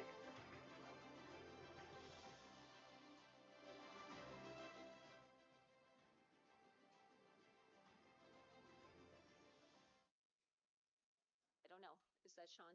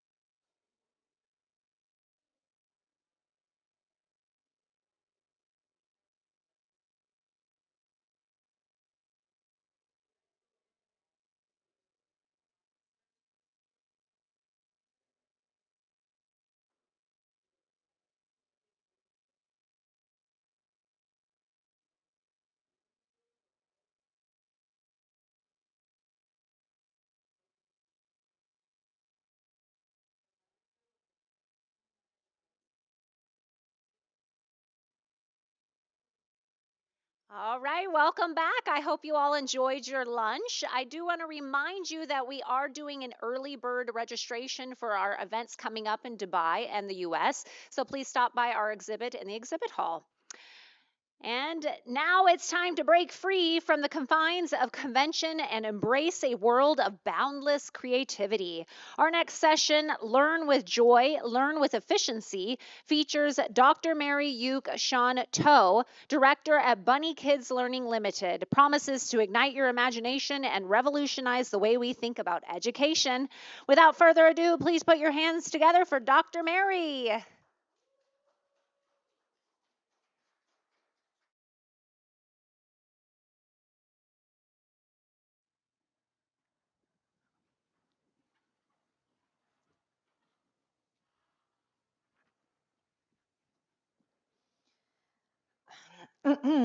Is everything all set?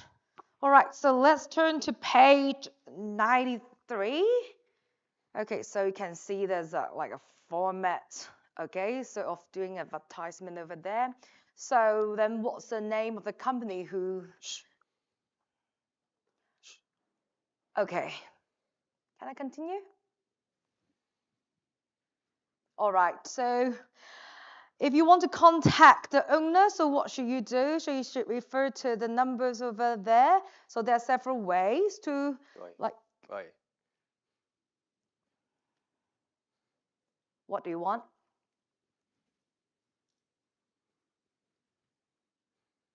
It's fine. So let's continue. So, all right. Okay, so if you want to find the owner, so you can refer to the QR code out there. So we've got like LinkedIn, we've got Facebook, we've got Instagram. Is enough, Ken? Let's get out of here. All right, naughty. Okay, everyone. So I don't know whether you have experienced this scenario before or you watch it on the movie. Okay, so you try to do something and then the kid's not listening. All right, okay, is it actually entirely his fault or is the problem with my teaching approach? Okay, so thank you all. And this is, oh, can I use the PowerPoint? Thank you. Yes. Okay, so welcome to my keynote session. It's Learn with Joy, Learn with Efficiency. All right, okay. So I'm Dr. Mary from Hong Kong, and this is Mr. Ken. Okay, so he was once my English student, and now my assistant director, and now making a speech in front of all of you. Can you give him a big hand? Yes, thank you. Hello, everyone. I'm glad to be here. All right, so okay, here's today's agenda. Okay, first of all, we discuss what is happy learning. Okay, so, and after all, I've got to talk about this. The next thing is, so why are children punished? Okay, so there are a lot of reasons, right? And last but not least, okay, I'm going to suggest some of give some recommendation on how to create a positive learning environment. Okay, so first of all, Mr. Ken, what do you think is happy learning? I think do nothing. It's so there are many students I come across, they give me exactly the same answer. I like to eat, sleep, and play. All right, just do nothing. Okay, so happy learning is not only making students happy by satisfying their desires, but also teaching them what happiness truly is, which is the rich concept of happiness. Okay, so it is kind of unfortunate, I guess, especially in the education system in Hong Kong. You can find that people think of happy learning as doing something like to let the kids do whatever they want, okay? Like they like to play games, let them play games and stuff. However, how to make it efficient then? So it's difficult if he's playing his own stuff. This one likes to play game, like play computer game. That one likes to chat. That one likes to play board games. Then you cannot let them do whatever they want, right? So that I believe all of us as teachers or educators, we agree that, okay? So they're kind of rules and some instructions or some guidelines are needed, okay, in a classroom setting. Okay, but are all rules necessary? Okay, are all rules necessary? So this little girl, so it's called Emma, okay, she is one of the smartest girl I have ever encountered, okay? So she really knows the joy of learning that, okay, she, even in the hectic environment in Hong Kong, so that we all fight for our best and stuff, so she still try to grab knowledge. She learn for herself instead of learning for the others or for the parents, okay? So now let's get back to the topic. Do you think that, okay, rules are like all need to like all correct, okay? Are all rules correct? You know, we set rules, right? People set rules, okay? So I set some rules, okay? So, but are they all necessary? Okay, so seems like Mr. Ken likes to break rules, okay? So do you like to break rules? What kind of rules have you broken before? Many, so many. All right, okay. Just try to make you irritated, okay?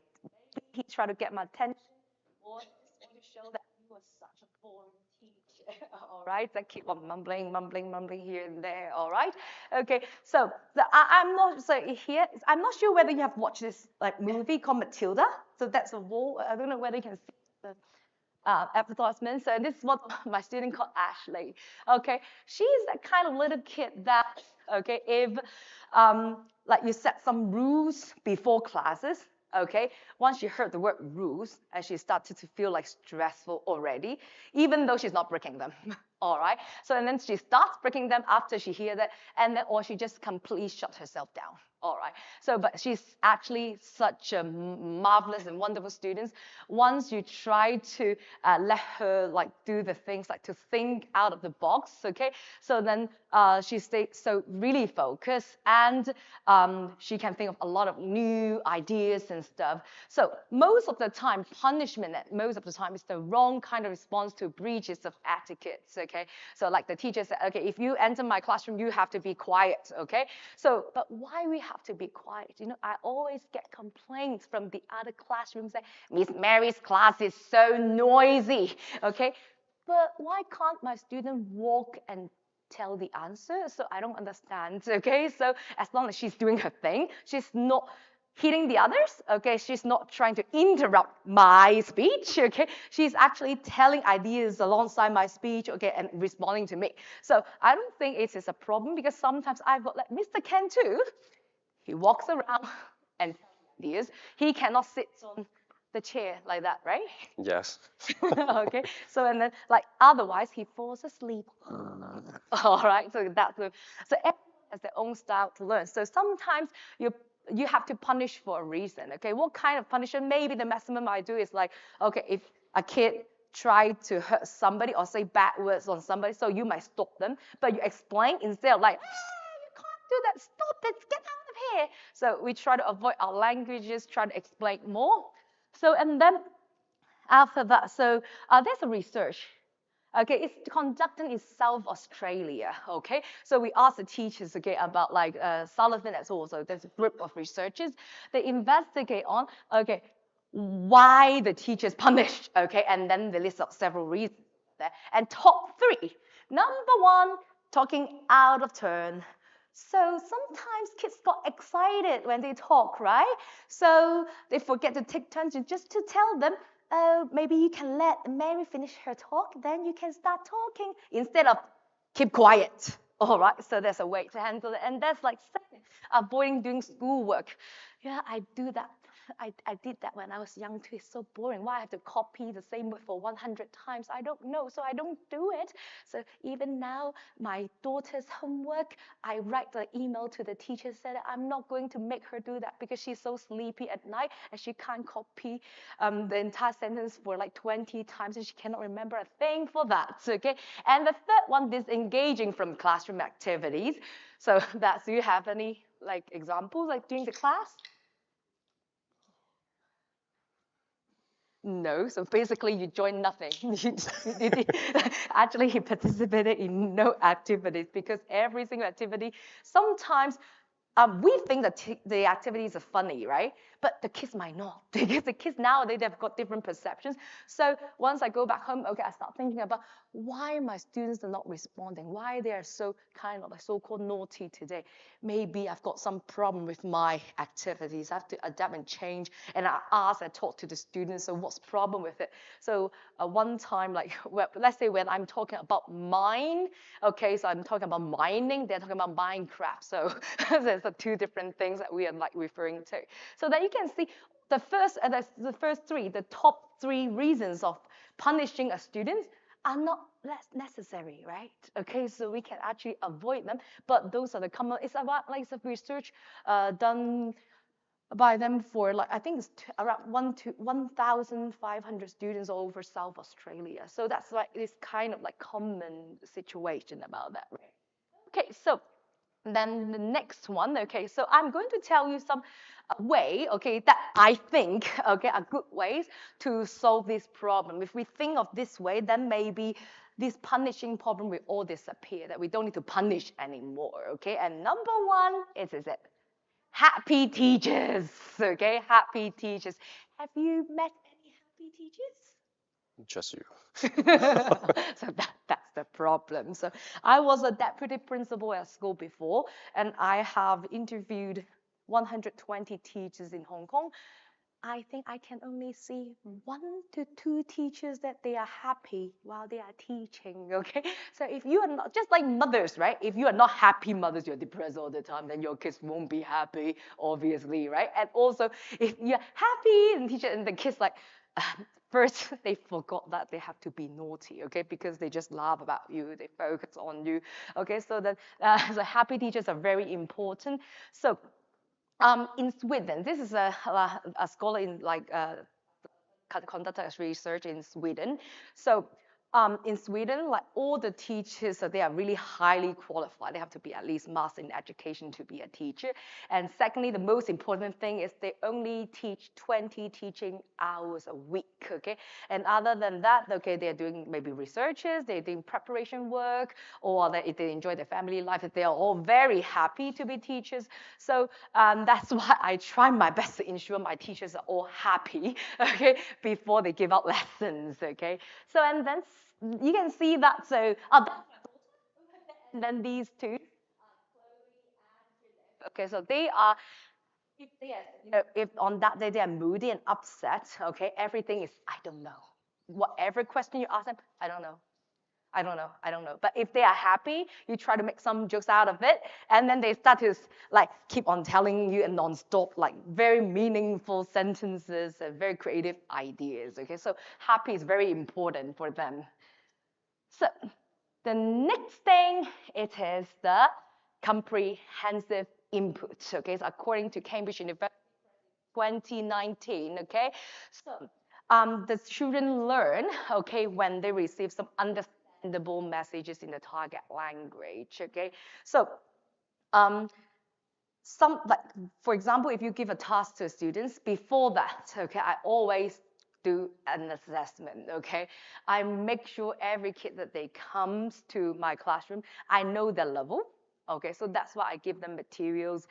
So for like a center setting, okay, like a small tiny school setting, so we like, you know, we distribute the kids into different levels and different classes. So we have got small classes, right? But when I teach the big classes, okay, I try my best, okay, to group them, okay, into different levels without letting them know, okay? And then put extra materials or like cut off some materials, but I want to do things like at their level. But at the same time, you have to make it a little bit challenging, okay? A little bit advanced, but not too easy, okay? If too easy, what happened to Mr. Casper over here? Easy, it's so easy. One time, I remember I gave him a set of Cambridge, you know, do you know Cambridge exam paper, the starters, flyers, those kind of things, right? And then what he did is like, it's too easy, right? The entire page he write, yes, no, yes, no, yes, no, yes, no, yes, no. It's like, because I know he knows, okay, so why he write yes? I said, yeah, I know, so why I have to write them? Okay, so this is Mr. Casper, all right? So Mr. Casper, but you know, he's so smart that once you give him a little bit challenging thing, he starts thinking about it. He make it all accurate and all the letters look so beautiful if it is difficult. Okay, so like, it's not very difficult, it's just like slightly challenging compared to what he is actually at. Okay, and that is Mr. Caden. So he's very funny. He always comes to Miss Mary. Why? It is because school thinks it's too easy. Okay, so then I remember mommy said, okay, you cannot go to Miss Mary's class if you don't do well at school. Okay, because I become a kind of like, attractive element for my kids. Okay, if you want to have to stay happy, then you have to finish some of your basic things because you cannot avoid school, right? Okay, so, but it's good too. It's kind of like discipline that you learn, that they know that they sometimes not everything is like according to what you want and according to your desire. Sometimes you have to compromise. Okay, that's the reality. Okay, so can you share anything about this? I love play with Caden. Caden, yes, okay, good. Yeah, he was with Caden before, like for 1 or 2 lessons that he saw him. Yes. And anything you talk about Caden? No, I just like to play with him. Yes, so he enjoyed playing with Caden actually, because Caden now is looking forward to see Mr. Ken.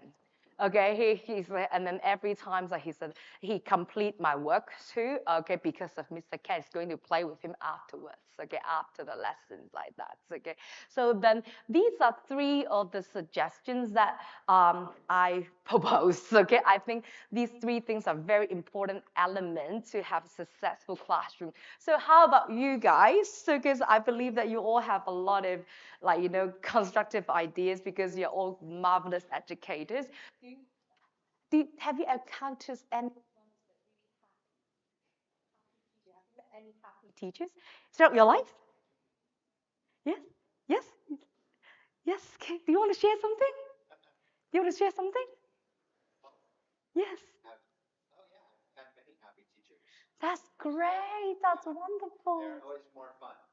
Oh, that's great. And then you have such a good learning journey, right?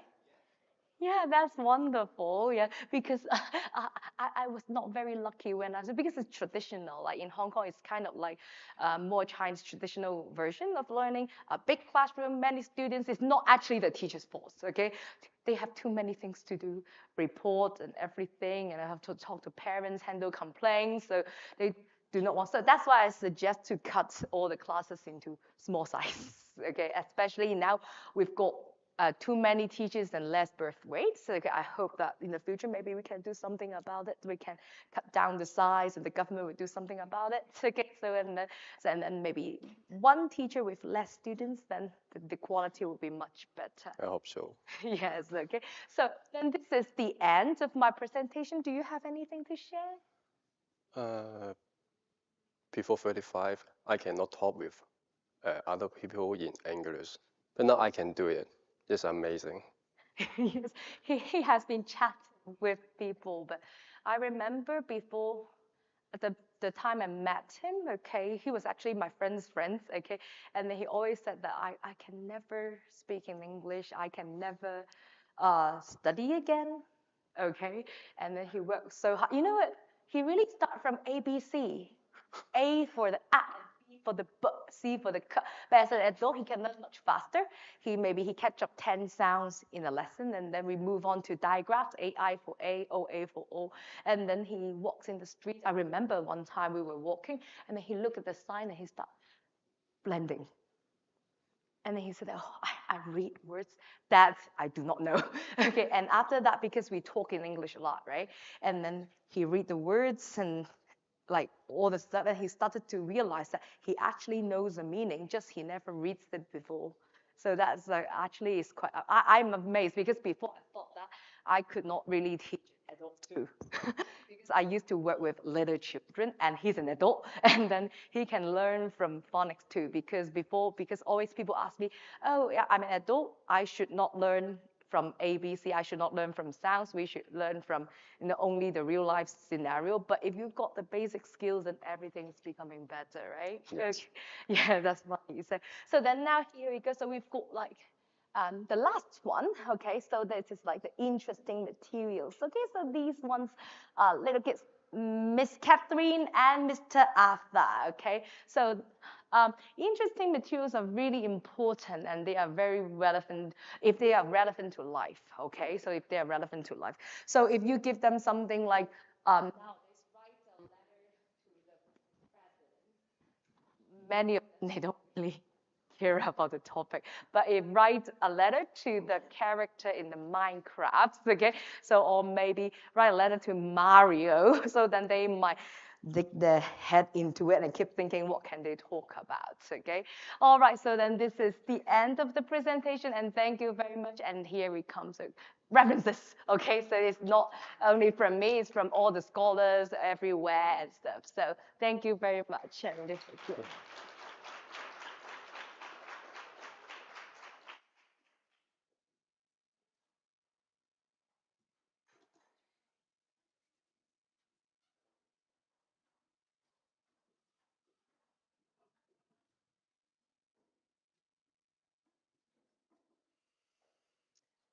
All right. Thank you, Dr. Mary Yuke Shantou, for that engaging and insightful presentation. All right. Imagine a classroom where technology not only enhances learning, but also prepares students for a future we're yet to fully understand. But from AI to robotics, the possibilities are endless. But how do we bridge the gap between today's curriculum and tomorrow's demands? This question brings us to our next captivating session. Education future-proofed, preparing students for the technological advances of tomorrow.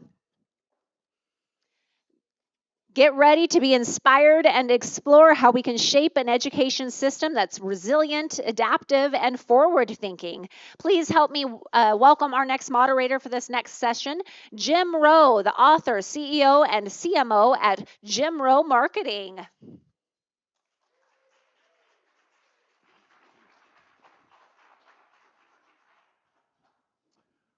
Come on up.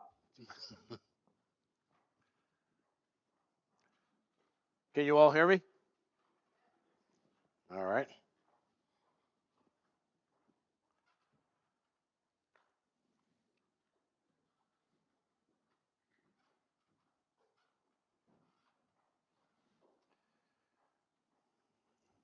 Okay. So what I just learned is we should all turn our phones off because it rang as soon as he called my name. I'm one of the panelists and the moderator. So I'm going to introduce everybody first, and then I'm going to go in the order. Now, it is Vegas, so the way we selected the order is that we wrote a number down on 6 chips, and then we pulled it out of a bag. So that is the order we're going in today. So let me start with, I'm Jim Rowe, Amber McMillan. That's me. All right. Number 3, Maria Manzano. Number 4 is Christine White, excuse me. And number 5 is Mariah Torello. And number 6 is Richard Paul. Okay. So I'm going to read the questions that we each decided that we would have. And just as an FYI, what we did is we put the 6 questions, we put the bios of everybody into ChatGPT. And we said, why don't we see what ChatGPT would come up with as our questions to be answered asked of each person. And 3 out of the 6 of us chose to keep those questions. So it's kind of interesting to see how it worked, but I thought it was an interesting thing. So I'm going to start with Amber, and this is her question, and then she's going to speak. Please, if you do have questions, hold them until the end, and hopefully you'll have a bunch of questions. We're going to try and do about 6.5 minutes apiece, which will give us about 10 minutes. So, Amber, how can strategic planning be leveraged to ensure that educational institutions are equipped to prepare students for the technological advances of tomorrow, especially in underserved communities? And my final comment is, I'm the time cop. So go ahead. Well, first of all, what you need to know is I let ChatGPT pick the question. So I didn't change it. So I'm going to go with it. First and foremost, you should know I care passionately about strategic planning, but not because I love to do it myself as much as I love to do it in community with others. I work for not-for-profits. I work also with public sector organizations as well as for-profits and entrepreneurs. And it's all about figuring out how to have the maximum impact, but with this sense of community contact. Because it's not actually about you as an individual, I think, in business and in education. It's actually about legacy and how do we pay forward the work that we're doing right now so that we can create a legacy to be incredibly proud of. So, how does strategic planning play a part in what we're talking about, which is future-proofing education? I'm not so sure we can proof anything. I think what we can do, though, is we can use an analogy. So this is what I teach my students about one word that can greatly impact their ability to handle the future. And it starts on the dance floor, okay? So picture this. You might want to shut your eyes for some of you who don't dance. Put yourself on a dance floor. Maybe it's a club later tonight in Las Vegas as you're having a few tasty beverages and you're feeling the movement and the music is going and you catch your groove, right? You fall into that sweet spot and your body starts to move. And then what happens? Inevitably, the music changes. And when the music changes, there's only one word that I want to propose to you as the solution to the music change. And that is agile. When you are agile on the dance floor, what do you do when the music changes? You got two choices. You can go sit down or you can catch the next beat. And so I want to talk about future-proofing, particularly in my case, higher education requires agility. We have to be agile. And when you're agile, it means when you're on the dance floor and the music changes, you change with it. The challenge, of course, is change is super scary. It's super scary because we fear the loss of what we knew how to do today. We don't know how to do tomorrow. And when AI comes into the education world, like it has for me with my students, I have told them, I want you to use it. I want you to embrace it. I want you to get AI to write your personal reflection essay and see if I can tell. And of course, the joke is, I can tell. You can't get technology to write your personal point of view, and that's okay. You can get it to help you structure sentences, and that makes it easier for an educator like me to read it. But really what I want is I want to see more agility. And I want to be agile as an individual and as an educator, because I think being agile will help us land our future selves. Because the future is always going to be a little bit scary because it comes with change. And change is scary because, like I said, we don't know how to do what we don't know how to do. And so that learning and growth we need to model as educators. We need to model it by being agile and not being afraid. You know, fear is a really great motivator, but it's not a great decision maker because we need to be afraid for a bit of a time and then we need to pull back and think to ourselves, hey, how can we change? So I think the strategy, the strategic plan is to think about how to be more agile. So thanks for listening.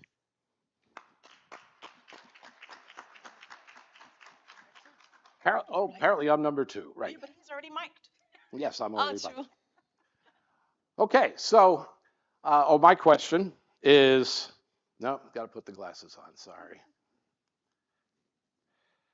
How can marketing strategies be leveraged to ensure that students are equipped to deal with the technological advances of tomorrow?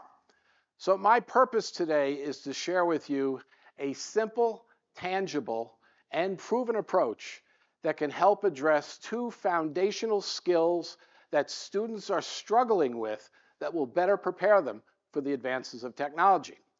Now, by way of background, I've been in marketing for over 45 years, senior positions on the client side, then the agency side, and over 30 years as an agency owner, where I was also the HR director. So my partner said, you drew the short straw. But in doing so, I have the ability, and I've had the experience of interviewing over 500 recent grads, and I have hired, trained, and managed over 100 in my career, because I'm old. And so what I have experienced is I get to see what their skills are like right after graduation, sometimes within a week, which brings me to the issues. Now, this is something I've noticed, but the fact is that in 75% of managers rate the top 2 skills they're looking for are critical thinking and communication. Yet in 3 different studies, between half and 75% of the managers rate the recent grads they've hired poorly on these 2 skills after hundreds of thousands of dollars in school. That's bad. But what's worse is 2/3 to 80% of the recent grads working for those same corporations, they rated themselves proficient. They don't even realize they're not good at those skills. And that brings me to my objective. My objective is to close this skills gap because that's an enormous skills gap. So how am I going to do that? What's my strategy? Well, that starts with a story.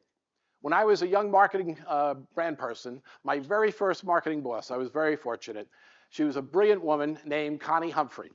And on my first day of work, I was 24, she said, let's go to lunch. And she sat me down and she said, look, marketing is a disciplined approach to problem solving. And therefore, to be successful here and frankly anywhere, you need to be able to think critically to solve problems and to communicate, both in writing and presenting. I thought, well, that made sense. But then she gave me a tool that was as powerful as it was simple. And you're going to laugh because it was a 1-page, 10-step briefing document.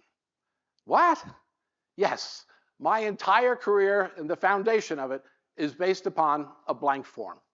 But let me give you a perspective. The reason why this is so important is a briefing document was created because a senior executive's most precious resource is time.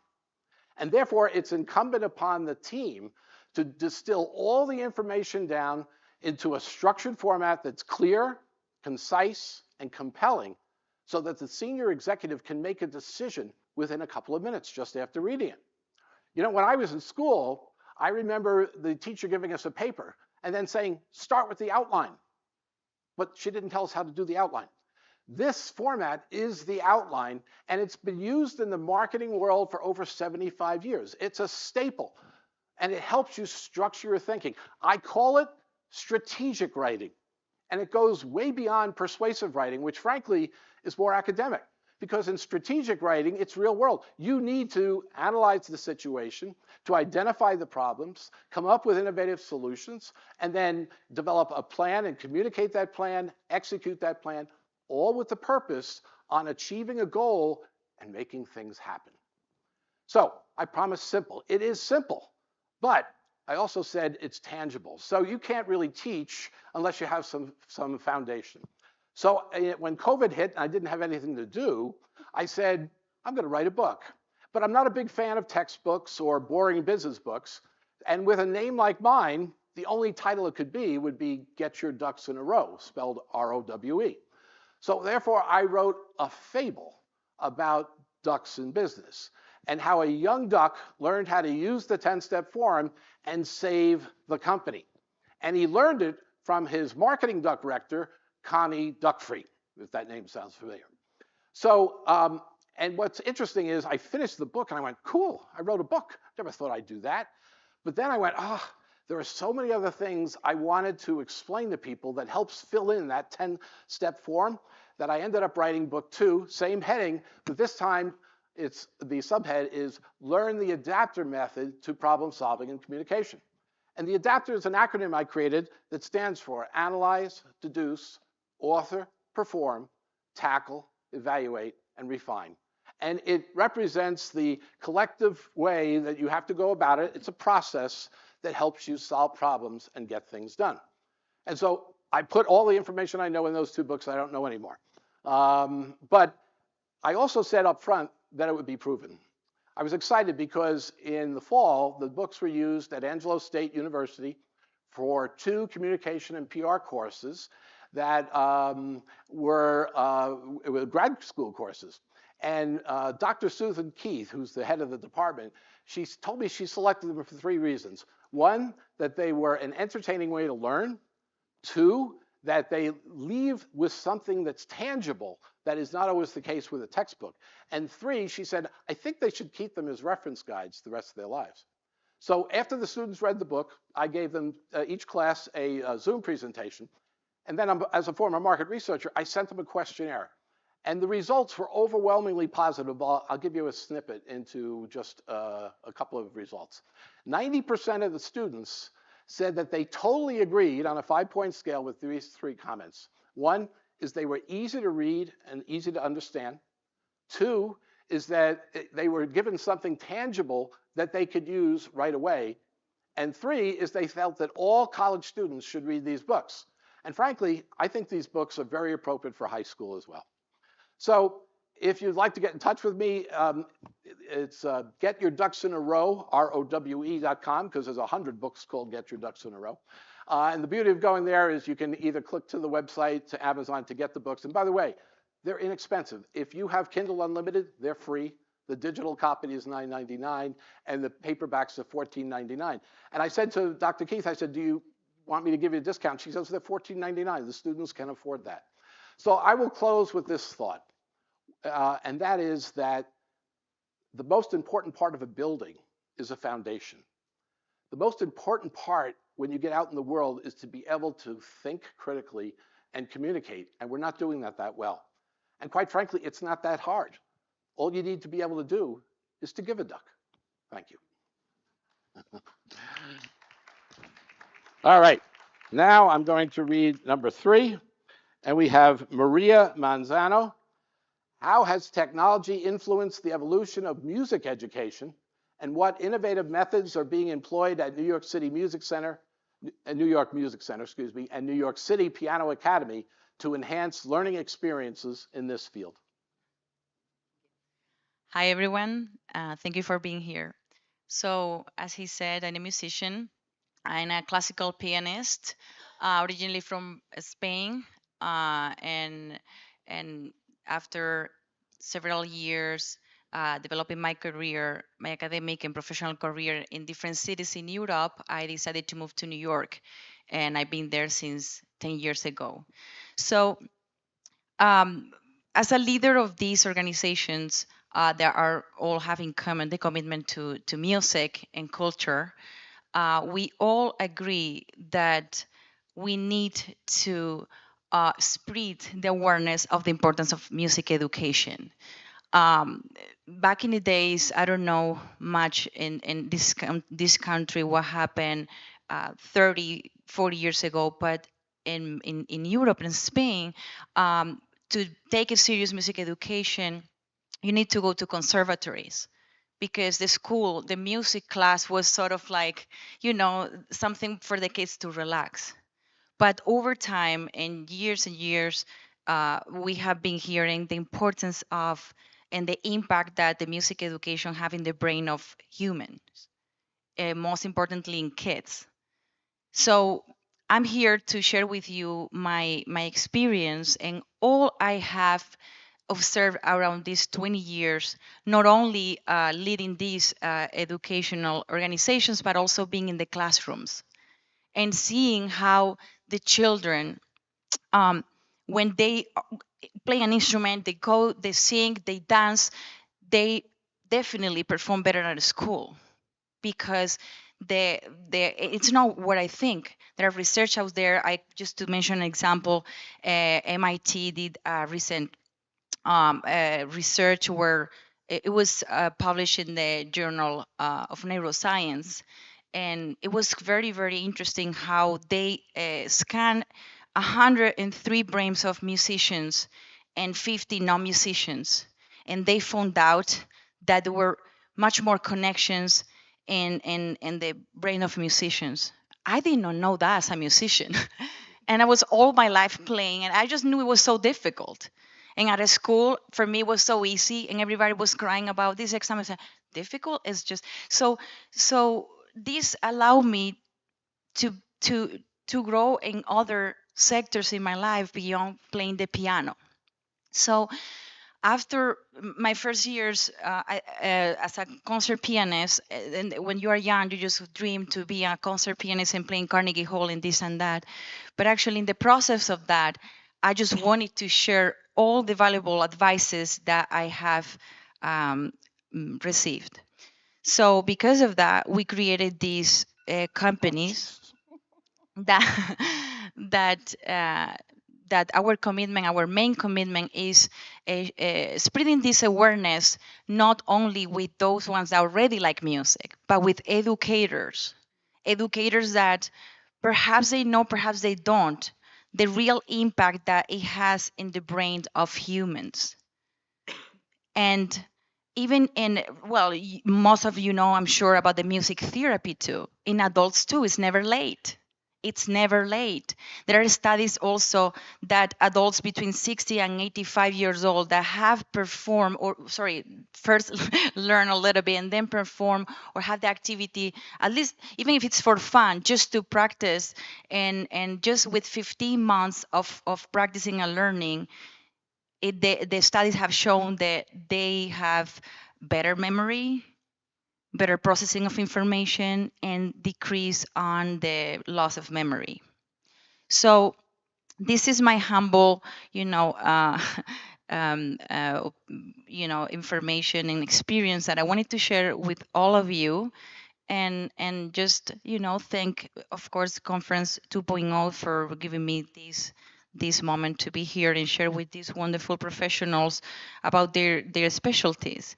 But I just to and I would like also to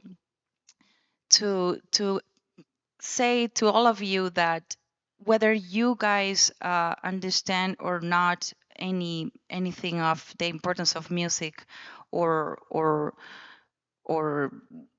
you have ever played an instrument,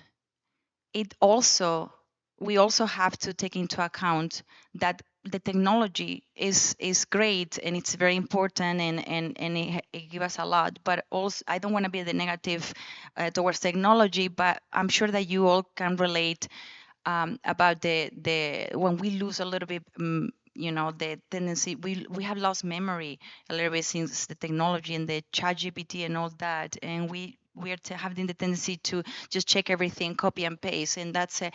And music education, the things that does is actually the opposite. When you play the piano, you have to think first, or play the violin or any instrument, you have to think first and then you click, and then you, and however, the way that technology is giving us is the opposite. So I feel that technology is great, but we should also be aware that it has to be well used, because in those classrooms I see how the kids are sometimes not focusing anymore, not wanting to listen, and I'm sure that many of you have seen that.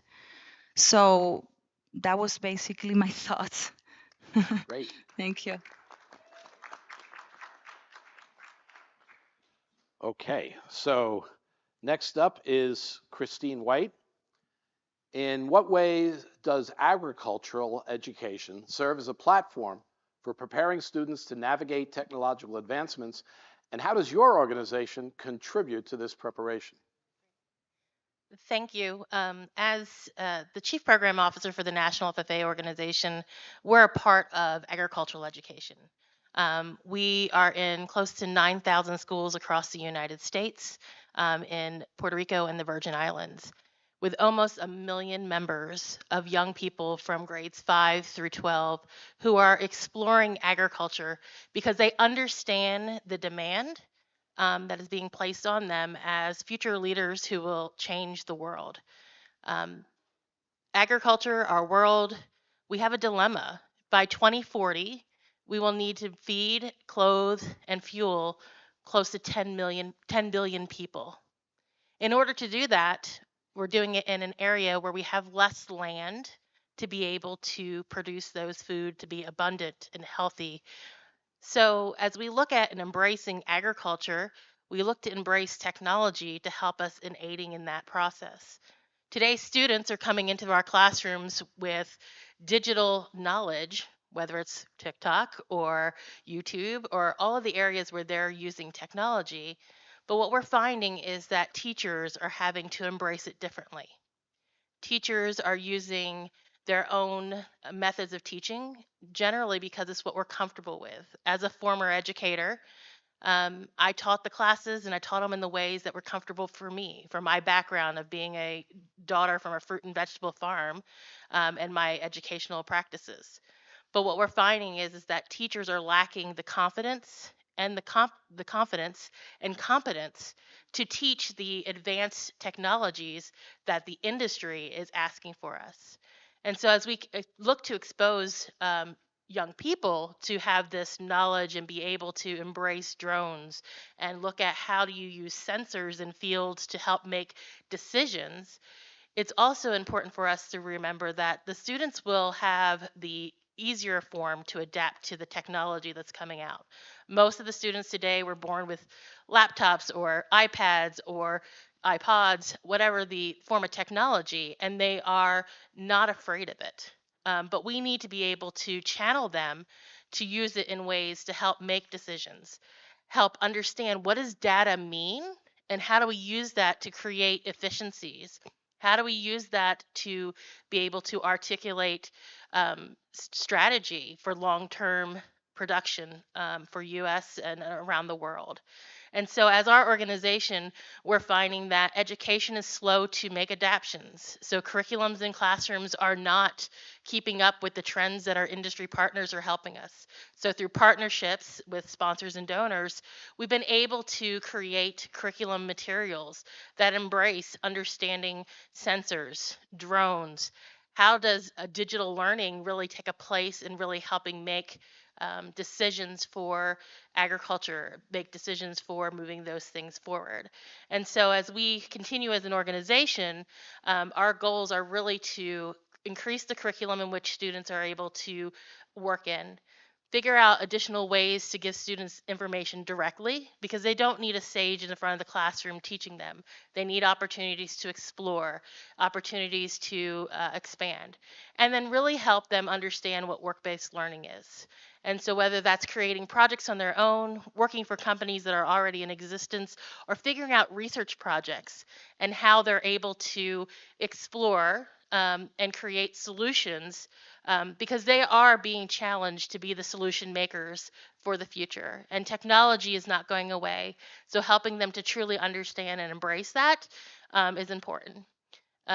I would be remiss if today is National Ag Day. So if I didn't say that happy National Ag Day, and as we celebrate the awareness of agriculture, everybody in this room is dependent upon it. We eat, we use it for fuel, our clothes. So I just wanted to say it's an honor to be here to speak on behalf of agriculture and education and the National FFA organization, and how we're embracing technology to really enhance the work that young people will do, because they will truly create a better world for all of us, and the legacy that they'll create for those in the future as well. Thank you.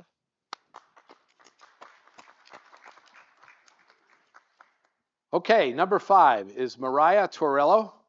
In what ways does your educational app for adolescents focused on mastering AI address the evolving needs of students in preparing them for future technological landscapes? And how do you ensure accessibility and inclusivity in its implementation? Thank you, Jim. I'm Mireia Torello, and I'm the CEO and co-founder of iCreate. Myself and my husband, we are the second generation of a 56-year-old project-based learning school based in Barcelona. It's a school that has been teaching new technologies since the first day, and it's one of the most innovative schools of Southern Europe. And 8 years ago, we deeply thought about what our students needed to face the future, and we started teaching AI. And at that moment, there was nothing available in the market, so we create a full curriculum from scratch. We start teaching them ethics, and slowly, we add the technological part of AI. And then we run international students programs with another schools around the world. And then the other schools were like, wow, like I would love to like know your curriculum in AI literacy. I want to teach that to my kids because our dream when we start teaching AI was that we believe that the kids should use AI as a copilot. It's, for instance, like a hammer. You can use a hammer to destroy a table, but to build a table. So we thought, okay, we are going to explain our kids what is AI, what is behind social media, how social media work, what I see online, if it's real, it's not real. So our students were mastering AI and not the other way around. And then we decided to create an app because we thought that the teenagers, our age for that we teach is between 12 and 17 years old. And we thought that we needed to create something that the kids would love, something that the kids would engage, because teaching AI is such a complex topic that we thought, let's make an app. Let's make short videos, like TikTok videos, 2-3 minutes, so they learn the theory and they also do the exercises. And we also have included a toolbox with AI tools, so they can learn machine learning, they can learn generative AI by stop being passive users of the mobile and being active. So they can make pictures, they can record like voice noises. And our curriculum starts with ethicals AI. So they use AI ethically. And we teach them, we reinforce maths, stats, how to work with databases like coding, from block coding to Python. And at the end, they can create their own AI models. And also, we believe as an educators that the kids also, they need to reinforce the soft skills. So we create a community in our app. So schools from around the world, the kids can create AI challenges together. And it's amazing because you can see that the daily life from kids from different parts of the world is very different. So when you create an AI challenge with kids from different countries, they also have to think about soft skills, like how I communicate with this kid. Oh, there is a time difference, right? So they also learn all these skills.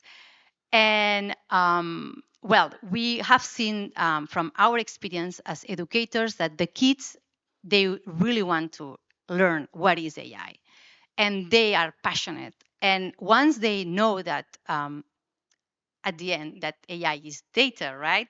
It's like an algorithm, is to train an algorithm. When they learn like how ChatGPT works, they feel much more confident. And then in their personal and professional life, we are giving them like this amazing tool that they can face AI. They cannot be manipulated. I'm sorry for the word, but they can understand how AI works. And we have seen from our kids that they feel very confident.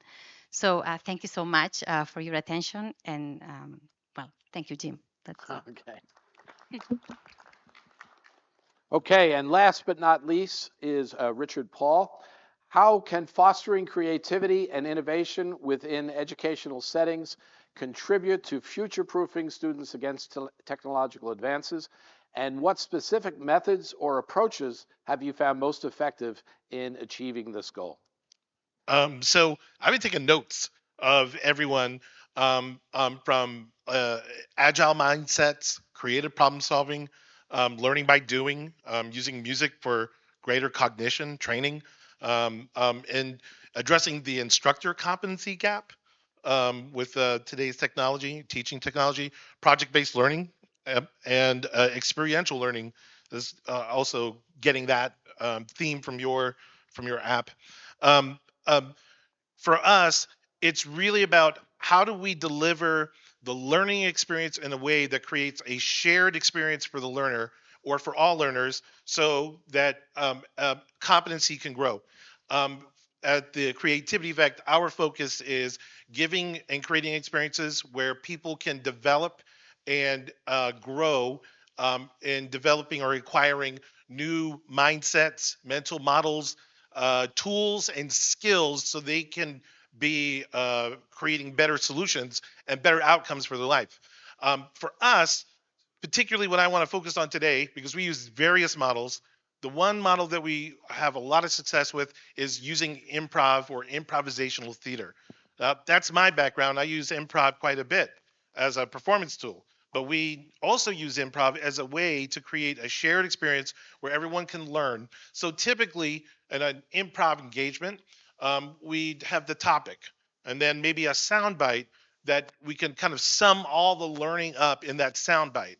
Then from there, we will maybe use some story and then take people through experiential, interactive experiences so that they can embody the learning, right? This is often means getting up on your feet, interacting with people. It could look like conversation. It could even look like role play. And then from there, this is how you really land an improv learning experience is you have to have reflective learning practice. And this is where we've integrated liberating structures. It's a really great resource. The world of Agile is seeing a lot of use of liberating structures. It is a way to activate groups so groups can actually lead their own learning. So if you don't mind, I'd like to reserve the rest of my time with taking you through an improv right now. So what I would like to know is, if you will, on a count of three, just a big collective yes from everyone, that you'll play along with me. So ready, 1, 2, 3? Yes! Okay, great. Okay, I've got 2 minutes. All right, so. Actually, you have time. I have time, thank you. All right, thank you. I'm going to take you out for a beer later. So I want to actually invite everyone to stand up as you're able. Please stand up. I want you to find someone, and I want you to give them a high five. Do that. Now, for this experience, sometimes you might need a tool or some equipment. This is a very cheap office bell you can get at Office Depot. This is called the paired story. What's going to happen is that you and your partner are going to tell a story. Here are the parameters and the rules. The story must start with the words "once upon a time." All right? It's a great way to launch a story. Then the first person will start telling the story, but when I ring the bell, you have to stop where you are mid-sentence, mid-word, mid-syllable, and your partner takes over for what you're saying. All right? And to make sure we make it make sense, I'm going to tie this to the topic of yes and mindset, or the creator's mindset, that we're able to accept ideas, build off of people's ideas, suspend negative judgment, meaning we give other ideas room to live and breathe, but we don't always have to agree with everything that we're saying or with each other. We just have to stay in the conversation and generate new learning. This is an example of generative learning. So back again to the game. So you will start, one person will start once upon a time, and you'll go back and forth telling the story. There's one more rule. I want you to make the story about a made-up character, not about you or your partner, but some made-up character, and use your imagination. Now, here's the hardest thing. I need 2 random words from anybody in the room that will inspire the story. What is word number 1? What? Oat milk. Oat milk? Oh no. No, but A what? Oh no! Oh no! Oh no! Oh no! Okay, that's a little bit more. Okay, I get it. But another word. Mango. Oh no and mango. Those are the 2 different words you have to wrestle with. Face your partner. Face your partner. Uh-oh. There may be a group of 3. All Group right. of 3. All right. Face your partner. The person with the longest hair must begin. Ready, set, and begin. It was broken forest with some ants. There was, and oh no, that mango discovered that it lost its creativity. Yeah, and was and the bell goes. and then there was a mushroom next to the tree. And Oh no, a dog! They're going to Talking eat about my how they can mangoes. be creative and create new things. and then they become so friends that they decided to go for a walk. Down the street to see how they can Please. creative. And and mango they said lived please. ever after creating Together. So how do we get rid of the please? Okay. All right. You're not done yet. Find a new partner. Everyone go. Find a new partner. Find someone new. Find someone new. Okay. Find someone new. Find Yeah, somebody new. then I got to call on a Go, second. go. Move around. Find someone new. Quickly find someone new. Last round. This is the last round. Find somebody new. All right. Yeah. We need a Yeah. word. Well, Give me a we got- word. Someone random we got- word. What? Oreo? So I'm And gonna then give another everybody word. One more minute. Champagne. All right. Oreo and champagne. The person with the most jewelry, begin now. Okay, so we got a few minutes and then stop. So this was new to the area and they enjoyed eating champagne. Yeah, and okay. So I'm going to ask everybody to make one comment. You got a minute. I'm going to start with you. We're going to go down the road. So you, and the chocolate was just fantastic that they whatever you want to say, to or ask. You know, if I say to you, what one question. way too many in their belly, and they make a fire and then put some marshmallows and I doubt they'll call on us. Yes. So we're getting close to the end, but we have time. So I'm going to ask. All right. Hey, give your partners a big round of applause. That they want to make when this party's over. All right. So if you have one more comment, So, make one question. Because we're running short on time, I want to land this moment with you. Take a moment to think about what that was like. What did you experience? If you think about this moment, this is where you would then maybe take a couple of moments with a group and say, hey, let's root back to the theory that we shared with you, that yes and's about accepting and building off ideas, suspending negative judgment, but you don't always have to agree with what's being said. This is where you would then take your students, no matter if they're adults or children or mix of the two, and have them reflect on what meaning they can pull from the experience. If you can do that in project-based learning, if you do that in experiential learning, and especially if you're trying to explore how students can actually get the technological skills that they need today, improv is a great way to deliver the experience. I hope this was helpful. Yeah. Okay. All right, so we have about 10 minutes left. Let me start with, does anybody have any questions for any one of the panelists? And if you do, the next question would hopefully go to another panelist. So I see somebody raising their hand. What is your question? Here you go. Yeah, that's a good idea. This is for Maria. As a fellow music educator, I love what you talked about how there is this huge disconnect from music is proven to help children and adults in math and science, yet it's the first thing that's cut from school. And you made the connection that with technology, we click before we think. And as musicians, we have to think before we play. Trying to educate parents around the world when music is proven to help you be better in math by 40%, proven to make you read faster. How, when music is cut from schools, do we re-educate the world when science is on our side and yet kids are delayed in speech because of COVID, they're behind in academics? Music is the answer. How can we educate parents when the data is there? Thank you Good for, yeah. Thank you for the question, and just to address I see you are from the same field and you understand 100%. Yeah, so honestly, I think that's why we are very committed from the organizations I lead, Neuro Music Center, New York City Piano Academy. I like to come here to connect with educators and talk about this.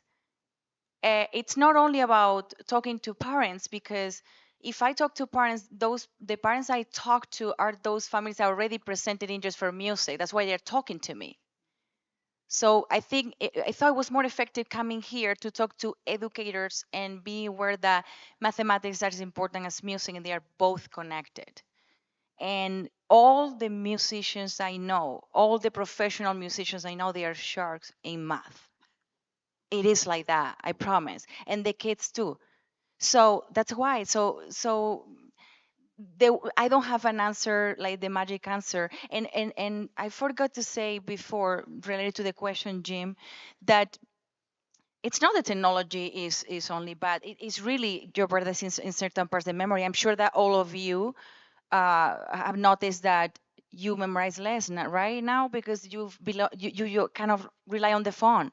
No more for numbers. I don't know for numbers. I don't know addresses. It's all my phone doing it for me, right? So music education actually does that. Does We have to think first because you have just one chance, and the way that the kids are thinking is click, click, click, stimulation, stimulation.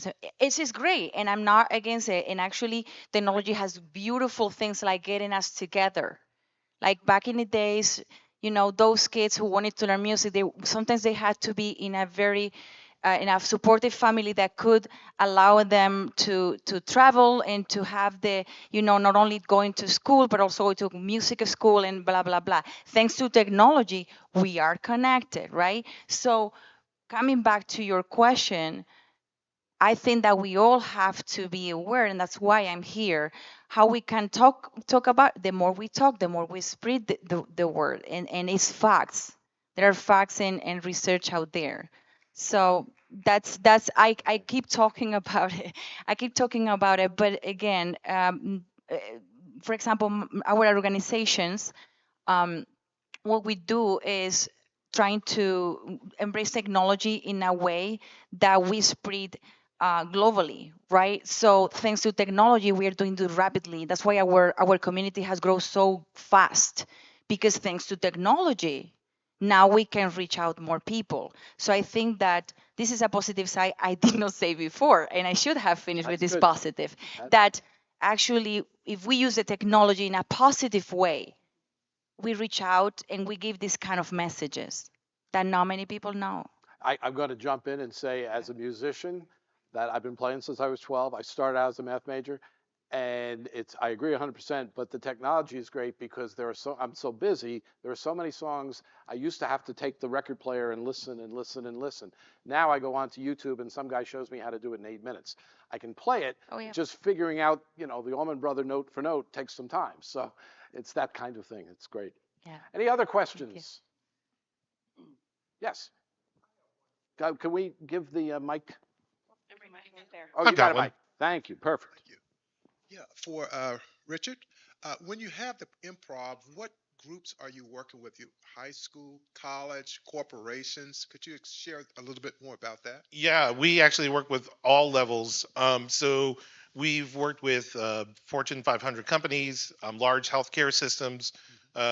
We've worked with county governments, and are currently working with 3 different county governments, getting ready to online 4 contracts.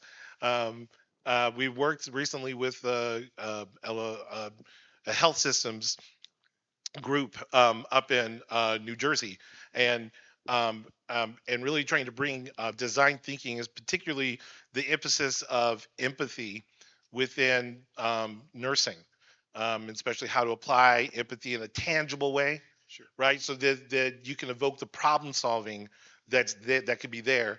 And so we find that improv is an example of a microstructure, and that there are macrostructures.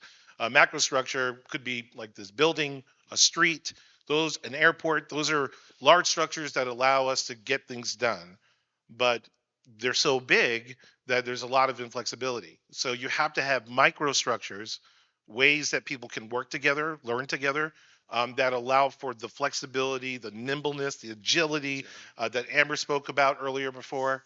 And so we use improv with all of these different audiences. The key, though, is we try not to call it improv games, because it turns off a lot of executives, right? That's like games. I earned my spot here, so we call them cognitive engagements. The reason why. Yeah. Oh, well, I didn't come up with it. That's Dr. Karen Tilster right over there. She's my mentor and the generator of those things. So if you all really want to learn from the best, you learn from her. I'm saying it.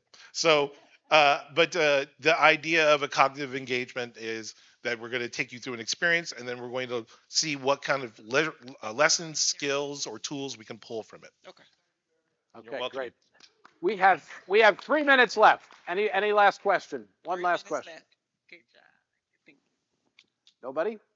Okay, well, anybody else? Is there a question? I can't see. Somebody? I teach computers. Thank you so much.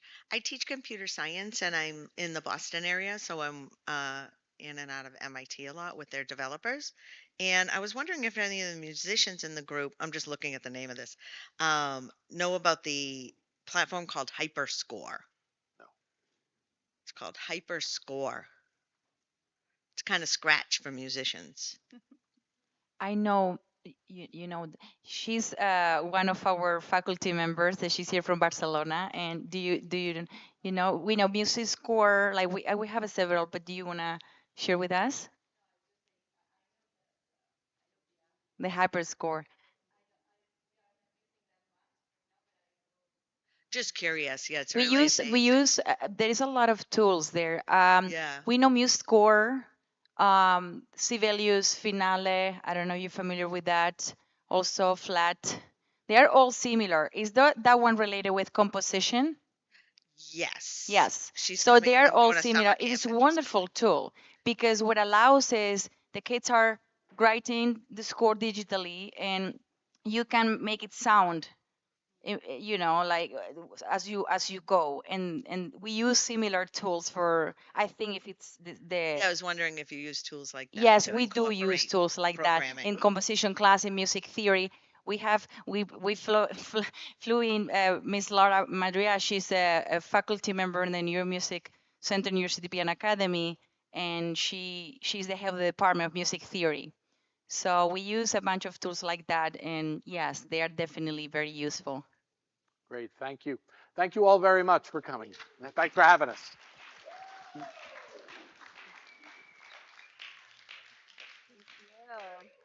Excellent job, panelists. As we turn the page to our next chapter, let's ponder on something fundamental yet forward thinking. How to recreate educational spaces that not only meet today's needs, but are also ready for the growth and changes of tomorrow. In an era where education is rapidly evolving, the physical spaces where learning occurs need to keep pace. It is through be it through sustainable design, technology integration, or flexible learning environments. The campuses of the future must adapt to changing educational paradigms. Our next session on building for the future, investing in infrastructure and facilities for campus growth, will explore the importance of strategic investment in infrastructure and facilities. To take this conversation forward, please help me welcome Alex Rand, a professor and MYP teacher at Mount St. Mary's University and Goethe International School.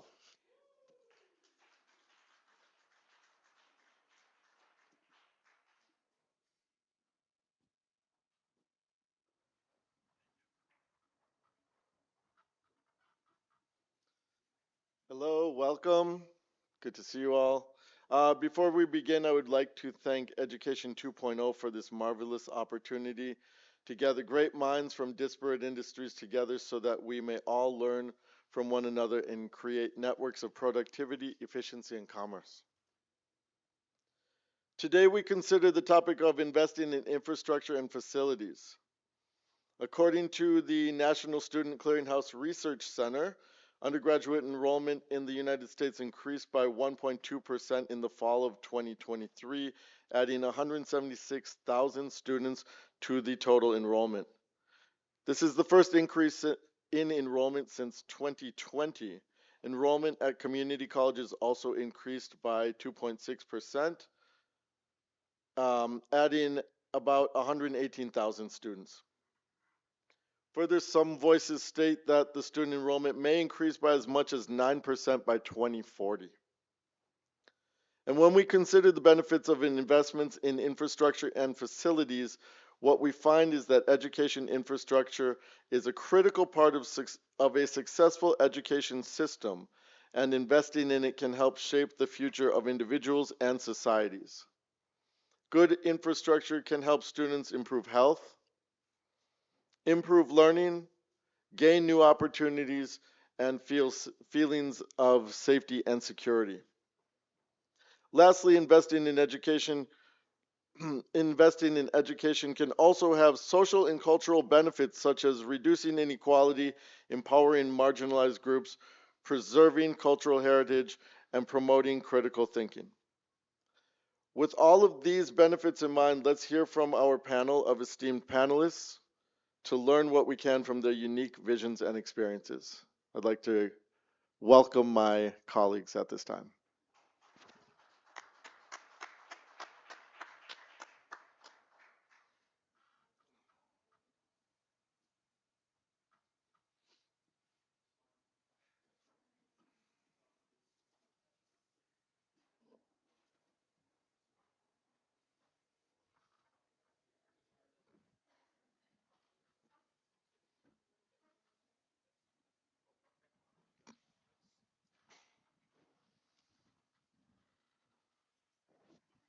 Maybe not. Come on over. Make yourself at home. All right, we'll take a moment now for each of my esteemed colleagues to introduce themselves. Welcome, please. Is it you? It can be. Why not? Welcome. Yes, of course. So, please go ahead and introduce yourselves, and then also, if you would, just feel free to respond to a little bit of an initial question of why, in your opinion, is investment in infrastructure or facilities important? Yeah, so I'm going to start off. So my name is Roy Feng. I'm owner and founder of RFWave, right now doing IT and cybersecurity consulting. But I also wear a second hat where I teach at a college in Toronto, Canada. Woo, Canada. Woo! Um, so yeah, basically, like I'm big on investing in infrastructure facilities. Like these are investing in our next generation's future, like not our future, but our next generation, right? And these are the people who are going to make the most difference, right? Because they're going to be the people who are going to be in this room, maybe on the stage, sometime in the future, making the difference for their next generation, right? So that's why I think investing in the infrastructure and facilities is important. Thank you. Hi, my name is Lonnie Bernetti, and I'm the Senior Director of Strategic Projects and Contracts for the Thunderbird School of Global Management. I wear a second hat as well, teaching contract law in the Master of Legal Studies program at the Sandra Day O'Connor College of Law. And my personal journey in higher education is really deeply rooted in the belief of the power of education to shape people's lives, to provide opportunities. We are in this moment of unprecedented growth. Alex mentioned some of the figures here in the US. Internationally, we're looking at in order to be able to provide enough facilities for every person that needs education, we would have to build 8 universities being able to serve 40,000 students a week for the next 15 years. So we're really at this moment globally where we need to be focused on not just building state-of-the-art facilities, but also facilities that can connect to hybrid and remote learning opportunities to really decrease barriers to education and ensure that technology and innovation are bridges to connect students from diverse backgrounds to these opportunities. Good. Excellent. I'll pass mine down. This works. You guys might have seen me a few times already. My apologies. Exactly. I'm flattered to be here, talking a little bit about my experiences with companies that are outside the atypical educational area. The clients that I work with are deeply invested in education within their own commercial building spaces and campuses. Citadel Securities comes to mind, how they're constantly working on educating their employees within the facilities themselves. On top of that, one of my colleagues within our company, Eric, was responsible for the revitalization of the SMU campus there on Bush in Dallas, Texas. So what we're seeing is a change not just in technology, but planning for future technology. Is it infrastructure in buildings? Is it in cabling, hard cabling, wiring? Is it in wireless power, et cetera? But the dynamic of how people are learning these days is being impacted by how quickly technology is advancing. And I think you guys have seen that over the last 2 days. Smart walls have come into play. Smart walls that are engaging with people here where we could have a conference here, have a smart wall behind us, and assimilate drawings, etc. Like in my particular background with somebody on the other side of the world, some things that couldn't be done 5 years ago. But the advent of 5 and 10G is going to change campus life and how it's going to change how we learn in the future. Awesome. Thank you so much for that. I'm Candy Paul Vinatuze. I'm from Toronto, Canada. Yeah. Oh, wow. Awesome, awesome. So I'm the chairman of CAF, Candy Atuze Love Foundation, and we're actually focused on the streets, reaching out to most of the immigrants and refugees, homeless people, in some the needy.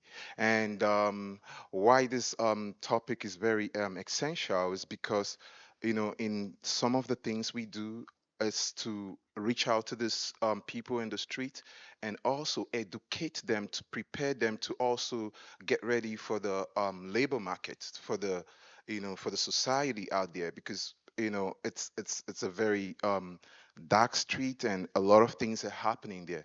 And so we go to schools also because we have places where people, you see students telling their parents that they're going to school and they're not really going to school. So we go to reach out to those same people and organize them and help them come back to the this thing. One of the challenges and one of the reasons importance why this particular topic and investment into infrastructural facilities in the institutions is very important is because of the the vast changing system.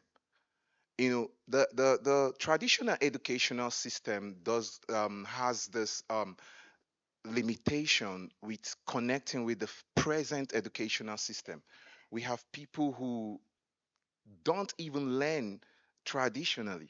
Again, they can't sit down and just learn like that. So we have to come, like he said, the 5Gs and the 10Gs idea of educating people, find out how we can create technological spaces where people can be in their convenient with their phones and all those kind of things. The investment into such infrastructural development cannot be overemphasized. You see, people read more messages and all those things through their phones, and then they can't just stay 1 hour assimilating from a teacher.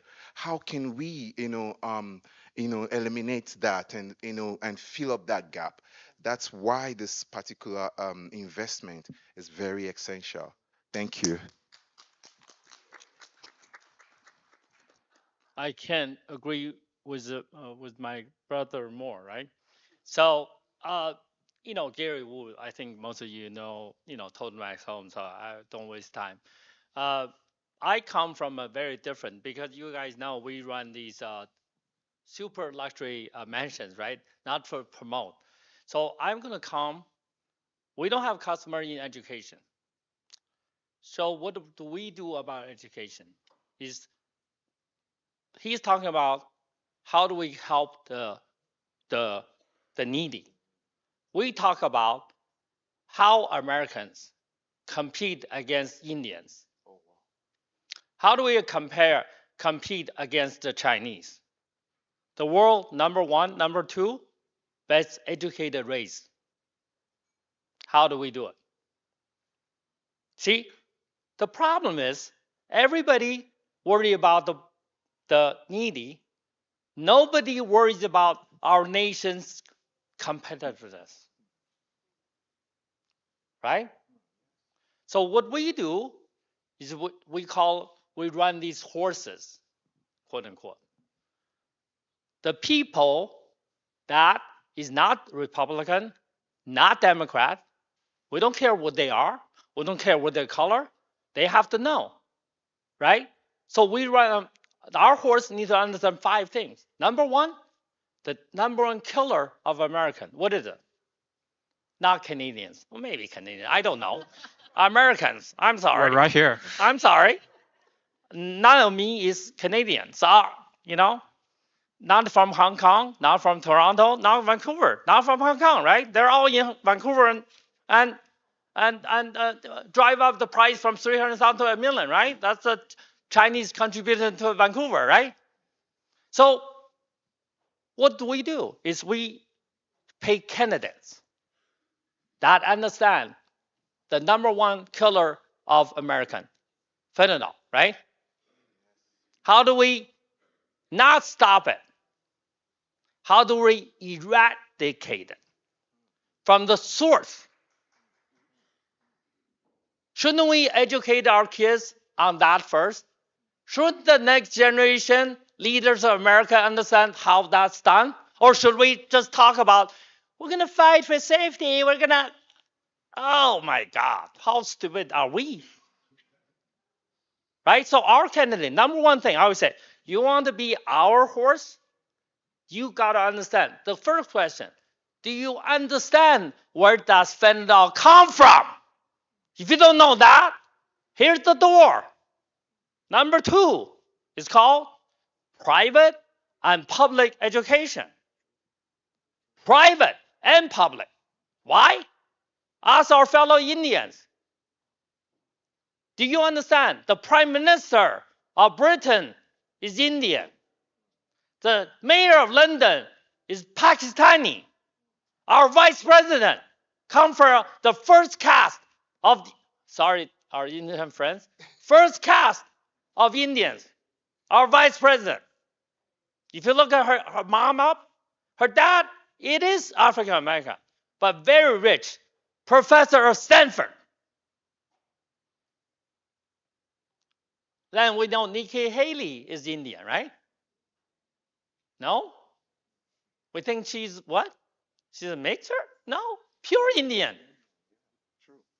I always say this country, our United States of America, is taken over by the race of Indians, not American Indians. You know, because also they're the most well educated. If you look at the top Indian people, they don't go to MIT or CIT. Where do they go? Everybody watched Big Bang Theory, right? What Kupasali said, I'm no good. That's why I came to Caltech. Remember that? Why is that? Where do they go? What is the number one school in India? Do we have any Indian friends? No? Where do they go? Indian Institute of Technology, number one in the world. They don't go to MIT. That's like the third choice. How do we, Indians, by race in the US, I don't know, Canada, number one income gainer of any race. Number two, Chinese. Number three, white. If we want the vote of the smartest Indians, right? How do we do it? They're not needy. They are not needy. I'm sorry. How do we build an infrastructure that actually get them feel we are as good as their motherland? That's what we work on, okay?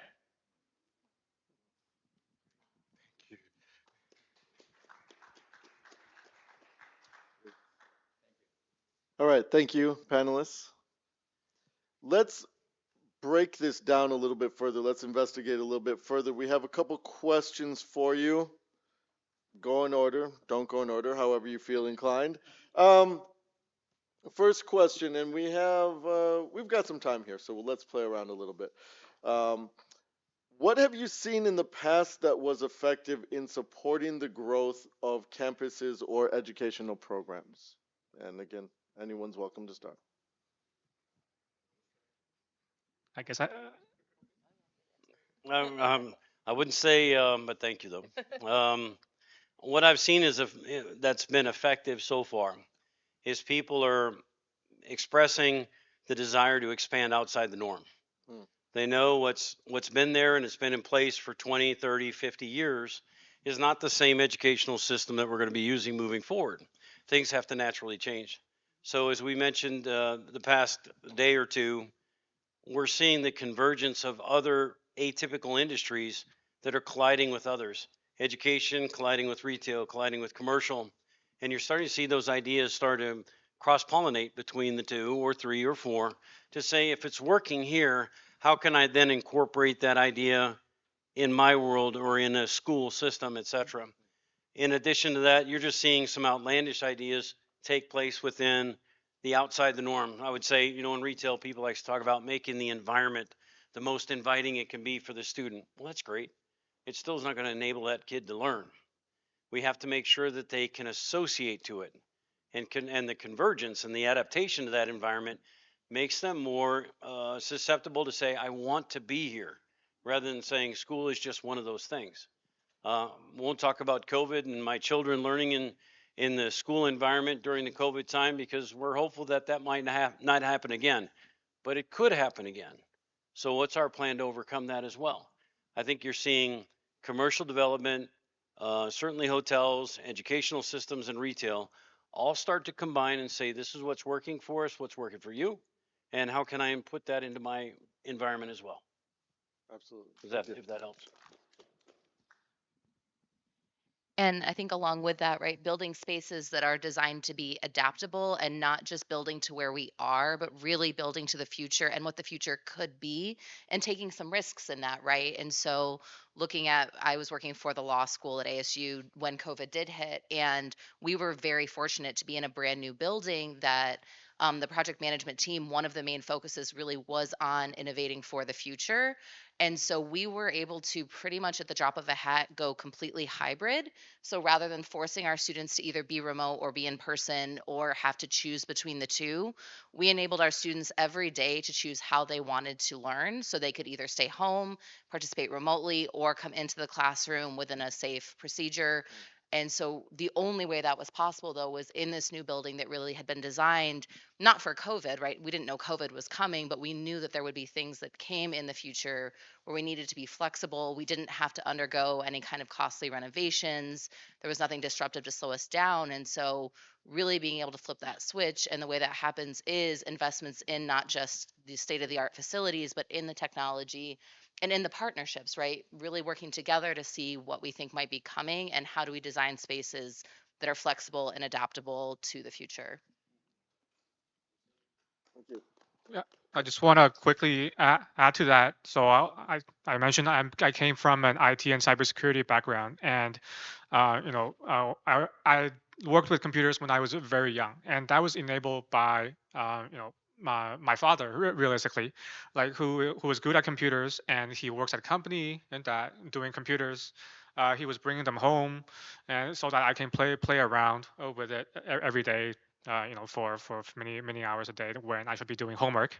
But that intentionally or unintentionally created the educational environment for me to learn about computers, how to manage them, how to break them, right? So we need to have the spaces within our educational institutions to provide sometimes the very specialized hardware, software, whatever equipment it is, to allow our students to learn from, especially the new technologies that are coming up, and of course the technologies of today.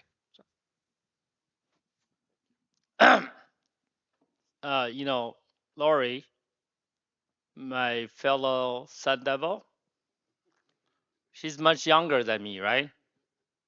So she comes from when ASU is actually the #1 employable university in Silicon Valley, right?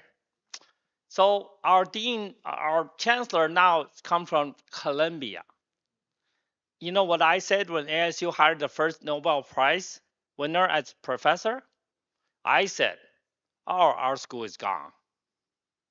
It's a goner. You know why? I went to ASU in the roaring 80s when we are ranked at the top party school by Playboy. Our name at the time, Lori won't even know our name at the time. It's called the Arizona State Country Club. We're known for only one thing, two things. We threw the baddest party. I was the first non-white pledge they took at CMU. First non-white pledge. And we started a party with 48 kegs, one party. And we also know this is going to be so wrong, okay? But it's ASU, what can you do, right? When I'm in DC, every time I go, everybody's from Harvard, Yale, Stanford. When I open my mouth, they said, here's a Chinese guy, but he went to ASU. Everybody laughs. They say, Gary. Why do they laugh? My Canadian friends. Oh, here's the test. I'm still laughing. So should Laurie answer that? My fellow Sun Devil. Let me answer. So, why do they laugh? No, this is so wrong. Political is so wrong. Am I allowed to say it? Just say it, right? Why not? Why ask? We have the prettiest girl. Playboy said so. That must be true, right? And my girlfriend at the time was going to Harvard. So I went to Harvard. I look around. She said, you should come here. You're the smartest guy here. Because all the boys chase after her come to say, you're from ASU. We're from Harvard. How do you compete? I said, because I'm smarter than every one of you. Because I don't come here. You know why? The weather suck. The girl ugly. The building old. And you're paying through your nose. Right? Am I wrong? Am I wrong? Huh? Am I wrong? No, someone prove I'm wrong. So I said, at my height, I have 3 beach volleyball trophies. We played volleyball for 13 hours straight. With pretty girls, you can play forever, right? As long as they keep replenishing the girl, we're okay. That's ASU, right? That's ASU. Different. You see, Lori's looking that way. So I don't know him. We're not from the same school. Thunderbird, they took over. #1 international business school. I actually studied. My Indian friends, my fellow, you're Chinese, right? I studied, guess what? EEE. Hardware computer. You know why? In the 80s, economy was terrible, right?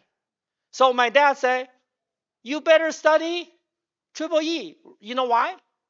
Asian, Chinese parent, right? Tiger mom, tiger dad, or whatever. But that's against human nature. What we do in Asia is against human nature. What we do here in America is human nature. Kids don't want to study. Just because your parents play with computer, I like to play video games every day, right? How do we change our study to video games? That's the key of education, right? Am I wrong? Is the guy from ASU wrong? Right? So that's the key. I'm sorry, okay? No, but I see is how you make sure, like my daughter, okay? Example. You never see her study. Never.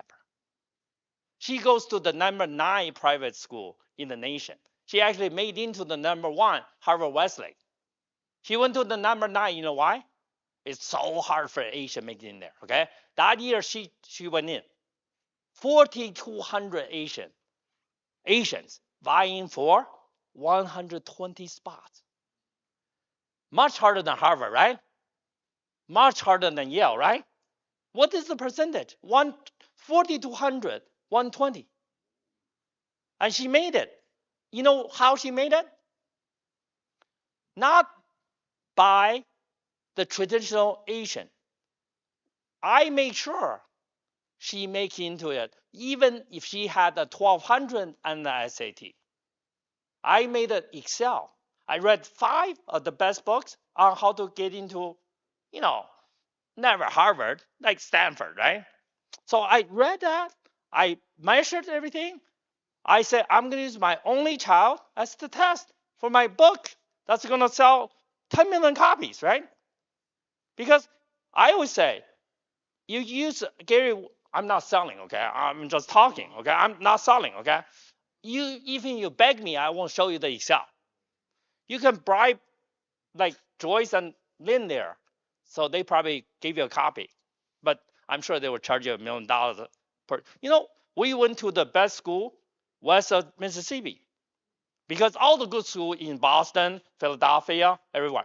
What on the west, we have like Cade, Webb, Sacher, Sierra Canyon, all those are but the best is Harvard Westlake, still ranked #1.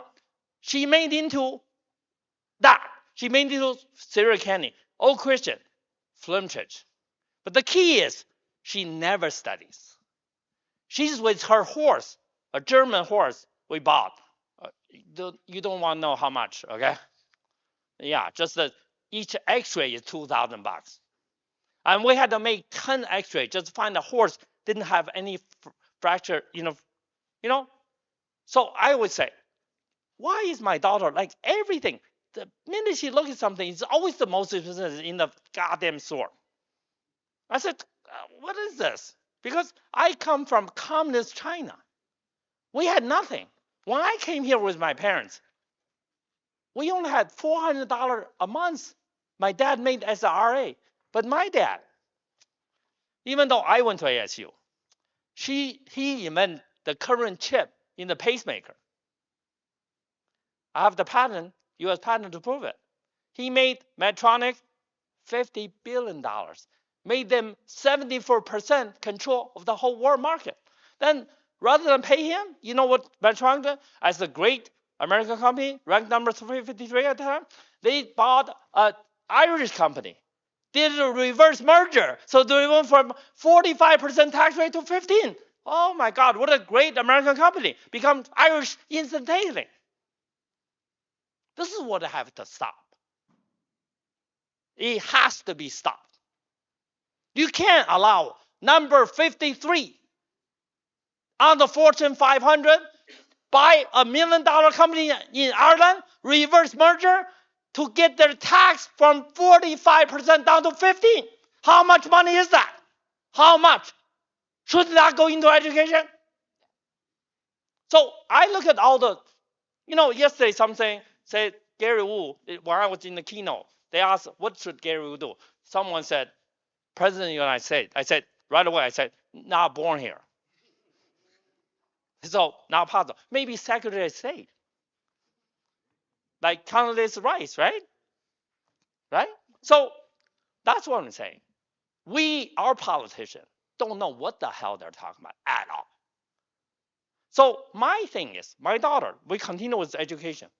So Flinters on SAT 10, our fellow American, SAT 10, right? Junior high test, right? Anyone know? No? SAT, 3 category, 9 points, right? So to make it in Flinters, minimum score, 899. Just like Asians, they always complain. They score perfect score on SAT. None of the Ivy League will even give them a chance. And they cry about it. They sue Harvard, Yale about it, right? They do.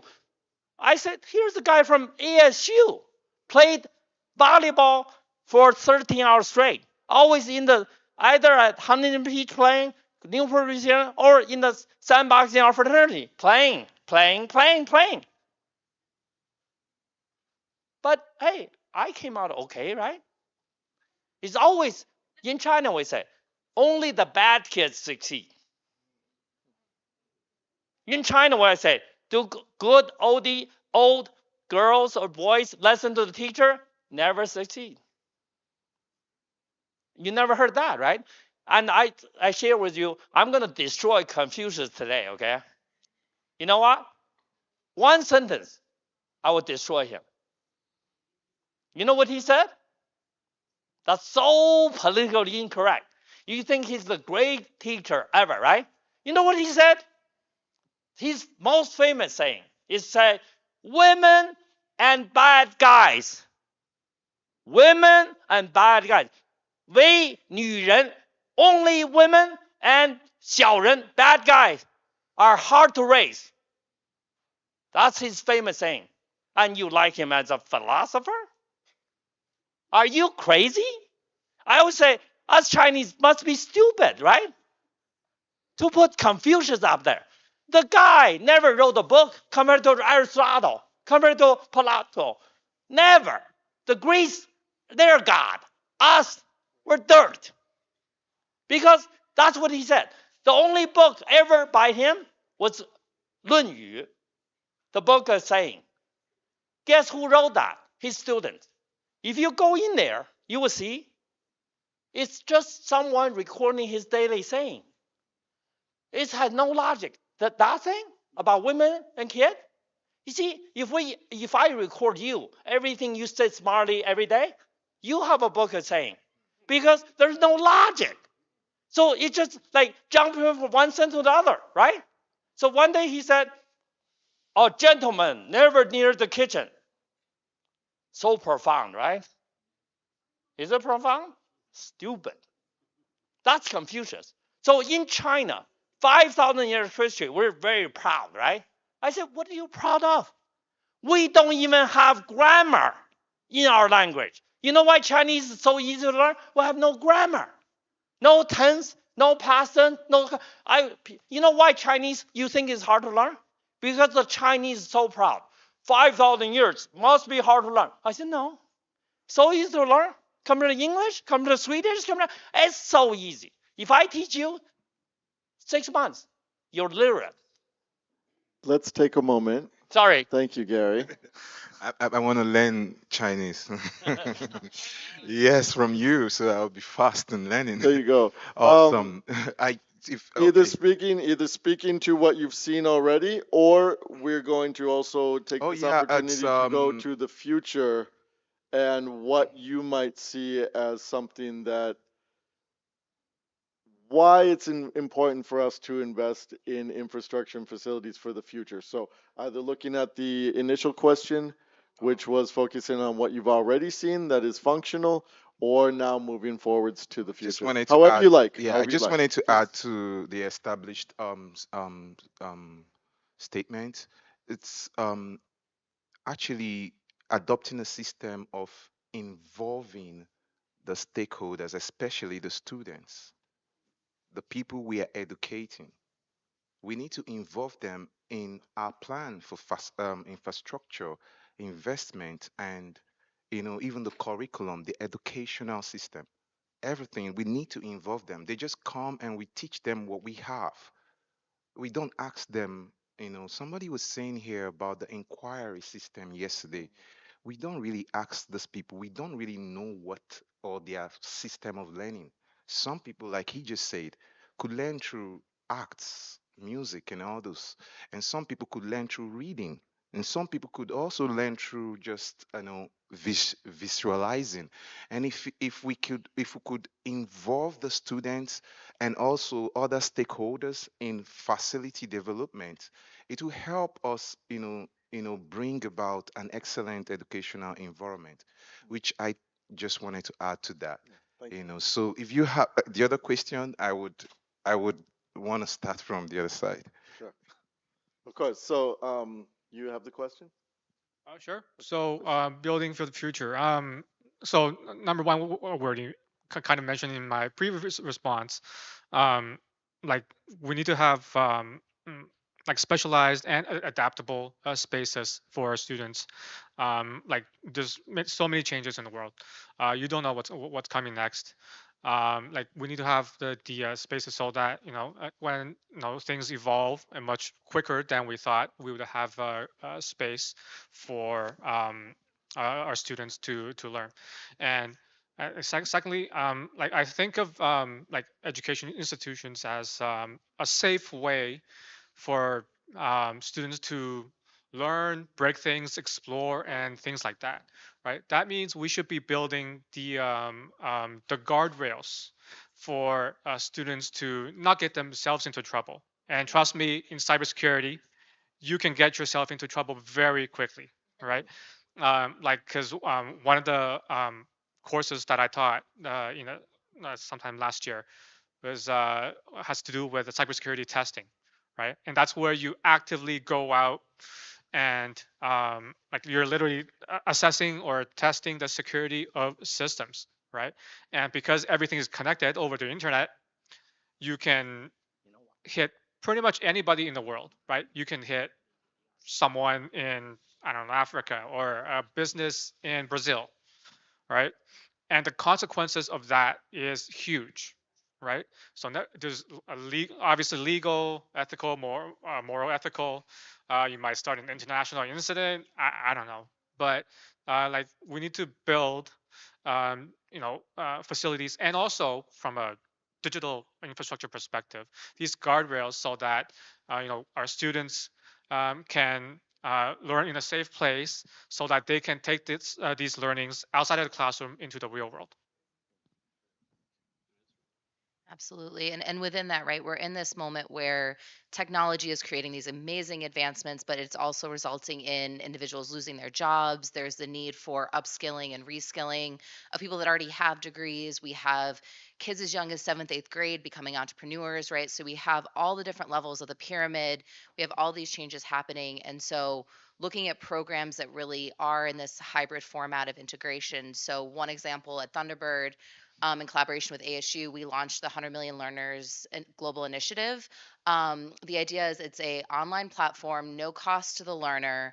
We have over 50 partners right now that have taken this platform to their communities across the world, over 40 languages. We actually partnered to create an AI language factory to help us translate it. And so the idea is there's a foundational level where anywhere from fifth, sixth grade, all the way on up to the very, in their 80s, 90s, individuals that are looking to reskill and upskill. Intermediate and advanced levels where there's a series of courses that then for a really small fee can be taken and actually turned into credits. And then they can then take those credits and either pursue an online degree or come to an accredited university. But this idea of being able to reach everyone across the globe, meet them where they're at, working with partners in their own language. And this is just one example. And there's been so many inspiring examples of other ed tech platforms that are really coming in and partnering with universities, partnering with communities. We've now partnered with several governments of different countries to bring this program across the world. And so I'm very proud of this, but I'm so inspired at all of the other tools that I've learned about today. And so looking at these alternative solutions to the physical spaces, but then also making that pathway into the physical spaces easier, because I think we also all know that there is something special when people get together and talk about ideas, right? That's what's happening here today. It's what's happening in classrooms. It's why we still have classrooms, right? There is something special. And so how do we integrate that together, and really looking and focusing on that for the future?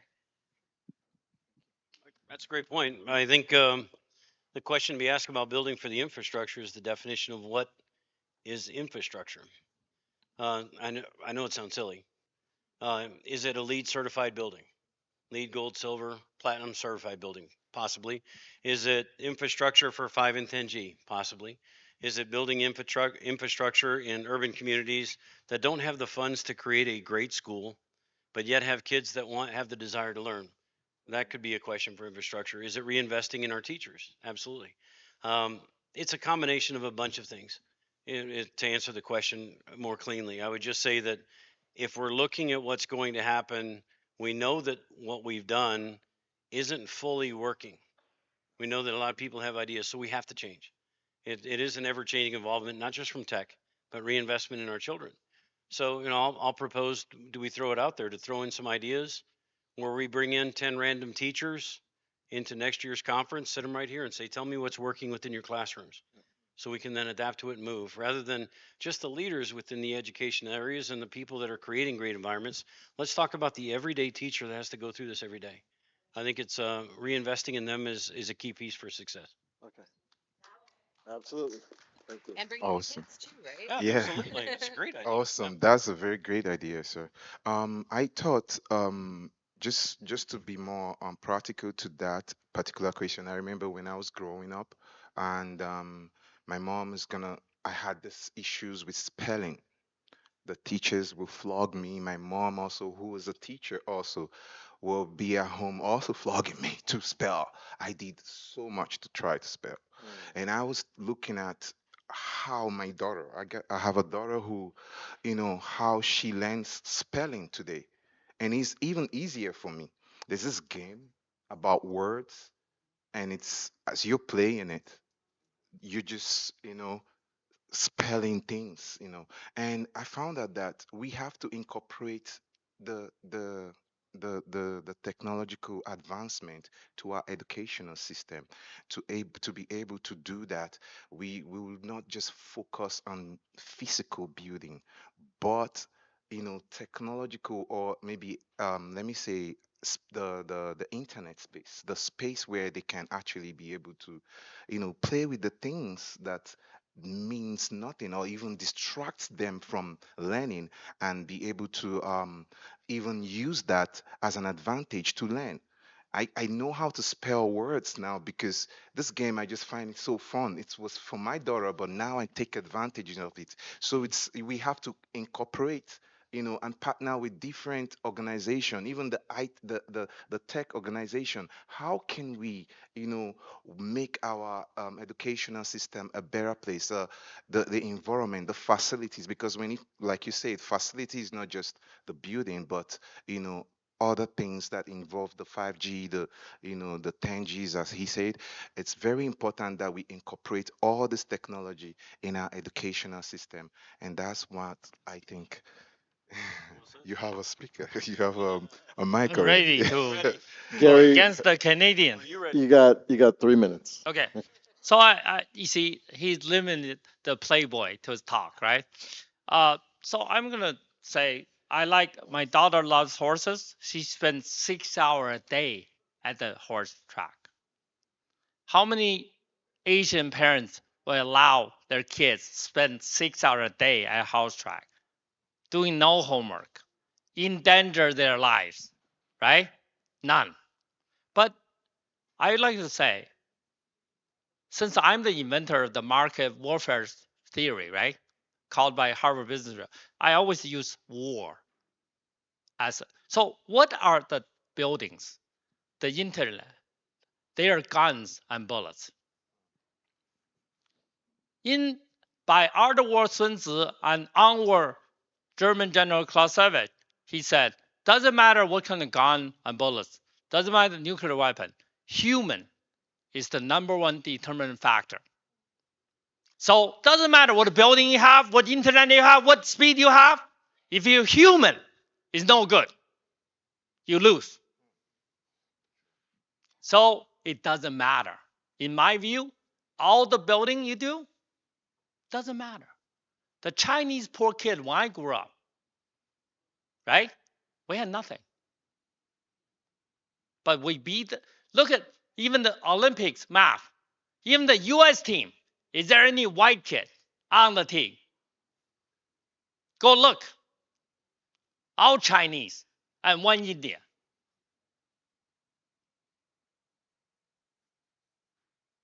And the Chinese kid not from private school. You know why?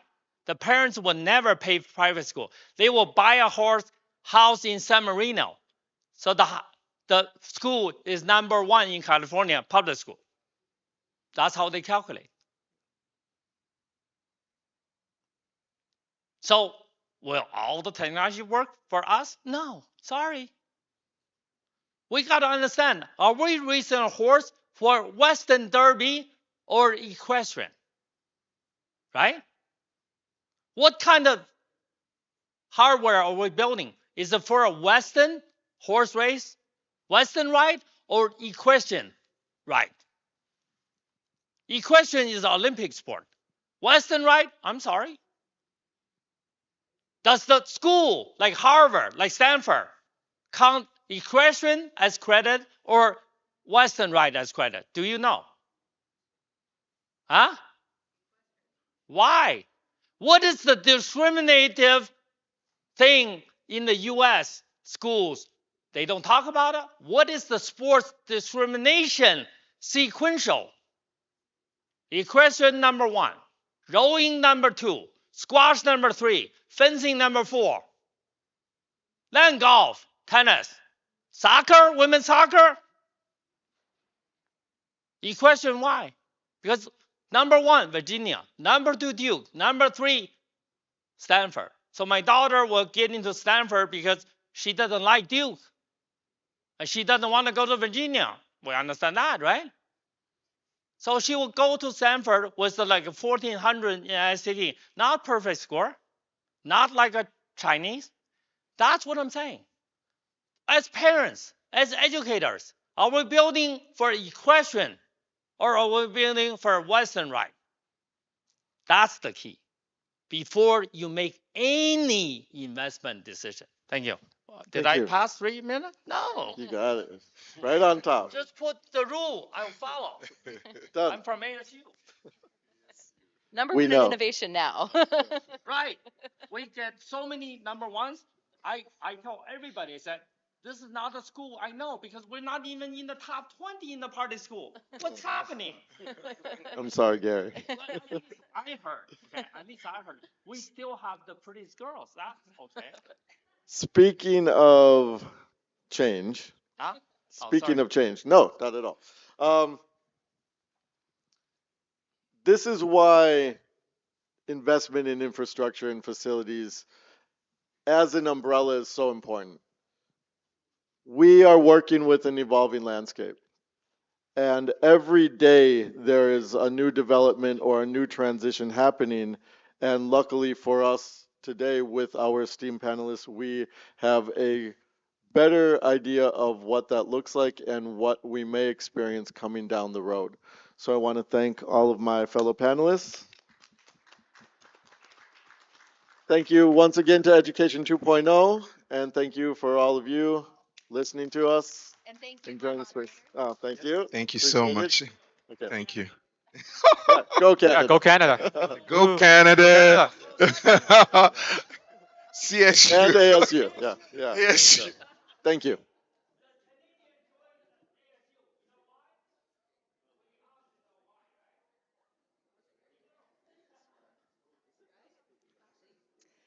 All right, thank you to our panelists. Why do some grassroots initiatives succeed in making a significant impact on student outcomes while others struggle to find their footing? What can we learn from these endeavors to promote a more inclusive and effective educational ecosystem? Our next session, Driving Change from the Ground Up, Lessons from Grassroots Initiatives for Improved Student Outcomes, promises to be a deep dive into the power of community-led change in education. Get ready to be inspired by stories of resilience, innovation, and community empowerment. Can we have our moderator, Dr. Donna Valise, CEO of Inspiring Leaders LLC, on the stage, and our panelists?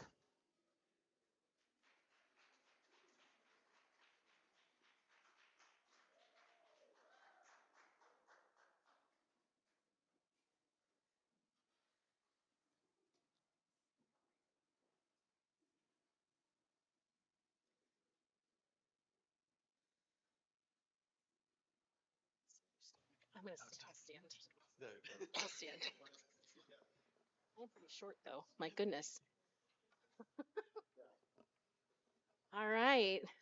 Well, welcome. It's been probably a long day. If you need to stretch, go for it. Go ahead and stretch. But I want to start our session really grounding us in what grassroots is, right? So what I want you to think about right now before we even get started, because this is where we're really going with all of this.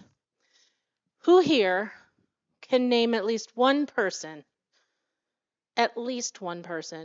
who didn't graduate high school, fell through the cracks in the system, maybe they got through with the skin by the skin of their teeth, like my son? How many can think of at least somebody? It's pretty almost unanimous. Some people are pointing at themselves, right? Yep. So I appreciate that because I'll tell you, I was a mom. I'm an educator, and I speak and breathe education every day. And I was petrified from the time my son was in 8th grade that I would have a high school dropout on my hand because he was so disengaged with school. And it shouldn't be like that.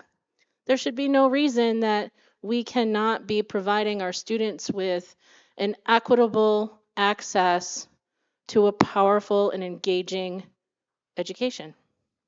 So that's where we're coming from with this. And I just want to also have you think a little bit about what grassroots movements really, what this really means. So when we sat today, this morning over breakfast, this panel, we're going to solve the world's problems, just so y'all know. It's a really fantastic group. We were having fantastic conversation, but we were thinking about things in history, and number one always comes the civil rights movement, and we were listing and naming other things that are grassroots. And it really comes down to the people that are the leaders and at the top, whether it's the president, whether you're a superintendent, whether it's the State Department of Education, all the people in the top are very disconnected and out of touch with the people who are on the ground level. And that's where grassroots really starts, right? When we're not meeting the people's needs who we're supposed to be serving. So we just wanted to start with that. And I'm going to begin just a little bit. I'll introduce myself. I'm going to let the panelists introduce themselves. Incredible diverse backgrounds here. Let me tell you, you are in for a great panel. So I'm Dr. Donna Valise. I'm a director of learning and continuous improvement, AKA assistant superintendent without the fancy title or the fancy pay, in a small school district in Greene, New York. I also have my own business called Inspiring Leaders, and I coach leaders out on the Lakota Reservation. And right now, I am on a mission with my business and my partnership with my publisher, who is a special ed director, to break down the silos of innovation. We have innovation happening, and the problems of our educational system have really been solved, but they're happening in a silo here, in a little place over there, in a classroom over there. So I want to break those walls down, and I want to create a collective so that we can all learn and grow together through masterminding together, through publishing our stories together, so that we can help each other create change all across the entire educational system. So if you're interested in that, you're going to want to stop by. If you haven't talked to me or Angelica Benavides yet, you're going to want to stop by our booth in the main room. So with that, grassroots movements, I'm going to let our panelists introduce themselves. Hi, everyone. I'm Eva Medalek. I am a certified high performance coach and also a certified diversity, equity, and inclusions communicator. And I am on a mission to empower educators to support their student success across diverse populations. I believe that creating inclusive environments has to start as an individual mission, if you will, within your communities, your jobs, your communities, your classrooms. Because if we rely on government and the loss of funding and all the initiatives, we're not going to get anywhere. And so it really needs to be within your personal leadership. That's why I've been able to combine high performance leadership with creating inclusive environments. So thank you. I'm looking forward to this panel. That last one was a tough act to follow, though. My name is Carrie Ike Reiners, and I've been a high school teacher for over 20 years in Los Angeles. During the pandemic, my husband and I decided we'd bought some land up in near Kings Canyon, if you're familiar with any of the national parks in California, and just outside of that national park in Sequoia National Forest. And I decided that I wanted to bring more people there and share this natural space with more people. And so I put in an orchard and started Be Well Gardens, and it's evolving. But I'm working on developing a permaculture training center to bring families out to get them connected with nature and reconnect with each other, and building out health from the ground up through nature and through plants. Hello, everyone. My name is Lisa Polk.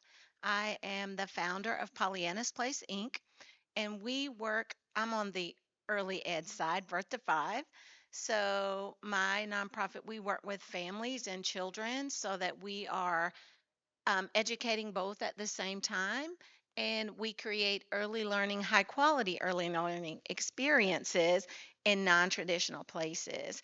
And so our goal is to increase that school readiness with the parents being involved and engaged from birth to 5, so that by the time they are at 3rd grade, that their whole education trajectory could be changed. And so, Awesome. yeah, Yeah. Hello, I'm Andy Tilstra. I am a co-owner and an adjunct professor at a university in Orlando and a co-owner of a business, the Creativity Effect. Richard was up here 2 panels ago, and Dr. Tilstra was up here yesterday. And we really focus on design thinking and creative and innovation mindsets. So equipping students, teachers, faculty, um, from president down to wherever it stops at, I guess, on the bottom, I guess, students. And we really emphasize the understanding of collaboration, teamwork, and also empathy and design thinking, and how really everyone is creative with leadership potential within them. So very excited to talk to everyone here. We've all got just a great amount of perspectives. So Andy Tilstra here, and I'm really excited to be here. Hello, I'm Alex Rand once again, and I am a middle school teacher. I teach middle school history and science, not together, of course. I mean, not that it couldn't happen. And I also teach 2 writing courses at Mount St. Mary's University, and at times I moderate rowdy panels. Much to everyone's enjoyment, I'm certain. I'm quite certain. It is like middle school, yeah, you know. Very tough act to follow. Rein them in, rein them in. Right. Well, so in light of all of us really striving to create what we would consider true access for all, because right now it's not for all.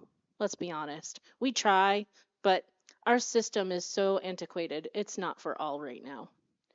So, in light of trying to accomplish that, we really need a grassroots effort. And so, we want to hear from our leaders and our panel here. What is it that makes a grassroots effort successful? Whoever wants to go first. You want to go first? Please. All right. I'll start it, and then there we go, and then we can build on this. So I mentioned empathy. So we discussed, and I think we've all seen in experiences that for an effective grassroots initiative to happen, there has to be a level of, I don't want to say barrier, but there has to be a reason for this grassroots initiative. Maybe it's an intentional or unintentional barrier due to a system that's not helping out the people that are at the receiving end of it. And then also just an understanding that, the people who are experiencing the challenge needs to be leading the initiative for this solution. We're probably going to mention the higher you up in the organization, the farther you away from the front line. And in a university or educational system, a lot of those people are making decisions for students and faculty, but they don't really understand what's going on. So a grassroots initiative is successful when those experiencing the challenge have a very strong understanding of the challenge, and then are able to rally and implement a level of change. That's my perspective. Does anyone else want to follow on that? Yeah. Share something. And also, when you are thinking about a grassroots initiative, we don't ever like to think about the D word of data, but that really matters, because if I want to get a company like Samsung to come out and sponsor my effort, I'm going to need to be able to tell my story.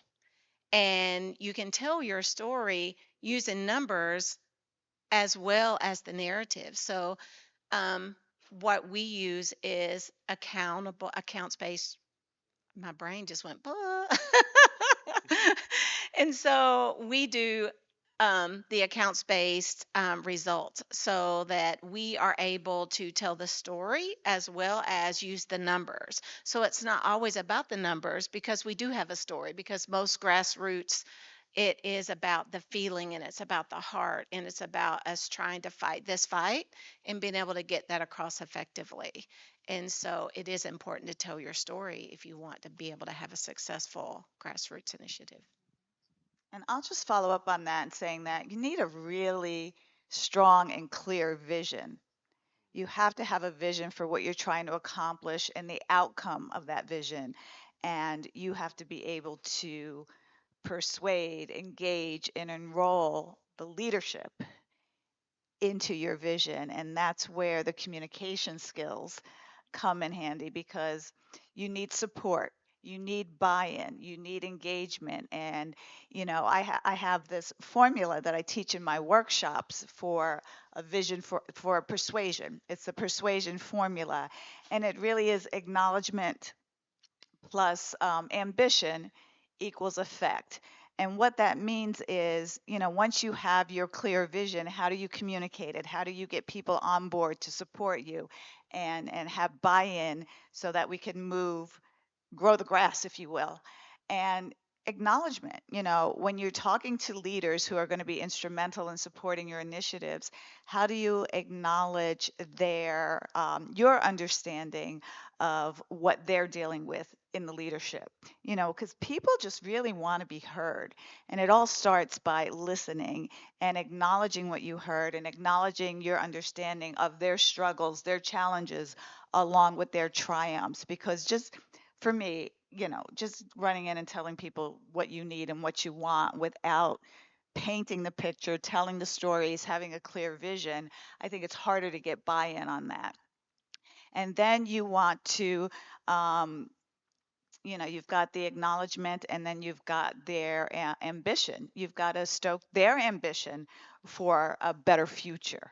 You've got to paint the picture of what the intrinsic and the extrinsic value would be to the leadership. Yeah, it sounds a little political, if you will, but people want to know all the time, what's in it for me? What is the social recognition that they're going to get? What are maybe some leadership awards that they might get by buying into your grassroots mission? I couldn't resist. And then you want to overlay that with a dose of affect or emotion. How would it make them feel to be part of such an amazing grassroots effort in implementing the changes that will address the challenges and what that future is going to look like? And that's where storytelling comes in, right? You want to tell stories about, what you see from your perspective and why you're putting forth this initiative in the first place, and really get them emotionally involved in your efforts.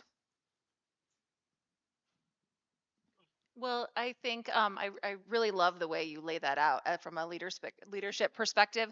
I am, as an educator, I've kind of learned you don't always ask for permission, you ask for forgiveness. And a lot of times when you're doing things that people aren't necessarily going to get the whole picture, and you may not be able to explain it because you're envisioning it, but you may not really know the whole framework of what it is that you're trying to do and how that's going to impact people. Um, you know, I was on our campus. I knew that kids needed to have more tangible activities for health, and we didn't have a garden. We used to have a garden, but we no longer had a garden at our school, and we had all this land that became available, and people wanted just to put trees on it and like make it a space that wasn't for education. And I believe that every place on campus is for education. Every space on campus is for education. You need to develop more outdoor learn spaces than you do indoor learn spaces. And so slowly over time at my school, I've convinced people we need to change this and make this happen. And it hasn't always been that I knew what I was going to say to them right away, because they'll come up with an idea, and I'm not always as eloquent when I say that's not a good idea. But I've told the principal to go give your money someplace else, because that's not what we wanted. We want an amphitheater. We want a place for kids to have an outdoor learn space. And if you're going to give us like a little patch of grass that doesn't really do us any service, that costs too much money, we don't want that, And so sometimes you need to be a little bit edgy and know your audience. And sometimes you also just need to go with it, because once the kids and the parents know you're gardening, the principal sometimes just has to go along with it now, because everybody's really excited about what you're doing, and you may not have gotten all the right permissions to begin with or followed all the rules right away. So I know there's like lots of avenues to go, but I'm as an educator, sometimes we got to get a little bit messy and ruffle a few feathers when our cause is for the greater good. Yeah, I definitely agree with that. I mean, as a teacher, you just got to do it.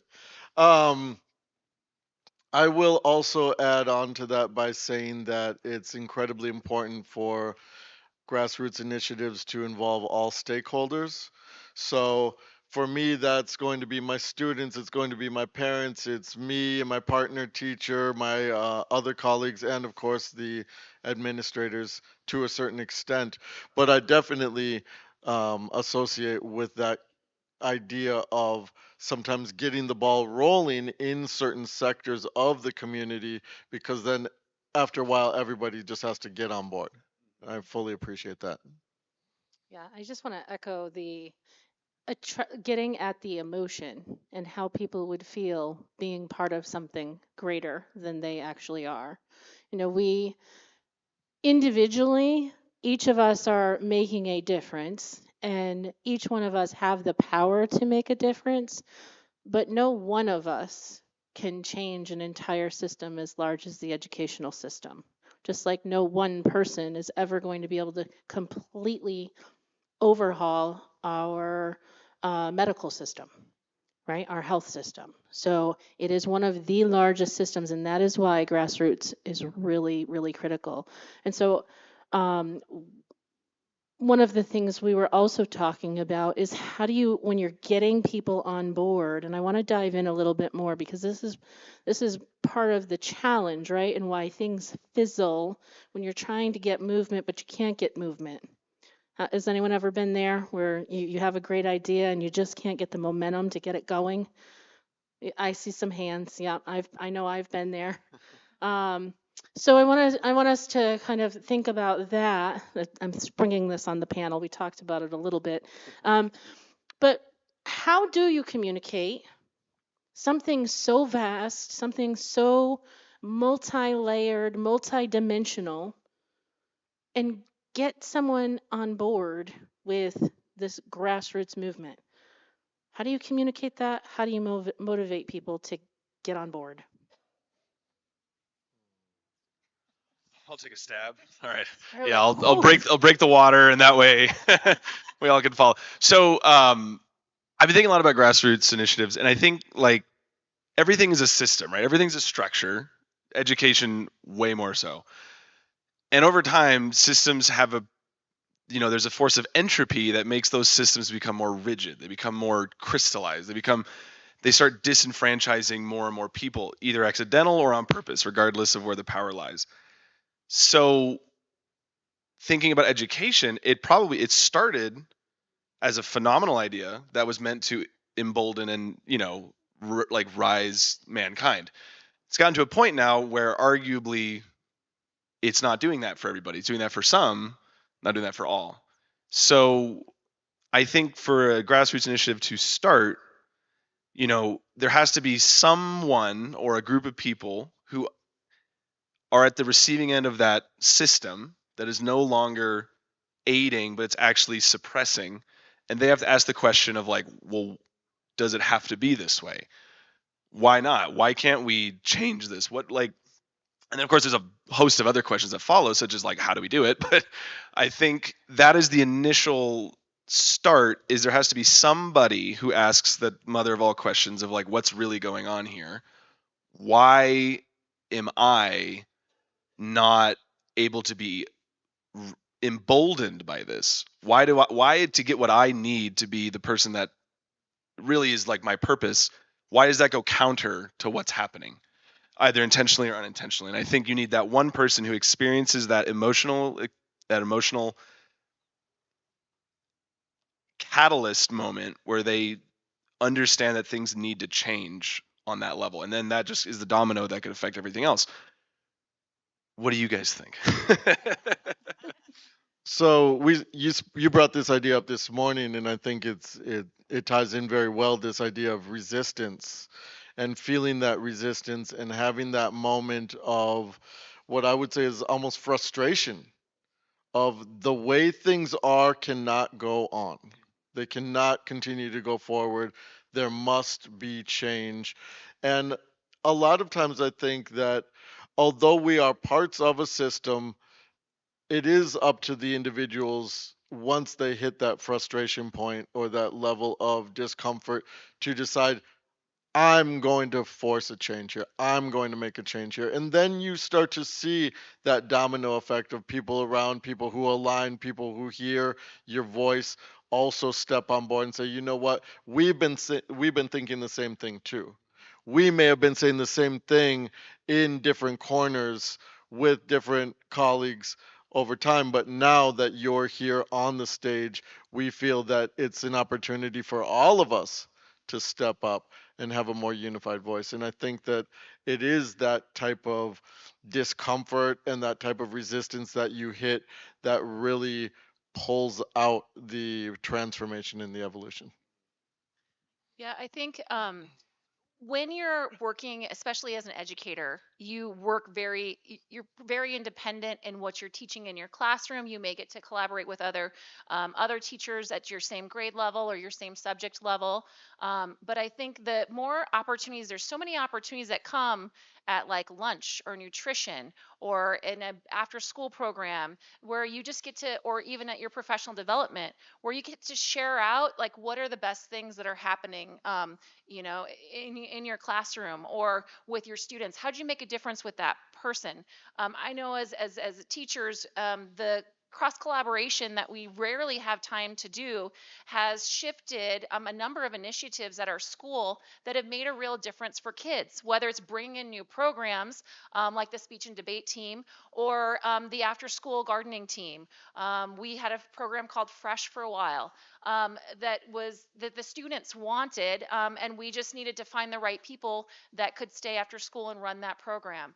And I think sometimes you have all these great ideas, but teachers that have been there for a long time may not have the time or the capacity to still stay and do that. But you have some newer teachers on your school that they may be overwhelmed with something else, but they want to stay and they want to have those engaging experiences. So I think it's finding ways to work within your network to access the individuals in those big ideas and find, especially as administrators, find the way to build this web of awesomeness to put together some of these bigger initiatives that wouldn't happen because people didn't get the opportunity to come together and talk about it.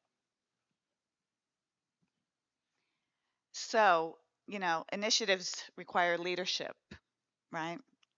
And leaders need to have some level of influence, if you will, on getting these initiatives off the ground. So, how can you be better influencers with the people who are crucial to supporting your initiatives?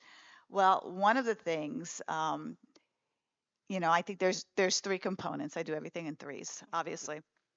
You want to you want to teach people how to think about certain challenges and certain opportunities that they have. Not what to think specifically, but how to engage the masses in how to think about a certain problem or challenge or opportunity to get them thinking in the way that you kind of want them to think about this particular thing.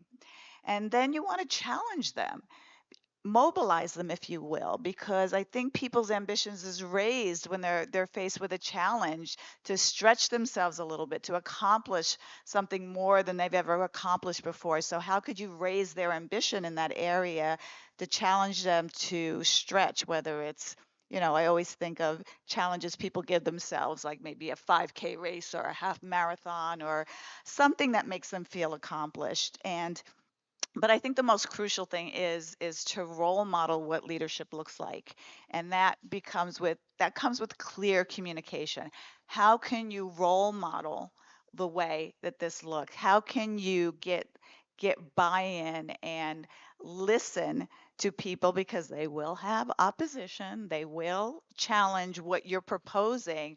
How can you role model leadership in this opportunity that inspires action for change? And I have a quote that I want to read about the importance of asking questions. So I had to write it down because it's a quote, and it's from The Art of Powerful Questions. Because we've been taught so long in our education system to have the right answers, right? To memorize facts and to be ready with answers. And I want to really read this quote about how powerful questions can be when you want to raise your level of influence. The usefulness of the knowledge we acquire and the effectiveness of the actions we take deepen the quality of the questions we ask. Questions open the door to dialogue and discovery. They are an invitation to creativity and breakthrough thinking. Questions can lead to movement and action on key issues. By generating creative insights, they can ignite change.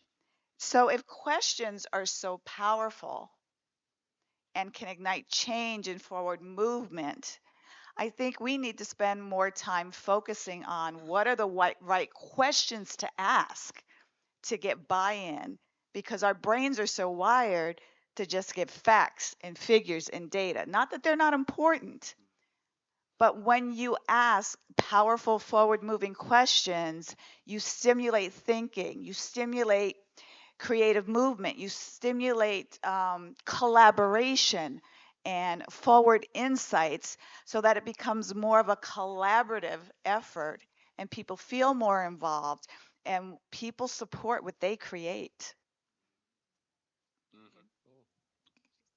Anyone else? Yeah. Mic drop. The mic. I'm a very visual learner. And so thinking about everything that everyone has said and just piggybacking on the leadership piece, I'm 6 years into a very grassroots movement. And so Learning Spaces, which is the project that I operate in partnership with United Way of Greater Atlanta, is we started 6 years ago in one county, and now we're in 6 counties. And now we have the support of the city of Atlanta, and we have the Atlanta Housing Authority support, and they are adding in sites and building out their locations to add in more sites. And it has taken patience, and it has taken that leadership and bringing in our voice and talking to whoever will listen and having our sponsor be behind us so that they're saying the same thing. We're all singing the same song. And so now we have gotten to, we're almost at 20 sites.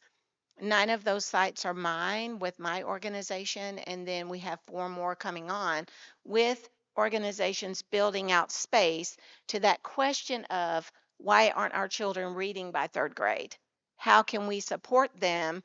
And stating that problem, and then coming in from the early childhood space and saying, let's help. But then also you have other questions of, well, I don't really want my children in formal childcare, and I want to stay home with them. And so we created a space for parents so that they don't have to, they can be at home with their children at the same time and come out once a week for 2 hours and get a high quality experience. And so it speaks to everything that all of our panelists have been talking about. And it's having that voice, but also being patient, because we're 6 years in now. And so now we're building up the momentum because we've kept talking. We've kept providing that leadership with whoever will listen.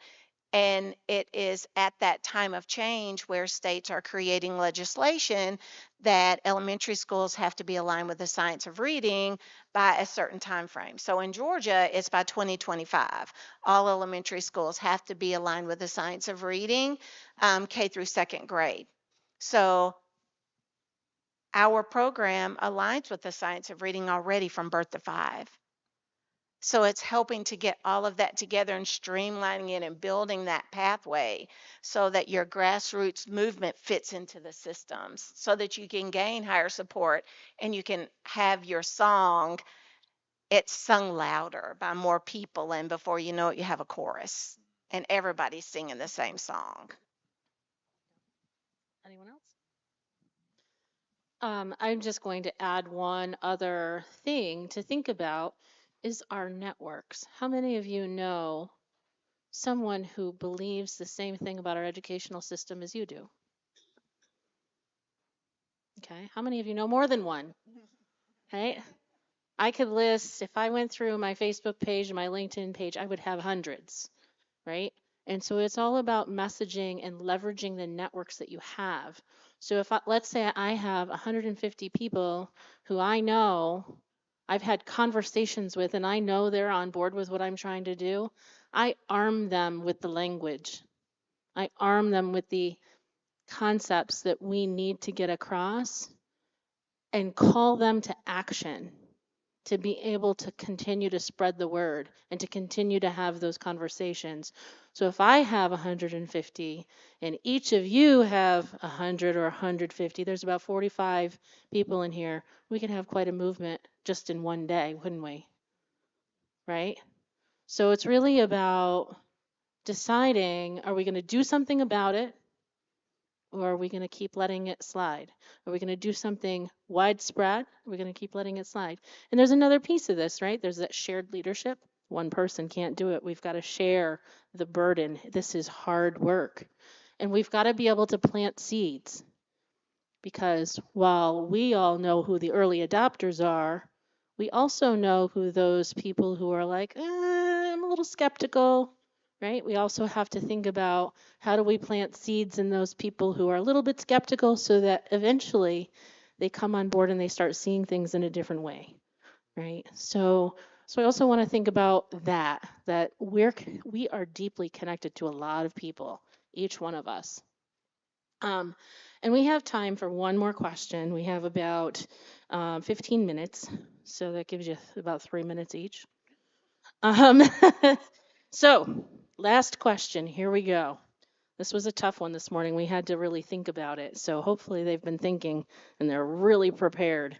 So, what is the best piece of advice you would give someone who was starting a grassroots movement? What's the one thing you would tell them?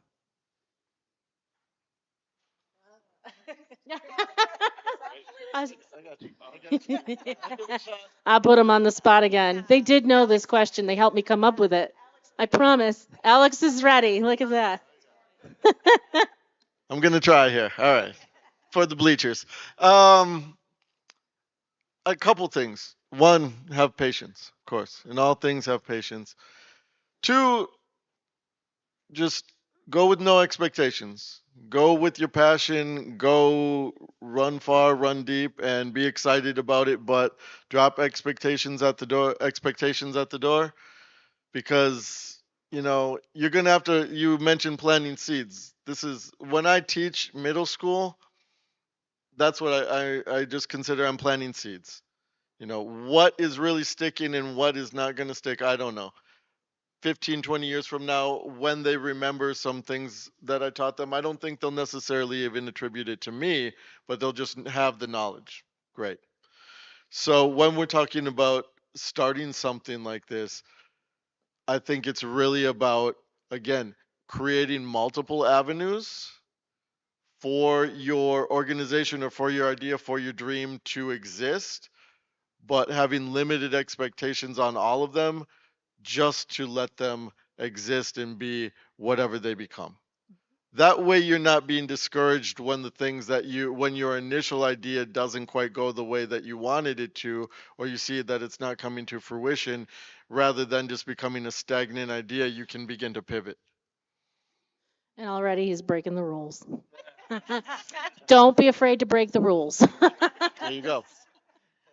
I'll tag into that because I think I kind of see things very similar to you as a high school educator, where all kinds of things around you are broken. Everybody is, there's a lot of naysayers or people are like, why would you, that's just not easy to do.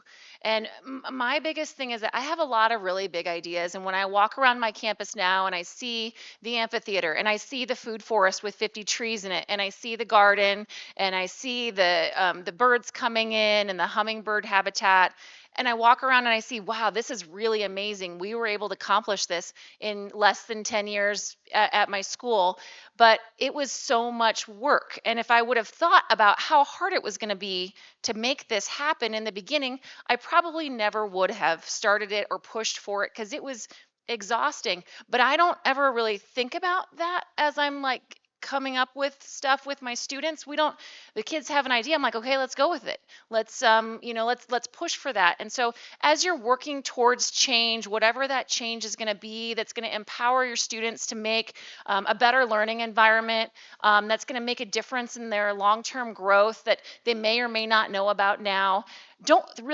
Don't let like the effort and the work get in the way of your vision, because it's going to hold you back. And don't be afraid of what you don't know, because you can always learn. We're here to learn and adapt and change. It's always changing around us, and it's not pretty and it's not perfect, and things are going to break and you're going to have to fix it. And that's just part of it. And that's the beauty of it. Kids love it when they see you fail and then come back and succeed, or when you fail with them and then you get to go back and fix it and make a difference and make it better the next time. It shows how human you are as an educator and within an institution, that it doesn't always work right the first time. I want to piggyback off of what you said about it's exhausting. So you've got to be consistent. I think consistency is the key. A few of you mentioned being patient. It's not going to happen overnight. And with that being said, you've got to protect your energy. And that's the piece of advice that I would give you as a high performance coach.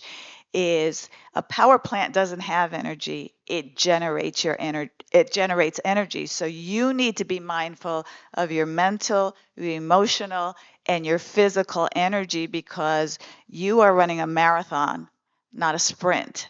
So how can you prepare yourself to be in it for the long haul? What do you have to do? What are the things that you need to do to reset, to regenerate, to refocus, to recharge, to whatever it is that you need to do to generate the energy you need to bring to your effort, to your initiatives, to the fight? Because I hear you as educators. I have such high respect for educators for what they've done for my children, especially, and for me too, is that it takes a tremendous amount of grace and patience and energy and stamina to be with other people's kids, whether they're little and early childhood education, or have that one foot in adulthood and the other on a banana peel, if you will. It takes a great amount of energy. So you've got to take care of yourself if you want to see your visions come to life. I think so. Everyone in here, I assume, is like a teacher or high. They're not. Some people in here are students, maybe like PhD, doctoral candidates or not. But most of us are teachers. So when it comes to grassroots, we're probably going to be more so on the leadership side rather than the actual grassroots side. For the most part, could be different. So I think with that, I want to speak to leaders of grassroots for my last little thing, and I want to also resonate with what Eva said. Although it's not 3 things, it's 4 things. But it all encapsulates into one thing. All right, so I'm not breaking the rules totally. But yeah, as leaders, right? Because grassroots initiatives are really just frontline initiatives, and that's going to happen regardless whether you support it or not. So you might as well support it, because then you'll at least be on the same side.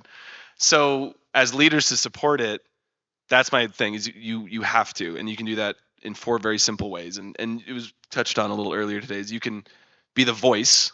You can communicate why it's happening. You can be the voice. You can say, hey, this is what needs to take place, and this is how we all can support this. You can educate. You can say, why is this now important?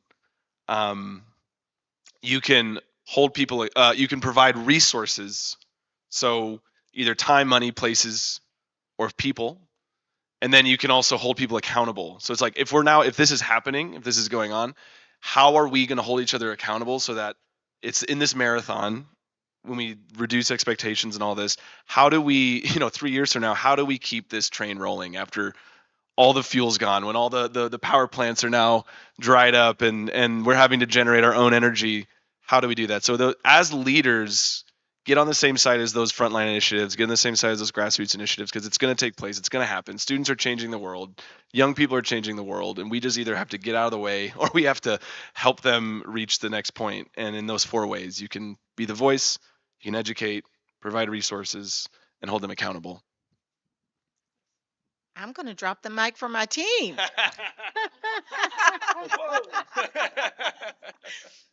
They said everything that I would want to say. I just ditto and copy everything that they said. So my final thought on that also is, as someone who has kind of come full circle within myself, I now know myself better than I've ever known myself. I have been fighting imposter syndrome most of my life. Can anyone here relate? Imposter syndrome means I'm not good enough. How could I go for that when there's so many other people that should be doing that work? And oh my gosh, like that person's doing this and I can't even compare to that. That's imposter syndrome, right? But what we have to realize is that we are all here for a purpose. We might be just this little peon on this earth, but together we make a whole big raging sea, right? We are a sea of really powerful people. And so I encourage everyone to own your power, to own your intellect, to own your ability to take change by the reins and drive it. Drive it the way you want it, drive it. Drive it where it needs to go to really support the people and embrace that servant leadership within yourself. So that is all I have. Any other following questions or statements? Well, I thank you all. And if you want to learn more about the grassroots movement, we do have a question out there. Oh, I was just like, you are done. Well, thank you all for being in a great audience. If you have more questions about the grassroots movement we're working on, you can see us over at the Ed Matador and Educational Luminaries table. She's like, she's like, get out. Bye-bye.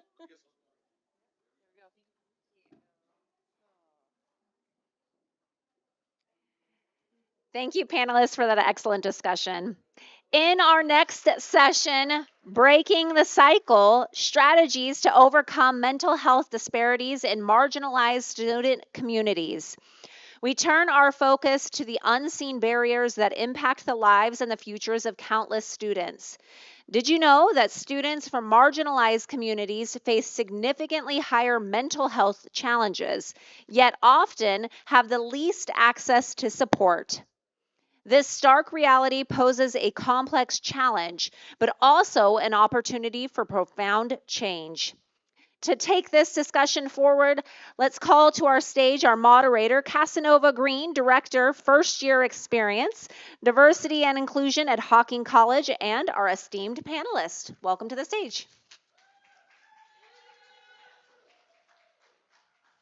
Hi, everybody. How's everyone doing?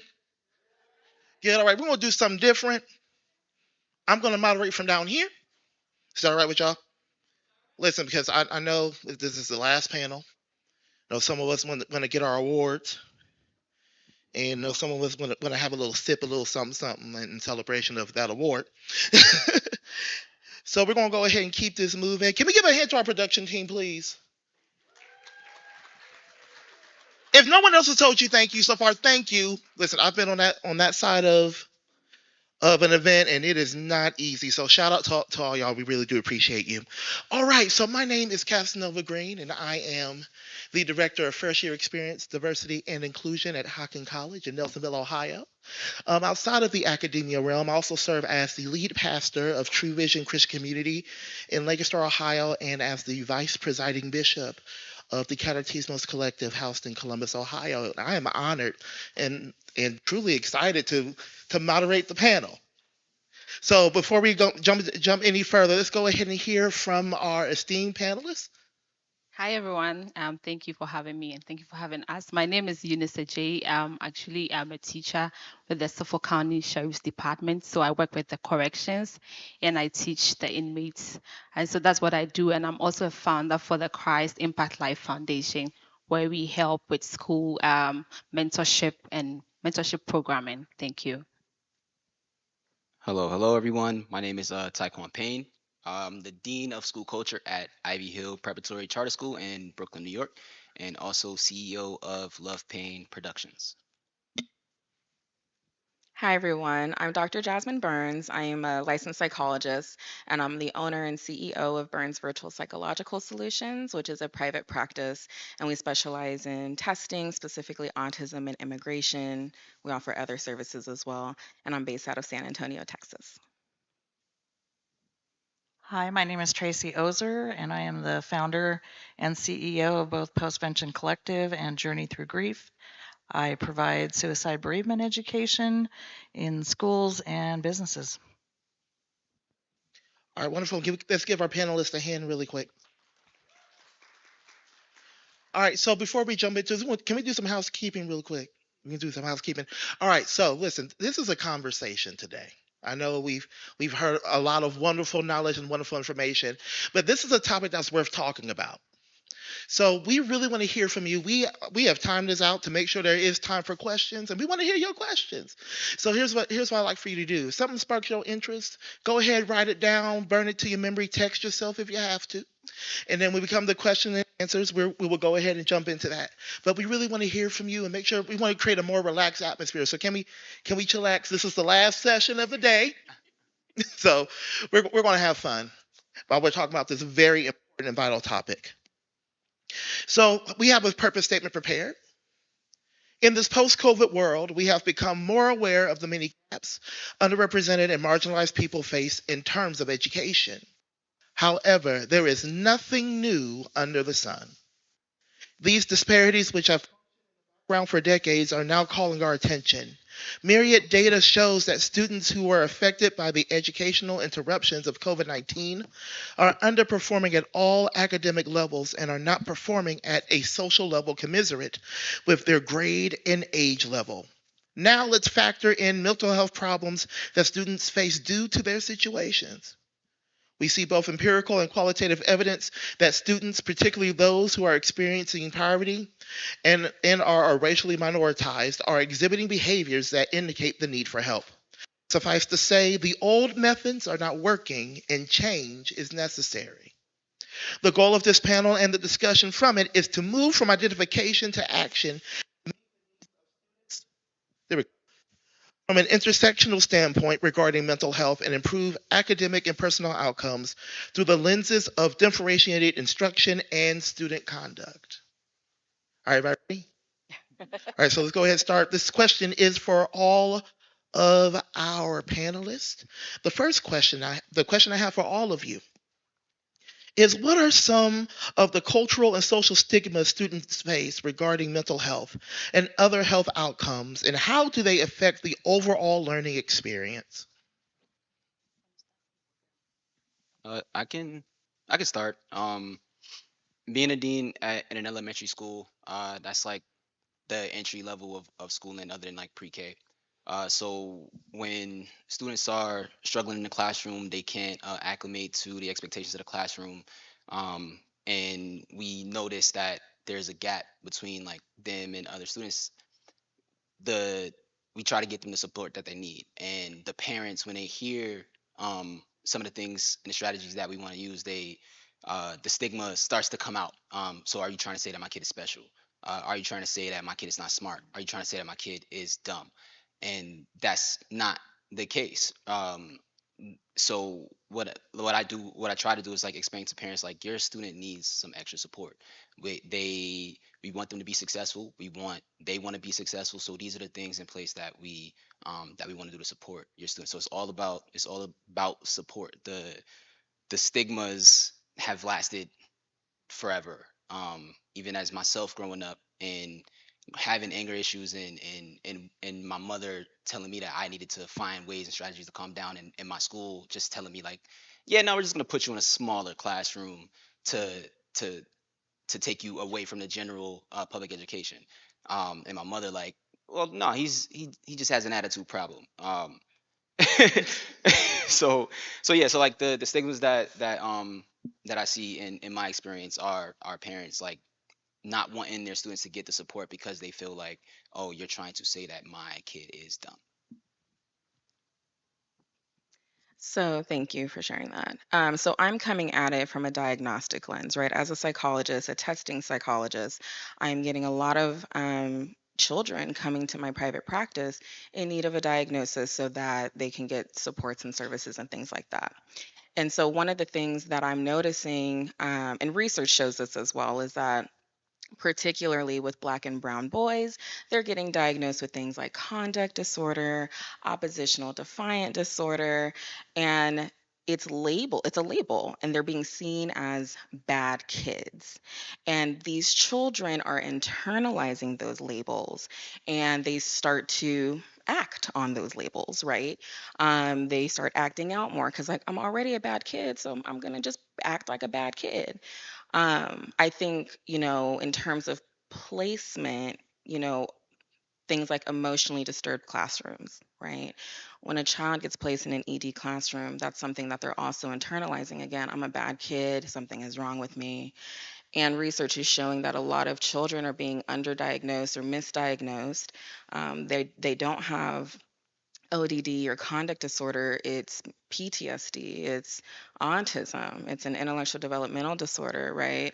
And so when I work with these families, I have to provide a lot of psychoeducation of like, no, your kid's not broken. Your child is neurodiverse. It's a beautiful thing. Let's celebrate it. And then I get a lot of parents saying, well, my kid needs an IEP. I don't want my child to have this label. What can I do? And then that's when I'm coming in with my team and we serve as advocates for the parents and working with the schools and really explaining like these are the supports that the child's need, the children need. So instead of tying a label and just making them feel awful and let's support them, let's educate them on their beautiful differences, and explain those things to the parents and educators as well. So, of course, I work in the field of suicide bereavement, which is suicide postvention. And I know that there's a lot of talk within and training within the schools about prevention. Unfortunately, we don't talk about loss. And so it's important to change the messaging that postvention is prevention. When we lose students, when we lose people, communities in general, to suicide, I think our rates are up around 46,000 people a year. 135 people are affected by one loss. So what happens is we have students who come to school who are, maybe they're acting out, maybe they're fighting, maybe they're not turning their homework in, right?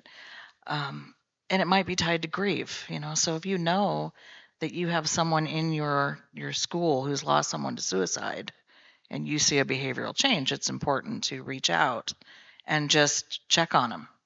Because, as we know, kids can't always regulate how they're feeling or how to, combat the feelings that they're having. So, I go in and I educate schools and communities to have these conversations. And I know, talking about stigma, it has to do with, we can't talk about it in schools. We don't do that. We got to find a way to do it. Maybe we find a way to do it, not use the word suicide. I don't know, but we need to have these conversations because they're important. Okay, thank you. And also coming from the section of carceral system or the correctional system, which is quite different, and we mostly don't talk about it, but it's really a serious issue because we have a lot of mental health issues going on. And that I want to give a little data. So U.S. Prison and jail, according to the Prison Policy Initiative, they incarcerate a high number of people that has mental health issues going on. So from American Psychological Association, they report that 64% of jail inmates and 54% of state prisoners and 45% of federal prisoners have reported mental health concerns. And this shows that there's high amount of mental health issues going on. And so if we don't tackle it from that point and they re-enter the society, it's going to cause chaos. There will be no safety again. So from the carceral point, we have education going on and we have mental programs. So I do the education. I'm a teacher with the carceral system and I teach the inmates. So teaching them and also having mental programs going on helps a lot to solve these kind of issues. Yeah. Wonderful, wonderful. Thank you for your responses and for your insight. So we're going to go ahead and we talked about two prongs in our introduction. So we're going to go ahead and move the conversation to differentiated instruction and IEP and 504 plans. But if you're not familiar with that terminology, differentiated instruction is pretty much instruction to meet the need of the student.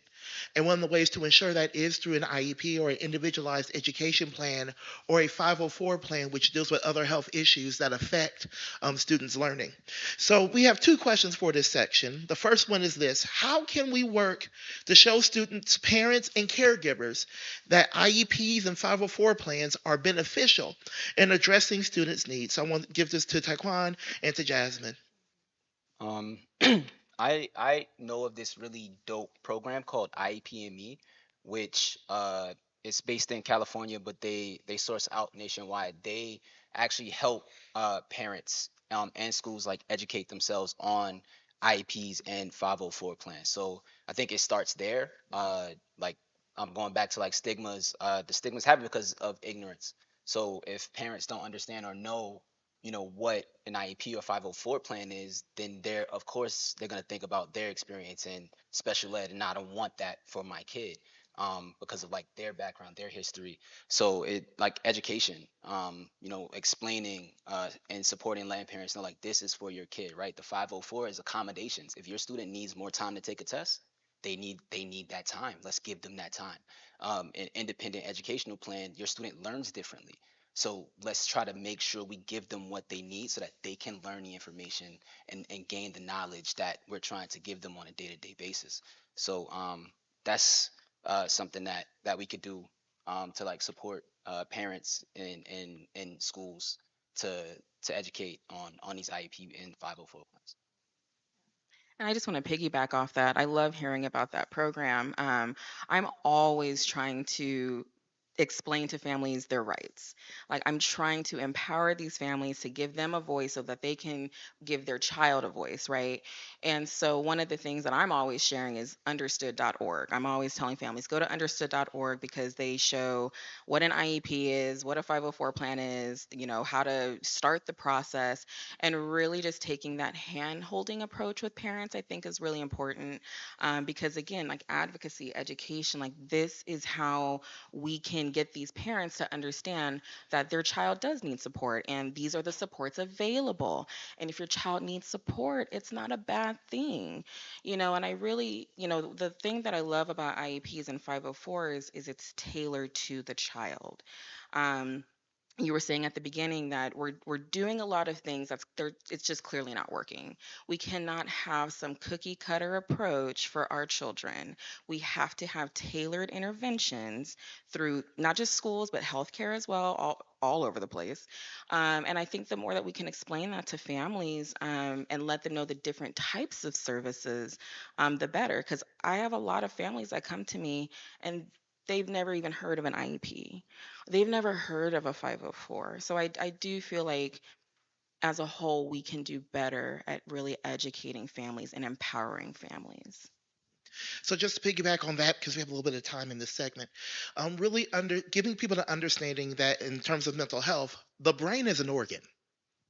I always tell people if you skin your knee, you get a Band-Aid, right? If you have cancer, you'll do everything in your power to do with that. But when it comes to matters of the brain, we ignore it because it's just your brain. It's an organ and it's in need of help and support. And to give students the opportunity to learn effectively, we have to meet that need. And the IEP and the 504 is a legal contract saying that the school has to abide by that need. And I think it gives a deeper perspective to it because the stigma is, oh, you trying to say my baby dumb. Yeah, you know it's true. Why are you trying to say my baby? I'm not saying your baby dumb. Your baby is intelligent, but we have to meet the need because the brain needs the need met. So let's go ahead and transition from IEPs to 504s to the core of our discussion, which is differentiated instruction. So, how can we show teachers and other stakeholders? So, we're looking at school districts, we're looking at community organizations, anyone that impacts the educational space. How can we show them that differentiated instruction is for all students? How can we show that differentiated instruction is for all students? We'll go ahead and give the mic to Tracy, and then Jasmine. So I want to piggyback really quick off what Jasmine said, that we can't have a cookie cutter approach to supporting our children, whether it's emotionally or academically. We all know each child is different. They all have different learning styles. And I think, we tend to just, due to time constraints, due to all the different things we have going on in our day, it's easier just to say, let's just do it all the same way. A story I have is my daughter, she was on an IEP, and I didn't know what an IEP was. I had to kind of figure it out myself. I mean, I got the high level, she's on one. It was basically it. And that's going to help her. Okay. Well, when she transitioned from junior high up to high school, the administration didn't move the IEPs all up to the new school until October. So she was about 6 weeks into school before they even recognized that she should have been on an IEP. So that put her behind, in relation to the other students. And she was telling her teachers, wait, I'm on an IEP, because she'd been on an IEP since elementary school. And so she was telling her teachers, I'm on an IEP. I should be able to have extra time to complete my tests, etc. And they said, well, we don't have that. And so she was failing for 6 weeks until her IEP showed up, and then they had to do a bunch of work, to remove bad grades and have her retake tests, and it was a whole, mess. So we need to, and of course this affected her self-esteem. Okay, so for 6 weeks she thought, I'm failing, they don't like me, they don't want to listen to me. And those are the kind of, emotional disparities that we have with these kids if we're not meeting the needs. So somehow we have to get some communication between districts and psychologists and the teachers themselves to make a healthier impact.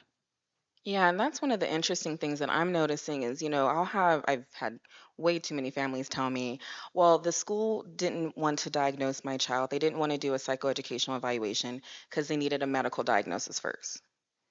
And I'm like, that's not right. Like the school still has to go through their own evaluation. Like this report can help, you can share this report that I give you with the school, but they have their own process, right? And so I know a lot of families are coming in just really confused because there's a lot of misinformation or just someone saying something to, I don't know, just keep it moving. Like we don't have to deal with this, right? And I think a part of that comes from, and we all know this, right? There's a lack of resources for educators right now. It is awful. And so you at the previous panel was talking about exhaustion, right? Like this is a marathon, right?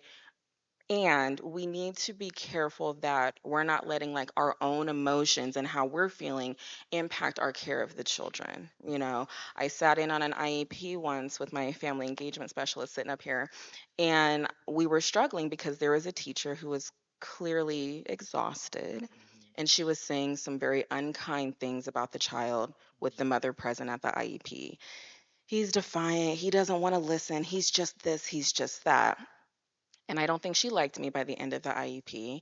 But one of the things that I was saying is, he's autistic. I think he's having a hard time in your really bright classroom. I think he's anxious when he's in these big, group settings.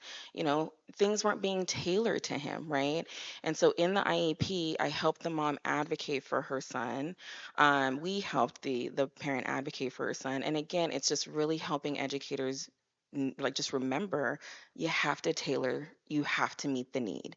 You have to understand the why behind the behavior and don't just focus on what the behavior is. Awesome. Thank you for your insight. So now, since you talked about behavior, we're going to go ahead and transition to our second prong, which is addressing student conduct. Okay, so who has ever had to deal with a defiant student? Raise your hand.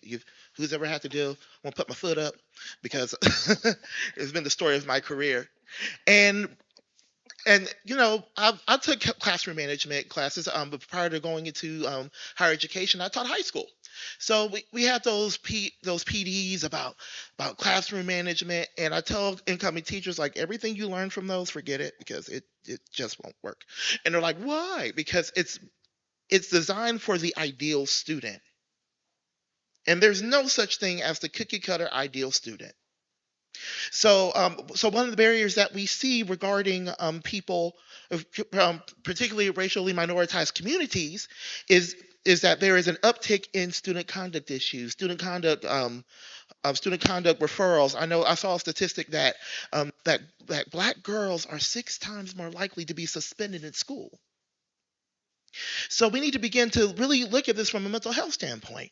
So we're going to look at this usual 2 questions in the segment. So the first question I have is for Taekwon and Eunice. Why are restorative justice practices vital in supporting students dealing with mental health issues? Okay, thank you. So I just wanted to come from the section of the IEPs.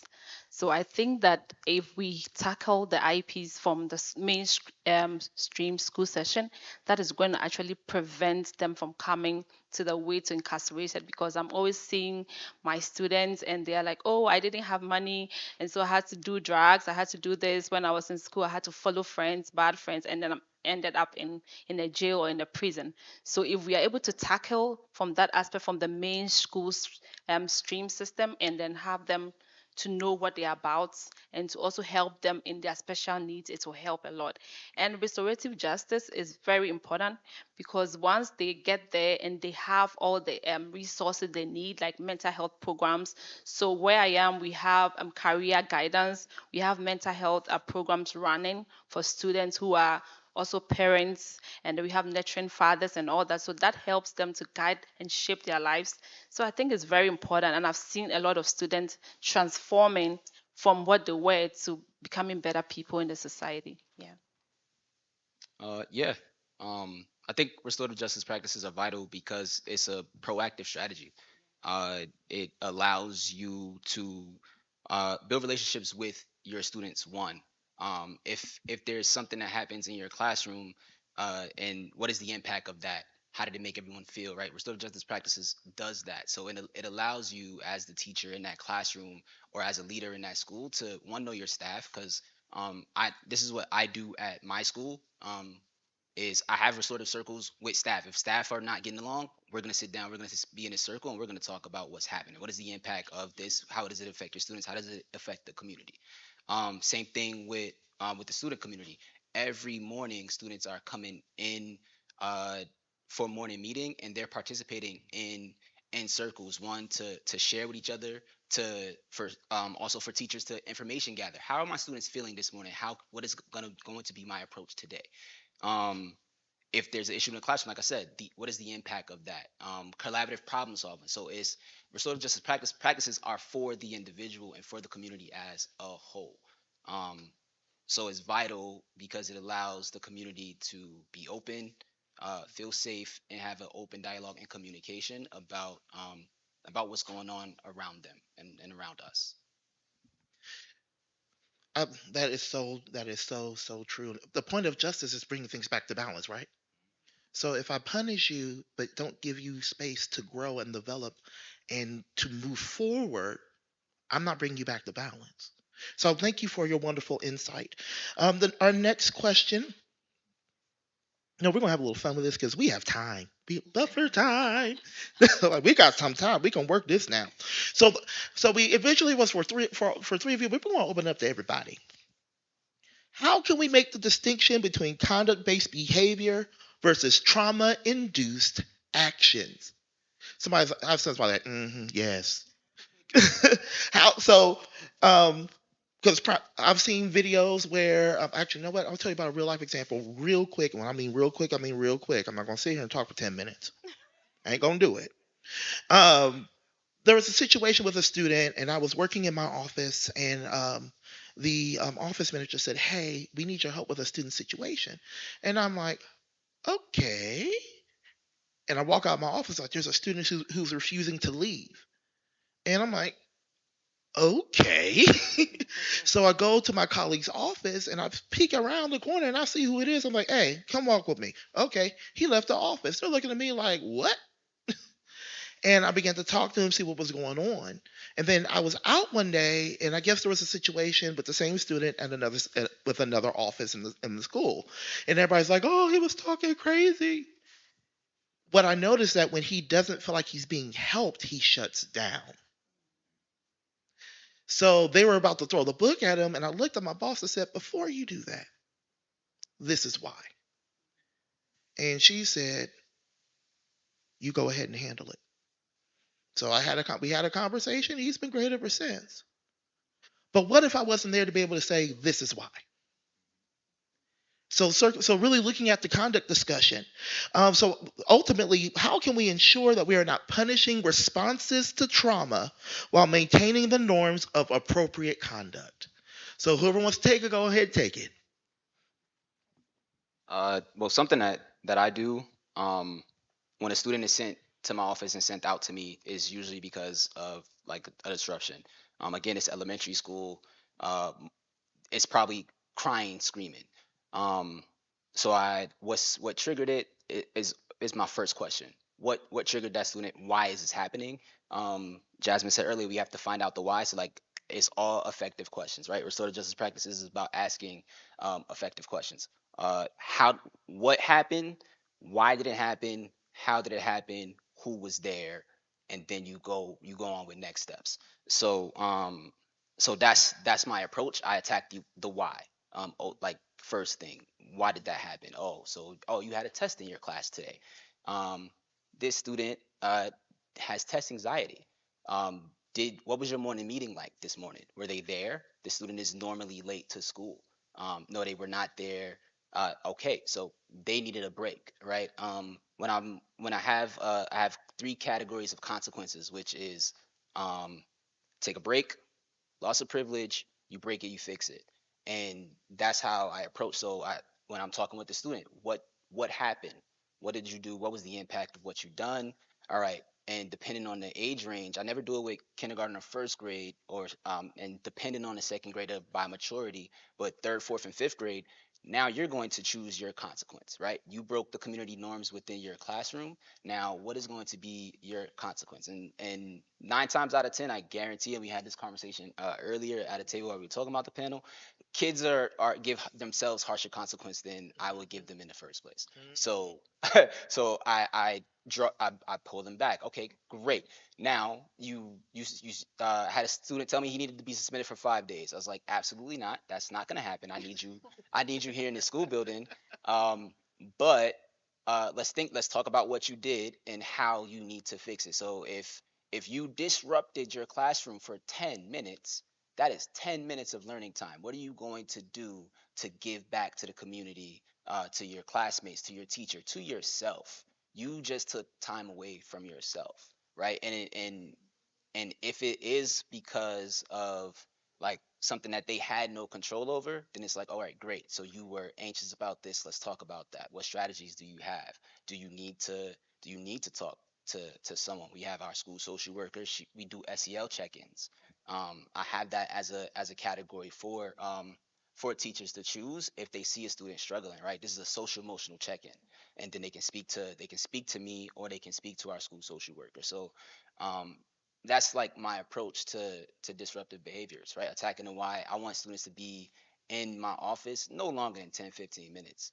I have a trampoline in my office for them to like calm themselves down before these conversations happen, and then as they're tying their shoes, now I'm asking questions because now they're distracted, and then they can talk about what's going on. Not thinking about it, they're just going to talk about what happened.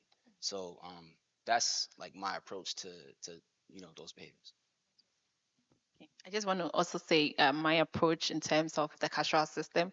So already, whilst incarcerated, they have like high depression, and sometimes they have the behavior is so strong that they go into holes and all that, and they have conflicts with the officers. So when they come to class, I personally don't call them inmates. I see them as students. So I call them students, and that alone gives them some relief. When they come for class, we actually talk about what's going on in their life for about 30 minutes, and they come out to talk about everything that is going on that is bothering them, and we talk about how to solve it. So I come to their level to actually speak to them on what is going on, try to give some form of encouragement, some form of empowerment to them. So that actually helps, because before they can actually attend class and listen to what you're saying and all that, they need to actually rest and have some kind of peace. So that's what I do. And then I see that I relate more to them. So most students who are actually going to the hole because of some misbehavior and some conflict with officers, when they come to class, they are very, very sober. So I think that form of aspect where I have one-on-one interaction and delve deeply into their matters helps a lot in transforming them. Yeah. And I think, a big thing to remember is the family. A lot of stuff is happening at home that we do not see. And so I don't think I shared this with you guys, but I actually used to be a substitute after school teacher. A surprise. Um, and so one of the things that I remember, it was kindergarten. I was teaching kindergarten class. And there was this young boy who was always just, well, so and so, he's doing this again. He's throwing chairs again. Da, da, da. And so I went up and I talked to him and I was like, "Hey man, I noticed you're doing this a lot. Like what's going on?" And he's like, "I'm not going to talk to you." And so what I started to do was I was giving him like one-on-one time with me, where we would just talk about anything and everything. And I was giving him positive attention, right? And what I learned later on was that his father was incarcerated and his mother was working, and so he wasn't getting any attention at home, and the attention that he was getting was negative attention. And so that was carrying over into the schools when the teachers were yelling at him and he's sending him to the office and blah blah blah. Again, like I said at the beginning, he thought he was a bad child. He did not think he deserved positive attention and love, right? And so I love that you talked about the SEL learning. Like I think social emotional learning should be built into all curriculum because that's where the love is that we can show these kids. um, and I think just being able to have check-ins with parents of like what is going on at home. Little Jimmy might be coming in, falling asleep in class or crying or whatever, not because he's being bad, but because, maybe mom is out working and he had to take care of his brothers and sisters and he didn't get a full night's sleep and he's exhausted and he had to walk to school and all these basic needs that he had to meet, right? And so I think if we can remember that little children are human beings with real needs, right? I think that can go a really, really long way. And then also paying attention to those mental health signs. I think the more training, I would love to go into schools and do talks about these are the signs to look for. Look for those behavioral changes. Like you had talked about that as well. So did you, Taekwon? And just if there's a drastic change in a student, pick up on that and explore that. So to piggyback on what you said about little Jimmy, little Jimmy might be coming to school and just lost his uncle to suicide. And you may not know that because it's not in his immediate household, but it's certainly affecting his household. And so when we're looking at discipline, again, I'll reiterate what I said before, you got to ask those questions. You got to kind of dig in. And again, I know you guys don't have the resources that you need to have, nor do you have the time that you need to have. So, I like to go into schools. I like to go in and try to talk to administrations. I say try because it's not always a welcoming topic because suicide is scary, right? But it happens, and grief and loss is very impactful. This is a complex trauma. This isn't just, their grandma that they saw once every couple years passed away and, they just blow it off and move on. This might be their dad. This might be their mom. And it's so, like I said, it's so complex that we need to look at those things and we need to, maybe have those one-on-one conversations, talk about regulation, things like that. Yeah. All right, so Jasmine said I had to say this. I'm gonna say it now. So pretty much what they're all talking about, what we're all talking about is pretty much quit attacking the fruit and get to the root. Because if you get to the root of a thing, they can't see me on the YouTube. Hold on. If you can get to the root of a thing, the fruit will deal with itself. So write that down, tweet it, whatever you got to do. All right, so real quick, because I know y'all. I feel the questions coming at me. So really quick, we're gonna go briefly do our closing question, and then we're gonna open it up to all y'all. So you've already said this, but give a quick bite. What are you doing to ensure that the academic space is a place of learning and a space for growth and healing for underrepresented students facing trauma or mental health needs? And also, how can we connect with you to learn more?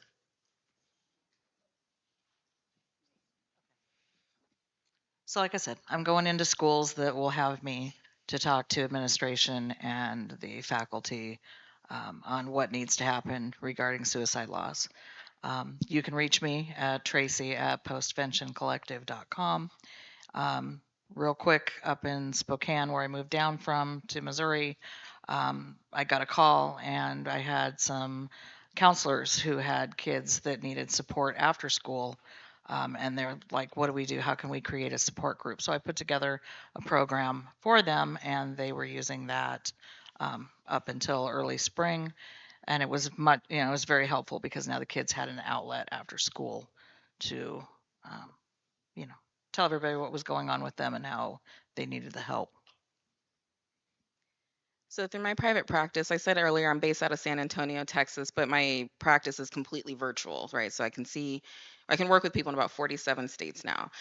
And so through my practice, I am, doing talks with, educators about, like, again, the mental health signs, educating families about IEPs and 504s, and just doing a lot of, just education and training. So much so that I'm actually going to be starting a second business this year where it is just all education and training, because I do want to have those more just intimate connections with educators, and again, teaching what mental health signs to look out for, talking about trauma informed care, the social, the SEL, social emotional learning. And you can find me on LinkedIn, Jasmine Burns. You can look me up at Burns Virtual Psychological Solutions, at BV Psych Solutions on Instagram. But I think in the back we have some pamphlets as well. What I'm doing at Ivy Hill is every day, like I said, like our morning meetings, students are focusing on SEL and community circles, so that they are getting that social emotional knowledge that they need to be able to express themselves, to talk about how they're feeling. I'm 33 years old. I didn't have an emotional vocabulary until I was 30. So every single day, I'm making sure that my students are expressing themselves. How are you feeling this morning? Good morning. How are you feeling? Every Friday, I greet at the door to welcome students in, and it's a fist bump and good morning, how are you? And they answer or they just shake their heads yes. But that's what I'm doing every day. We have our school has our community values, which is league values: leadership, excellence, academic growth, and confidence, with a capital E at the end to spell league. And with that, I connected those league values to our SEL curriculum so that we can have a character development curriculum that students participate in every single morning, and that is like our morning meeting. So that's what I'm bringing to the work, and that's what I'm pushing, because I don't want a student to grow up like me and gain their emotional vocabulary at 30 years old. So that's what I'm doing. What I'm also doing is I'm a teaching staff at the Sheriff's Department, Suffolk County in Boston, Massachusetts. So, and we also invite volunteers to come to have programs with us in terms of mental health, in terms of education. So anything you want to do in terms of mental health space, you can connect with me on LinkedIn. And I'm also looking at also establishing re-entry services outside what I do, so that we can have career guidance, and then for inmates who are formerly incarcerated, so that they can be stabilized in the society. Yeah, thank you. All right, so we're gonna go ahead and open up the floor for questions. Listen, I have a whole lot of questions and a little bit of time. So, if you would, brevity is the soul of wit. All right, so I love y'all. Land the plane. Everybody say land the plane. Definitely. Land that plane. We don't need a manifesto, preamble, constitution, declaration of independence, and the like. All right. So what questions do you have? Raise your hand. I'll come to you. No question. Oh, we got someone. Let me come over to you because I know YouTube wants to hear you. So I see. I told y'all this felt like Phil Donahue back in the day. Hey, I just wanted to ask with your morning meetings, do you guys do that? Is it all one grade level? Is it intergrade level? And do they have an opportunity for the older kids to help educate the younger kids as you're working through this? Yeah, so it's by classroom. The format is the same for each classroom, but the morning meeting looks different. Teachers have different ways that they run it. Some use PowerPoints, but the format is the same. It's the morning message, the greeting, which is all done in the circle, and then we are beginning to do like upper school kids coming down to lower school, mainly for our English language learners. So we have a lot of students coming in who speak French and Creole. So I also have fifth graders, fourth graders who speak that fluently. So I have them come down and translate for those students on Fridays. That's when the morning meetings are more intricate and they're a little longer. Monday to Thursday, they're about 20 minutes. On Friday, we stretch it to 30. So then that's when they come down and they can be a part of it. So it's not for every student, but for our English language learners, we have student interpreters that come down and help out. All right, wonderful. So we have a two-part question over here. Hi, how you doing? Good, how are you? I'm doing good. Go ahead. Go ahead. Hi, y'all. So, what I heard a lot of discussion on this panel is people being disruptive in class, and no preamble. But somebody who was in those classes but was chatty, women and girls present differently. Is that something that you include in your conversations with families? Because it's definitely something I don't hear enough. I can talk about this again from a diagnostic perspective. Autism and ADHD neurodivergence is something that I specialize. I love to talk about, and I do a lot of psychoeducation with families. Of this does look different in girls, and that's we talk a lot about how girls are typically misdiagnosed, undiagnosed. I actually do autism testing and ADHD testing across the lifespan, right? So I'm getting a lot of adult women coming to me, and they were like, my whole life I was really chatty in school and I was always getting in trouble, but I thought something was just wrong with me, and now I'm depressed and I'm anxious, and then I was diagnosed with borderline personality disorder and all of these things, because there's a lot of secondary health issues that are coming into play when there's a misdiagnosis or no diagnosis at all. And so I'm trying to really educate families and educators when I'm in these IEP meetings of this is how it can look in the child. It's not going to be this stereotypical thing all the time. So again, if you can catch these signs, don't shame the child, because I've seen that a lot too. Don't shame the child in front of the class. Explore this with the child, help the child understand their whatever neurodivergence or why ever they're chatty, and then support them, meet the need. Also, got your part two ready? Yeah, thank you. And I identify as neurospicy. Love Makes me it, love happy. it. So this isn't really a question, but just kind of throw it out there for something to think about. So what I noticed was helpful was like now I wasn't diagnosed until my late 20s and then my early 30s. And I was told that I could never go to college. I now have a doctorate. And if you can find, thank you. If you can find somebody, a parent or community member who was successful, but later in life, after having that challenging kind of K through 12 experience, it makes a huge difference connecting with parents, because we, as you mentioned, didn't have the same experience as we're giving students now, and being able to talk to people about they're still going to be able to be successful, and we're going to be able to help them earlier and let them kind of get out those anxieties in a real conversation, I found helpful. And I appreciate, I'm just going to say, there are organizations out there like Warmline. I don't know if anyone's heard of that, but these are families who have lived experiences, right? And they're able to talk about it with these other families. Our family engagement specialist, like that's something that she does too. We're actually hoping to grow that department in the company because we want to have more families hear like, your child can get married, can go to college, can do all of the, can cook, can maybe even live independently, right? We just have to break the stigma, those stereotypes that because this label is on this kid, they can or cannot do something. So it's very important. Thank you for saying that. The Neurospicy team thanks you. Yes. All right, we have time for maybe 1 minute. Oh, I'm coming over to you. I like this. This is fun. Get those steps in. Hey. Go ahead. Hi. So being educators, being teachers, and dealing with this population, how do you guys take care of yourselves? Oh, it got quiet. Oh. Crickets and okay, y'all go ahead. Okay, so I'm coming from the cultural system. It's quite a challenge to like listen to a lot of students talking about their issues and what got them there, and then you come home and you're thinking about all that is going on in their lives. For me, I just, from my Christian background, I pray because it's not easy because you listen to all of them and then you, how did they get here? Sometimes they are even 18, so young, and then they are just sentenced like 10 years, and you just like, they're just wasting their lives away. Sometimes it's quite a challenge, but yeah, I just think about it and just pray, and then just sometimes I have to take a break because it's not easy to actually teach people in the cultural space. Yeah, thank you. Oof, how do I take care of myself? I'm struggling with that, to be honest. No, I am honestly really struggling with it. But what I do try to do, I'm also an artist, so like my art is very important to me. So like that's my when I get like right after work, 4 o'clock hits, and I open my phone and I like on my route home, I'm reading a script.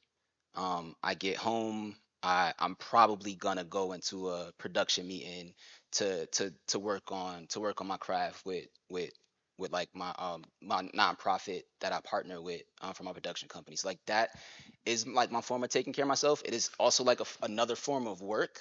So naps. So naps are essential to me. My phone is on constantly on do not disturb, and if you call me twice, I will put it on airplane mode so you can't get through. But that's how I like try to take care of myself. Especially my daughter is like my instant like recharger. Like she, when I see her, that recharges me. That gets me up and gets me going. We do swim lessons every Tuesday, so like that's like our important time. So that's like my form of like taking care of myself. Those are the things that I do. So I always tell my team, you can't pour from an empty cup, right? So you need to know what fills your cup. So for me, wine, um, Whiskey. whiskey. That will be about 30 minutes. Very soon, very soon. But no, but other things, and my cup, what fills my cup has changed. So now I have a 2-year-old, right? So playing with my 2-year-old, that fills my cup. Playing video games with my husband, that fills my cup. Singing, that fills my cup, right? Saying no fills my cup. Having those professional and personal boundaries is really, really important because the more you're giving and giving and giving and giving, you're not going to have anything to give from. So yeah, just know what fills your cup and go from there. I like to paint rocks. I like to color. I like to journal. Just something that gets me out of my own head because it's very easy for me to get sucked in there and, focus on some negativity. And, I can't be helpful to other people if I'm in a negative spot. All right, so with that, we want to honor our time limit. So with that, we want to thank you. You can give a hand to our panelists. I got to find a better. All right. So on behalf of all of us, thank you for giving us your time and your attention. If you want to connect with me, you can do so on LinkedIn. Just search Casanova TL Green or just Casanova Green. I'll pop up if the picture I'm like this. So all right. So thank you all so much and have a wonderful evening.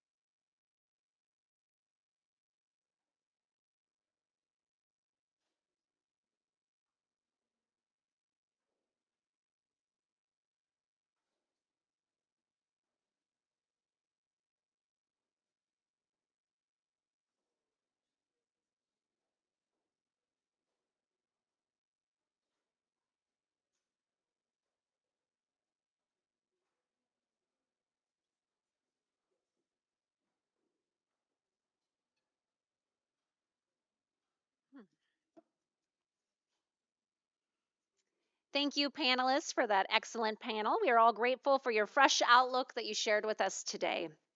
It is time to shine a light on the visionaries among us, acknowledging their extraordinary efforts and milestones.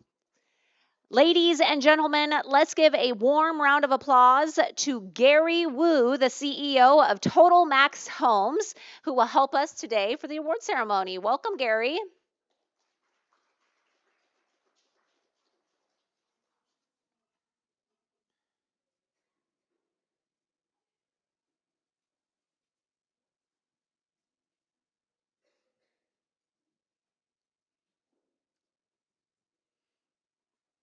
All right, it looks like, unfortunately, Gary will not be with us. But let's go ahead and start our awards. Our first award is for Bennett Bakrabam for Education 2.0 Conference Young Leadership Award.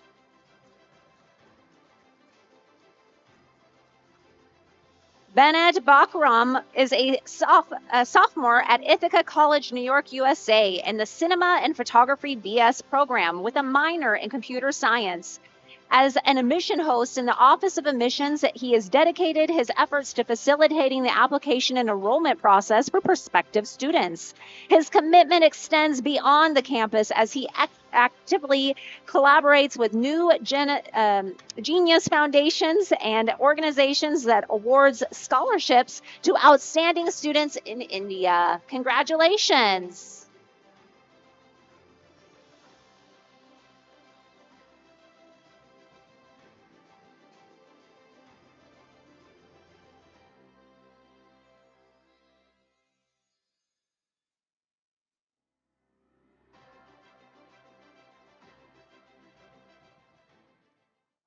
Hi. First of all, I'd like to say thank you to the Education 2.0 team for giving me this award, and it feels very intimidating receiving this in front of all of you who have done so much in the education industry, and I'd just like to thank all of you too. Um, I'd just like to say one thing that when people invest in leadership training, especially for the younger generation, it really truly has makes a difference. It really can change lives. I have been very fortunate to have educators in my life who have shown me, taught me how leadership works for me. I just like to thank, of course, first my parents who have sacrificed so much for me, my sister who is my buddy, and even from my high school, like my principal, Miss Malika Preman, she really embodied the whole facet of leadership and training for that. Currently at Ithaca College, as a student, Miss Lenhart, she is our director of leadership programs, and she does a really fantastic job. And of course, all of my friends who have kept me going. That's all. Thank you a lot.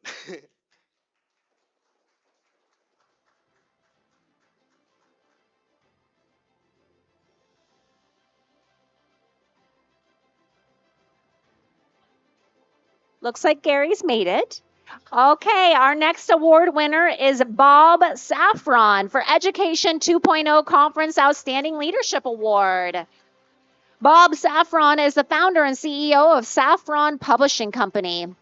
With over 50 years of experience as an author and educator, Bob remains dedicated to the belief that reading, writing, and arithmetic are the essential foundations of a quality education. He advocates for traditional teaching methods, such as learning to read through phonics, memorizing times tables, and diagramming sentences to understand sentence structure.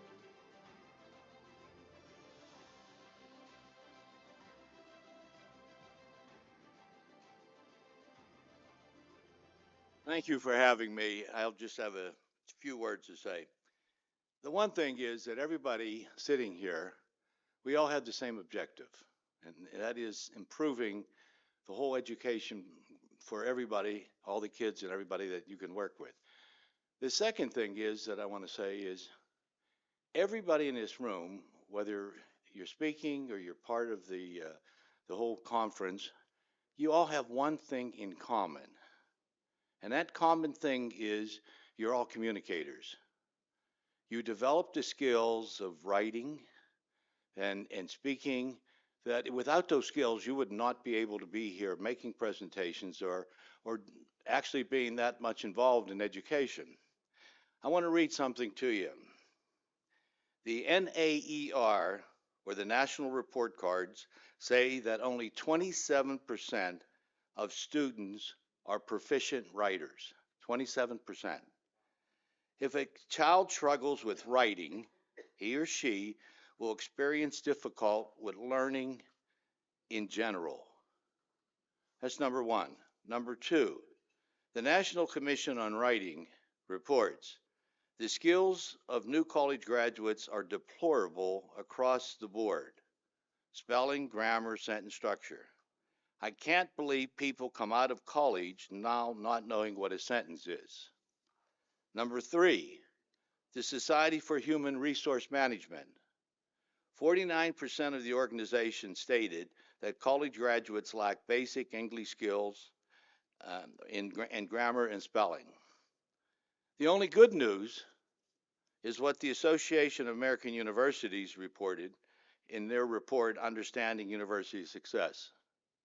Students should know basic grammar terminology and the parts of speech. They should distinguish between word, phrases, complete sentences. The mechanics of writing is simply a subset of writing skills. Everybody in here has been working on very, very important issues. But you have to remember one thing, and this is what I talked about yesterday. The foundation of education is reading, writing, and arithmetic. And if we don't get back to reading, writing, and arithmetic, we will not be number 35 in the world. We'll be 50 or 60. In the 60s, we were 1 or 2. So while a lot of you aren't directly involved with that, what I recommend is if you come to me, I'll give you my business card. You can go give it to whoever might be responsible for working with the students in this area. And we, in our program, we offer a free demo, and it's all part of the program, and you'll see how quickly students could become successful in developing these skills. Thank you very much. Congratulations. Congratulations to our next award for Benita Benucci, Education 2.0 Conference Outstanding Leadership Award. Bonita Banducci is an organizational consulting and academic teaching at Banducci Consulting, Gender Work, and Santa Clara University.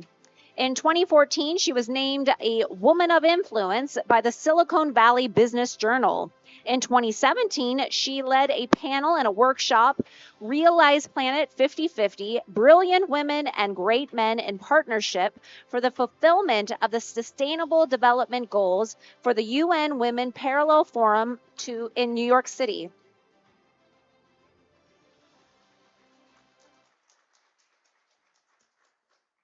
Thank you very much. And I do want to make a special thank you, obviously, to Education 2.0, but also to Santa Clara University, who first engaged me as an organizational development consultant for bringing a polarized workplace back to a community. It was a wonderful experience, and that led me to be recommended to the dean of the engineering school when he wanted to have a class on gender communication. That opened up this whole opportunity to work with international students in the graduate program. And it was all the way back in 2008, the associate dean brought me into his office and said, Benita, your class ignites students. We're going to put it into the core curriculum. And as a fulfillment of the requirement for engineering and society. And it's been such an extraordinary experience. Participating with the university and innovating with them for bringing other dimensions into the class, including a section on the LGBTQ plus students, and having the international students thank me profusely because they've never been able to talk about that before. So I just wanted to give you a picture of the great work that Santa Clara University is doing, and my thanks to them, and my greater thanks to other organizations that have worked with me and given me the opportunity to make such a difference. And I do want to acknowledge, again, the UN Women who have declared that the only way we're going to get to the Sustainable Development Goals by 2030 is through 50-50 partnership of men and women at every decision-making table. And I'm out to make that happen, as I hope all of you are.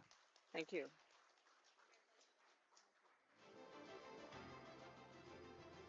Our next award is for Daniel Eaton for Education 2.0 Conference Outstanding Leadership Award. Navigating through life's challenges, Daniel Eaton built a successful career as a master mechanic while nurturing a deep bond with his daughter. The pandemic prompted him to seize the opportunity to pursue legal studies, ultimately reuniting his passion for baseball and inspiring the creation of his nonprofit organization. He firmly believes in the importance of transparency, particularly in youth-related matters, and actively supports it through the Sue E. Cooley Foundation.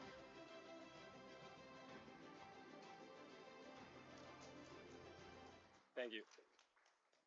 First of all, I wanted to say thank you to Education 2.0. When I was made aware of this award, I had no idea that it was coming. So it came at a time that was pretty vital for what I was doing. I was almost about to give up. So it was the nudge that I needed to continue. And if it wasn't for Education 2.0, I don't know that it would have. So thank you. And then secondly, I want to say thank you to my dad, who has always led by example. And then my biggest contributor and supporter, Heather Ferrero, and my board chair, Mustafa Hersey, and my VP, Haley Breakwell. Thank you.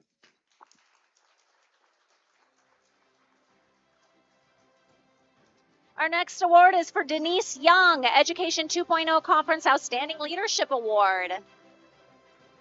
Denise Young is the founder and president of Tiger's Eye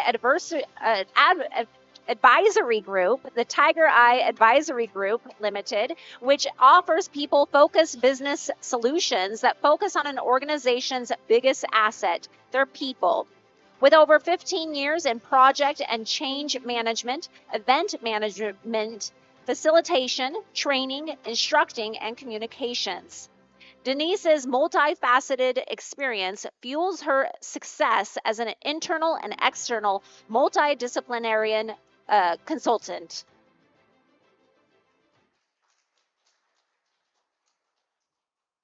Thank you. Thank you to Education 2.0.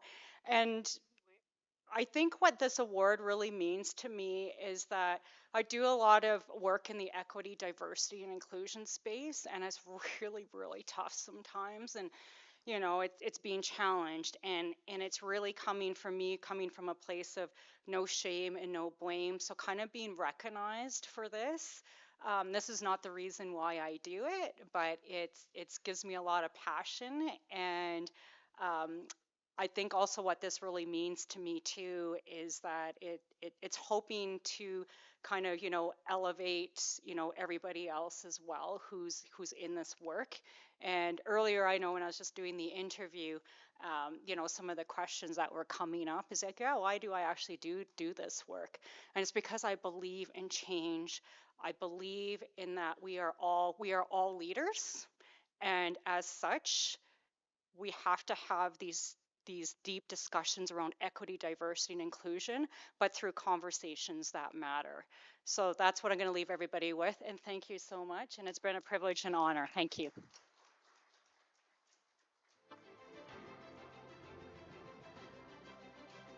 Our next award is for Elaine Griggs for Education 2.0 Conference Outstanding Leadership Award.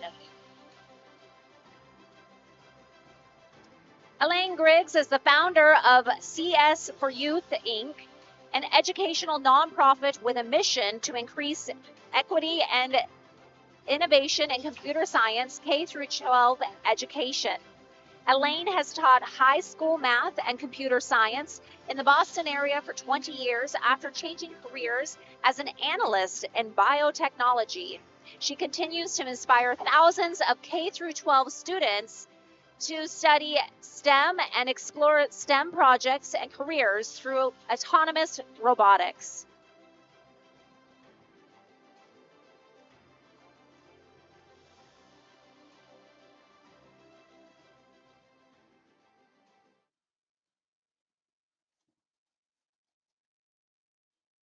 Thank you so much to Education 2.0 for including me in fostering an environment where innovation and education is celebrated. I founded CS for Youth, a nonprofit with a mission of increasing equity and reducing barriers in computer science education. My robotics camps are more than a camp, but a new way to learn to prepare future innovators. A heartfelt thank you to my partner, OG. That's my 8-year-old granddaughter. She wanted to meet other kid scientists when she was learning online during COVID. So that's where CS for Youth started. And my founding board of directors and my students. And a special thank you to Stephen Carroll Goodgame from KISS Institute of Practical Robotics for their extensive support through BotBall and Junior BotBall Challenge educational programs. Their emphasis on micro-learning allows students to find spaces of impactful learning and safety. A ripple effect is created as we send these empowered robotics students back into the classroom. And thank you so much.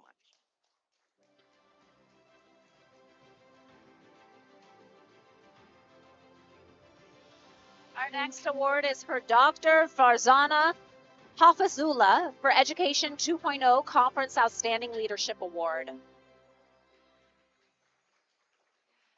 Dr. Farzana Hafizullah is an associate professor, founder of Caribbean Diaspora Health Initiatives, and past chair of Department of Internal Medicine at Nova Southeastern University, Dr. Karan C. Patel College of Osteopathic Medicine, after having served as the Associate Dean for Community and Global Health and founding team member at NSU's College of Allopathic Medicine, and she is a board certified practicing internal medicine physician and runs a hybrid concierge internal medicine private practice in Davie, Florida.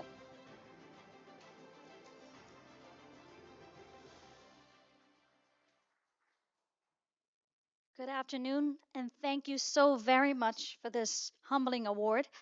I am here, of course, with my husband of 27 years, my son of 4 children, the last of 4. But I'm very grateful to Education 2.0. We know, in the famous words of Wendell Willkie, that education is the mother of leadership. But I am certainly not working alone. So gratitude to our team at Nova Southeastern University's College of Osteopathic Medicine, and all of our community members, patients, and all who are part of our mission. We are working tirelessly to achieve health equity, and that cannot happen alone. So there are many mentors and many folks involved in our mission to move this forward. And of course, alongside our team and all of the people that we're serving, we're also hopeful that we can convert our conversations, our powerful conversations, into action together. So thank you. We are very honored. We're passionate people, and we are very grateful. Thank you again.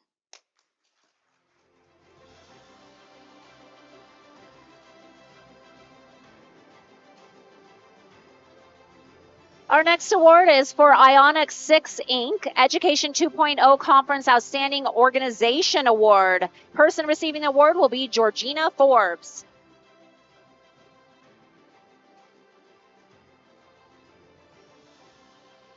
Ionic 6 Inc. is a nonprofit organization committed to empower underrepresented students to thrive in computer science.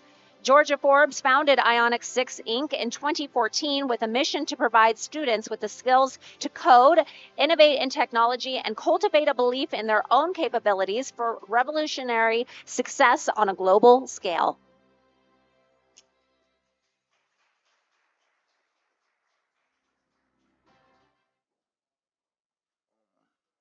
I'd like to accept this award on behalf of Georgia. She started this program from the ground up, and even in doing so, enlisted a whole bunch of mentees who later became mentors for the future generations. She's always had a big heart and always went out of her way to serve to serve those who were underserved, and went out of her way to empower those and also make sure that they had the mentality to give it back to in times that where it mattered most. And I just like to thank all of you for coming out here, and let's continue to enrich the future and keep improving and keep envisioning and improving our future's minds. Thank you. This next award is for Dr. Jacob Easley II for Education 2.0 Conference Outstanding Leadership Award. Dr. Jacob Easley II is an experienced educator, leader, researcher, and author. He is an expert in educational policy and politics, focusing on educational accountability, effectiveness, and improvement. Dr. Easley is a founder, president, and CEO of Accelerated Excellence Consulting, which is committed to aiding higher education organizations to meet their potential for continuous improvement and excellence. I have to say, first and foremost, thank you to my family and friends who have inspired and supported me. Some are in this room. And I have to say thank you to Education 2.0. And I want to congratulate all the other recipients, award recipients I've met here and those I haven't met yet, because this is really wonderful. And just to say, one of the best times of the academic year is commencement, and it felt a bit like commencement walking up here. At Accelerated Excellence, we do believe in asset-driven networking. So if you have not had a chance to meet me or talk about some of our work, please do. We will receive any opportunity to have a chat with you to see how our work might converge to improve the learning experiences and outcomes for students, particularly those who have been historically underrepresented and marginalized. Thank you all.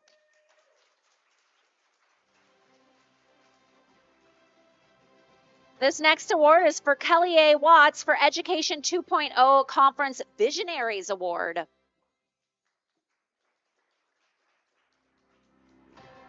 Kelly A. Watts is the president and founder of MIW LLC, Make It Work. As a former educator, he brings over 3 decades of experience creating and delivering curriculum at both the pre-college and college level.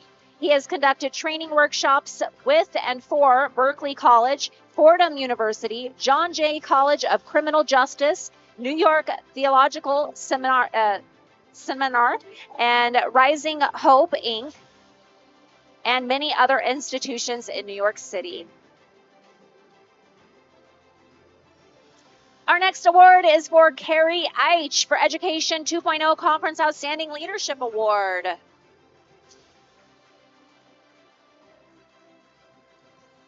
Carrie Eich is the founder and owner of Be Well Gardens, has an expertise across various subjects, including physical education, art, health, life skills, and food science. She has also served as a title coordinator, Black Student Achievement Program designee, and has coached volleyball at all levels, all while nurturing her love for her family and beach volleyball.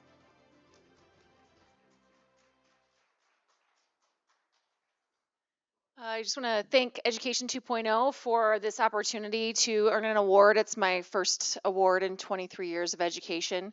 When you're in a pool of lots of educators all working really hard, it's really easy to let go of just the day-to-day and all of the heroic moments that go through what happens in a classroom, what happens at a school. And I wish that there was more opportunities for awards for all the educators and the leaders in education. I want to thank my parents who really pushed me to be voracious, whether it was in sport or in education. They definitely have helped me become tenacious. I grew up in Iowa. I live in California. I work in LA. And so I didn't ever see myself in a lot of roles that I've played since I left my hometown. But a lot of it has to do with the support that I got from my family. my husband for encouraging me. He was getting a CXO award, and they asked, "Do you know anybody else deserving of award?" And he's like, "Well, my wife." And so just having people in your corner that are there to support you. And LAUSD, for all of the challenges that they face, they still allow educators to be unique and to create a classroom environment that really works for their teachers and for their students with the best that they can with the resources they have and the challenges that come at them.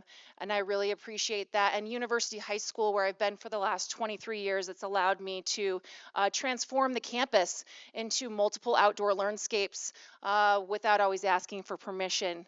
And lastly, my students for trusting me to create a learning environment that's out of the box and unique and might get them a little dirty and might get them to experience nature in ways that maybe they haven't been comfortable with, and learning how to work through discomfort to grow and change and see life in a different way.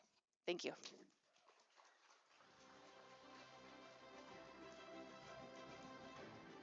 This next award is for Larry Mendez Jr. for Education 2.0 Conference Outstanding Leadership Award. Larry Mendez Jr. is a retired basketball coach at Southwest Christian. He is a retired Master Gunnery Sergeant from the U.S. Marine Corps. After spending more than 26 years on active duty, he decided to go full-time into coaching. His accolades for girls youth basketball over the past 6 years include 3 national championship team titles. He also serves as a camp coach at the world's #1 instructional basketball camp, Coach Joe Wooten Basketball Camp. I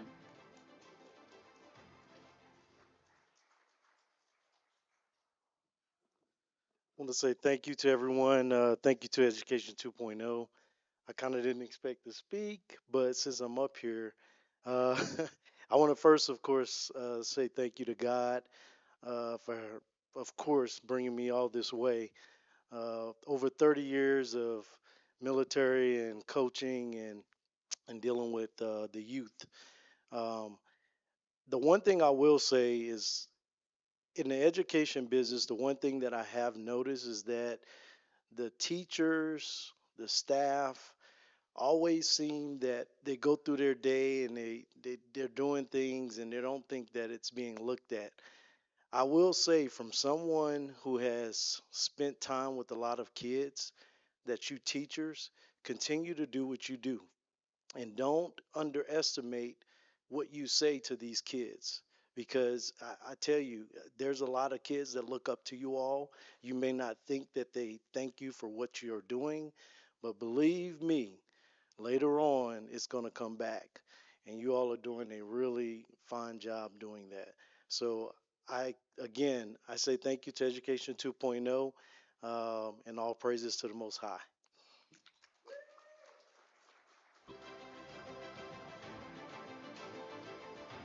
Our next award winner is Lonnie Burnett for Education 2.0 Conference Outstanding Leadership Award.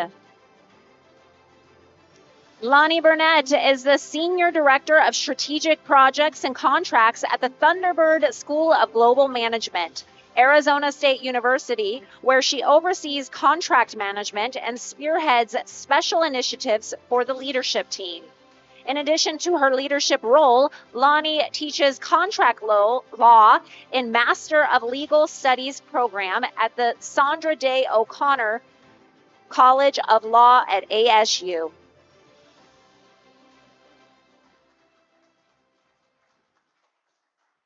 Thank you. I'm so grateful to be here. I've really always believed in the power of education to shape people's lives, and being in this room with all of you, I'm so inspired, and really I have so much more hope for the future.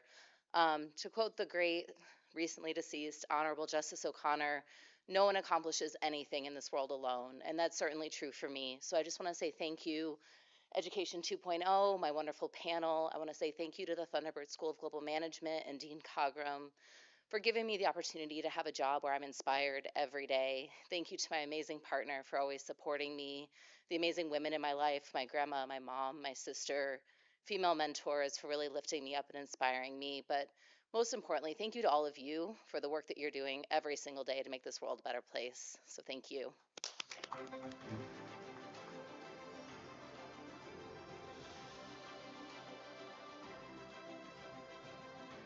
Our next award is for Dr. Luis Dabrowski for Education 2.0 Conference Visionaries Award.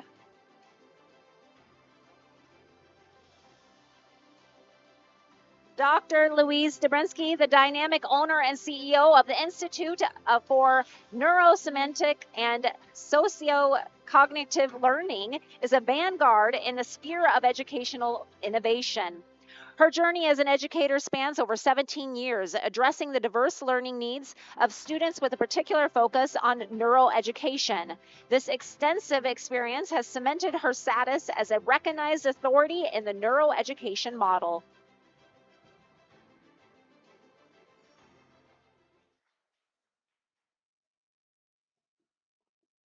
Well, first of all, I want to thank Education 2.0 for making this conference happen and for giving me this award. I really appreciate it. And I want to thank Education 2.0 for providing me a venue for launching my new learning product, called Story Pictures. And I want to give a special shout out to my colleague, Dr. Jerry Lynn Williams Harper, who has been here helping me with my booth and providing invaluable support, as well as Mary Jane Sander Ahmed, who's been here with me helping as well. And so thank you so much, and it's a real privilege to be here with all of you.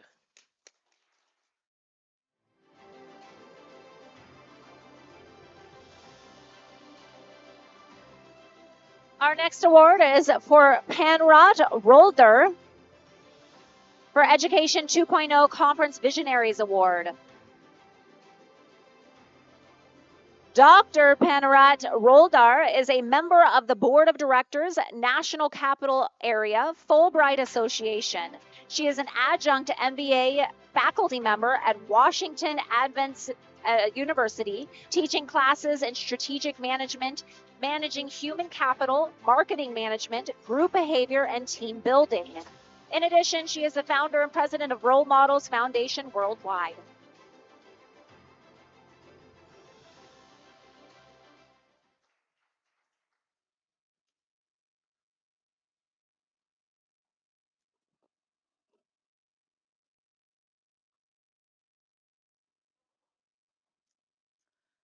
I would like to thank the Education 2.0 for inviting me for this recognition.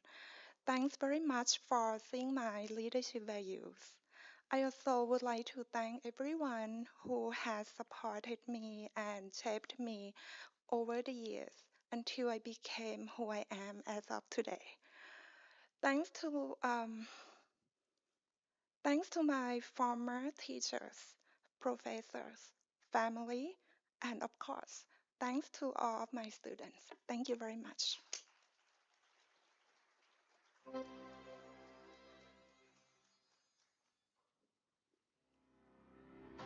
This next award is for Paru Nakaran for Education 2.0 Conference Outstanding Leadership Award. Paru Nakaran is a senior Paru Nakarin is a senior manager program management at Google, where she collaborates cross-functionality to develop technology, integrate, and launch projects. With a significant experience in startup advising, mentoring, and coaching career, and leadership in the tech industry, Peru has worked with numerous startups and large tech giants, including Cisco, Apple, and currently at Google.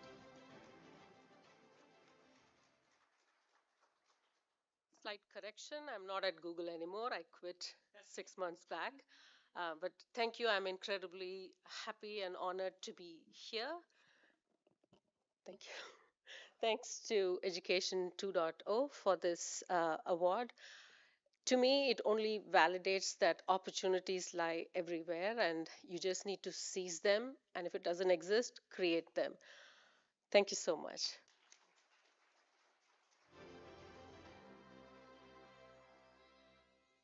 This next award is for Rishva Mehta for Education 2.0 Conference Outstanding Leadership Award.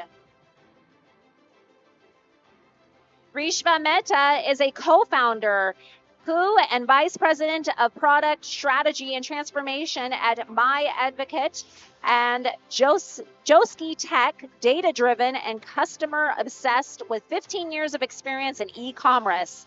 She is a powerhouse. Rishva looks forward to the future where she plans to combine her vast experiences and expertise to discover new ventures while giving back to the community.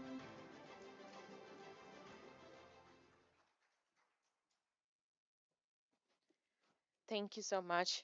Um, I'm really excited to be here, and thank you, jury, for the recognition. I would like to take this opportunity to thank my parents who really supported me and nurtured my learning, my husband, who is my partner, and my daughter, who continues to inspire me every single day. She's my biggest cheerleader, and she's right here. So I'm really excited to be in this room with her. Lastly, I believe that I have a long way to go. This is just the beginning. So thank you all. Enjoy your evening.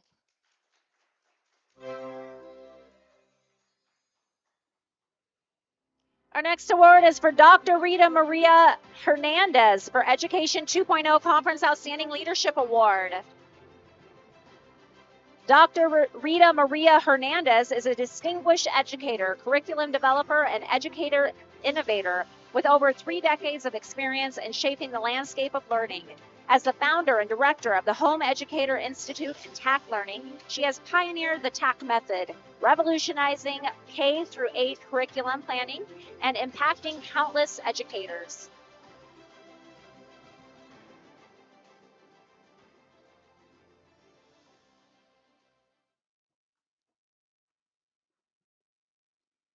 Thank you to Education 2.0 for bringing us together to learn and collaborate. Thank you to God for creating us with a purpose. Thank you to my husband of 37 years who has always put his dreams on hold to foster mine. And all of the TAC team, especially my kids who work hard to make the program excellent.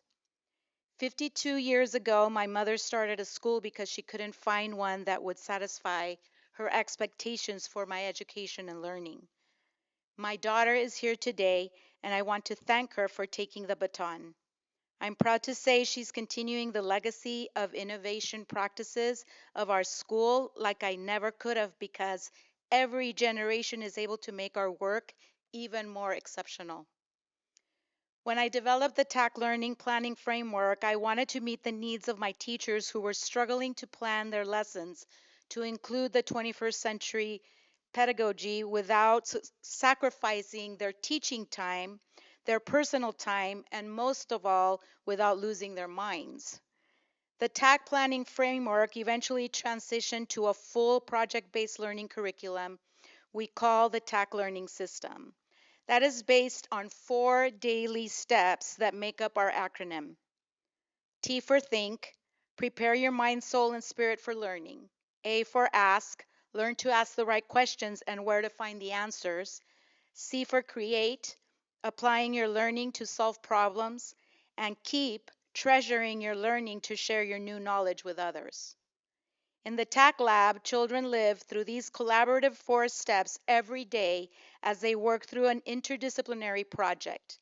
Seeing children love learning and enjoying their time as they thrive in the classroom is the huge motivation that keeps me building and innovating our programs.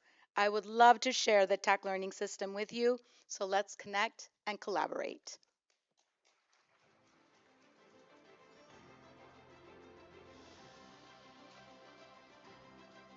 This next award is for Robert Hedequist for Education 2.0 Conference Outstanding Leadership Award. Robert Hedquist is the founder and the CEO of Ronan Awake Coaching and the Hedquist X Center of Excellence, with a rich background as a C-level executive and board member. He is adept at shaping and leading high-performing individuals and teams, drawing from his experience as a former D1 collegiate athlete, graduate assistant coach, United States Marine Corps infantry, and a recon officer, and as an executive in both Fortune 500 companies and startups.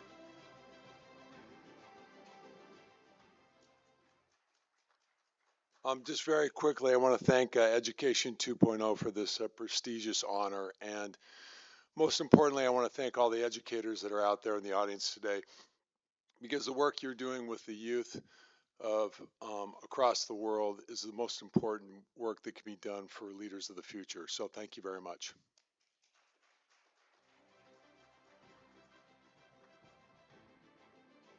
This next award is for Rodney Tolson for Education 2.0 Conference Outstanding Leadership Award. Rodney Tolson, the driving force behind Restorative Consulting Services LLC, is a passionate advocate for creating nurturing school environments.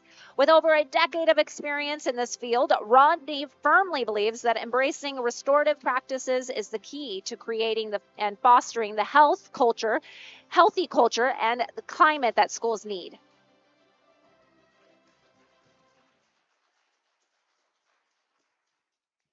Thank you, everyone. First, I want to give glory to God for giving me the gifts and the talents to accomplish the things that I have. Thank you to my lovely, beautiful wife.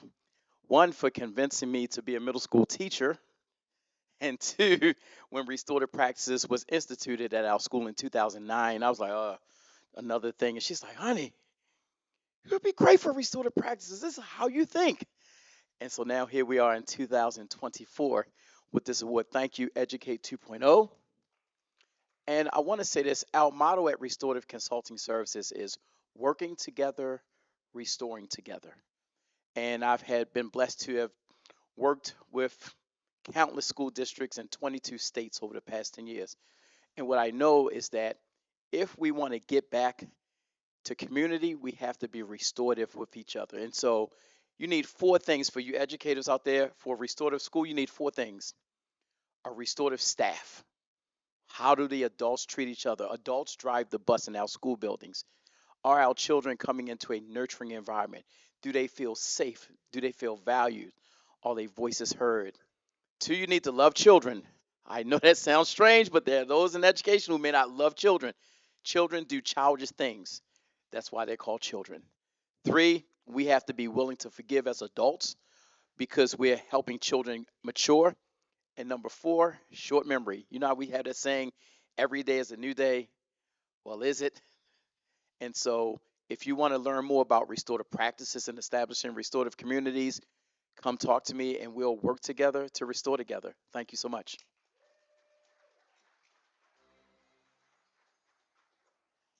Our next award is for Dr. Shana Garrett for Education 2.0 Conference Outstanding Leadership Award. Dr. Shana Garrett, the Dean of Walden University, is an accomplished leader in higher education with over 20 years of experience as a faculty member, dean, and scholar practitioner. She has worked in a variety of settings, including traditional and proprietary education, corporate businesses, nonprofit organizations, and both ground and distance learning environments.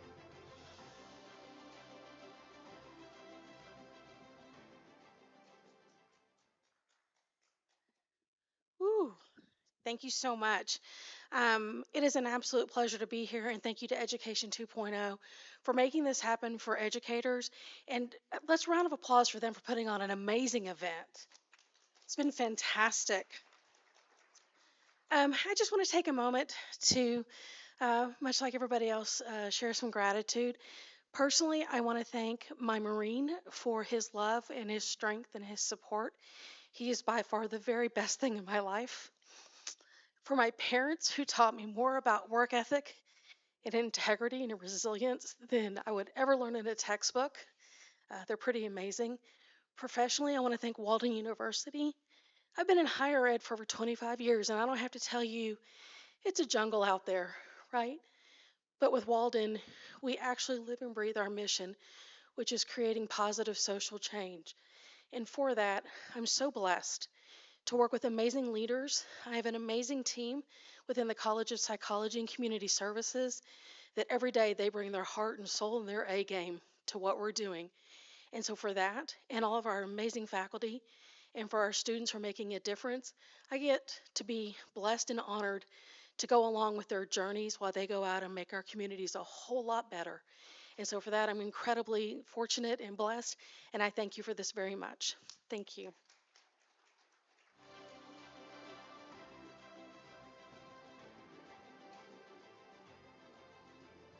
Our next award is for Shearsum Immigration Consulting, Inc. Education 2.0 Conference Outstanding Organization Award. Person receiving the award is named Sheridan Okabal.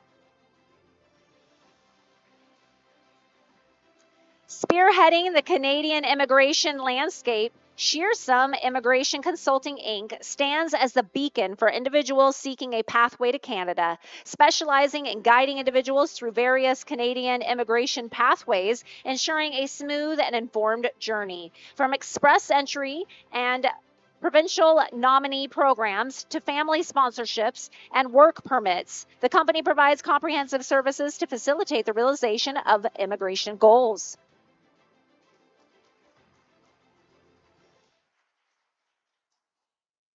Good evening, everyone.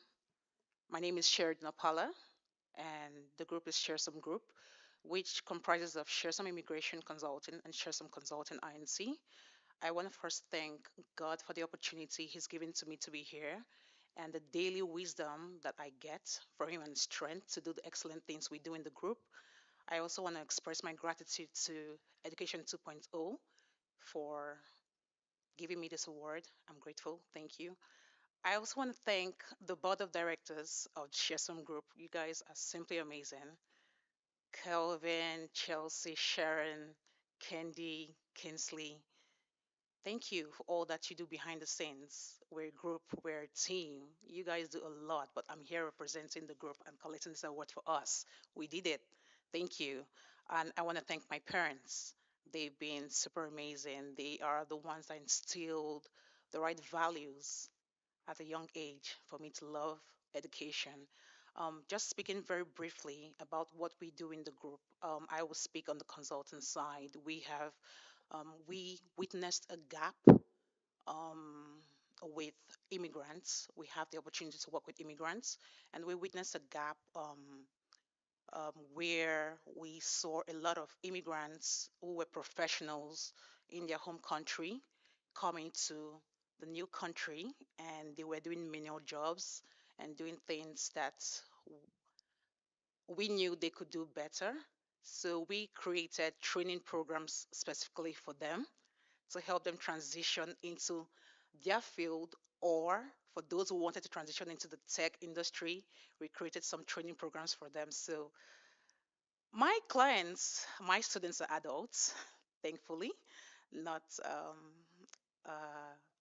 young kids, but I'm grateful for what we do and the impact we make in the lives of these immigrants. It's beautiful to see them transition, smile, and just move up to that place where they know they can be, and just be excellent in the job, and have better job opportunities. So I'm thankful for the impact that we make every day. And if you would like us, I'm looking for partnerships. I'm looking to collaborate with more people to provide opportunities to immigrants, to share some of the ideas that we have. Um, Please meet with me after the session, and we will speak on more opportunities where we can collaborate. Thank you.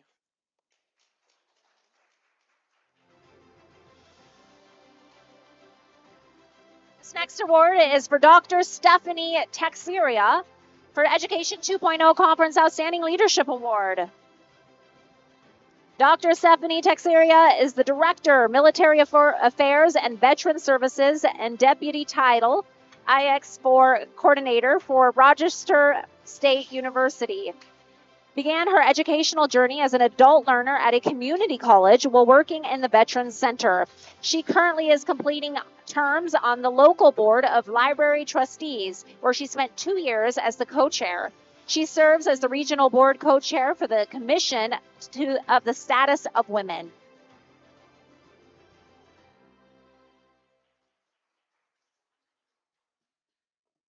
Hi, Hi, thank you, Education 2.0, for this award. I'm really honored. I want to thank my wife and my children who could not come here, Jesse, Ryan, Logan, and Olivia. As all of you in this room know, us as educators, our work never ends when we leave the building. And so to be able to come home to an understanding family and very supportive family means everything. I also want to thank my mentor, Lori Murphy, who brought me to Worcester State University just a year and a half ago to really revamp what veteran services looked like at the institution and really putting faith in me. And also to Jen Quinn, who invested time and allowed me to gain knowledge in the Title IX field. Two very heavy compliance issues in higher education, and I love it. I love the responsibility that has been gifted to me, and that's how I look at it. What we've heard from so many of our panelists is really looking at students in our K-12 system. I just want to share my experience. As a woman standing here in my, we'll just say latter half of my 30s, I didn't go to college until 2016. I was an adult learner. I had 3 children, and I wasn't sure that I was going to graduate high school for a long time. I was very chatty in school, and I didn't get diagnosed with learning disabilities until my late 30s. My late 20s, early 30s. And being able to own who I am and know how I have to learn and advocate for myself really was empowering. And so now I take that experience when I'm working with people who are going through Title IX cases or those who have served our military or are currently serving our military and straddling that 2 worlds. And I understand what that's like to have to advocate for yourself and question whether higher education is for you. And I really thank my students every single day for letting me go on this journey with you. It is a journey, and we will make it together. Thank you. Our next award is for Tiffany Dupron for Education 2.0 Conference Outstanding Leadership Award.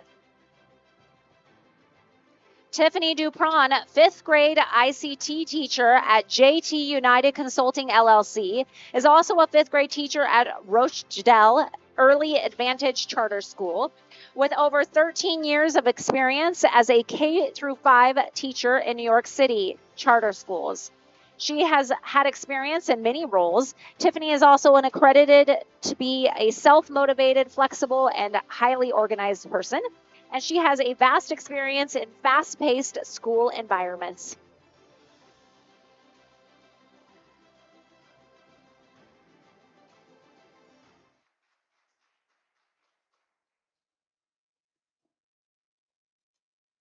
All right, good evening, everyone. Good evening.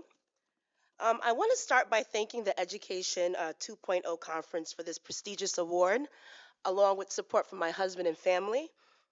I've always had a love for education. It's been a pleasure to be around like-minded people who constantly push my pedagogy and love for education. One piece of advice that has always stuck with me is to always stand firm on what you believe. I believe education should be accessible and transferable for all, no matter where you come from. With great educators like you, we will be able to achieve the goal. Thank you.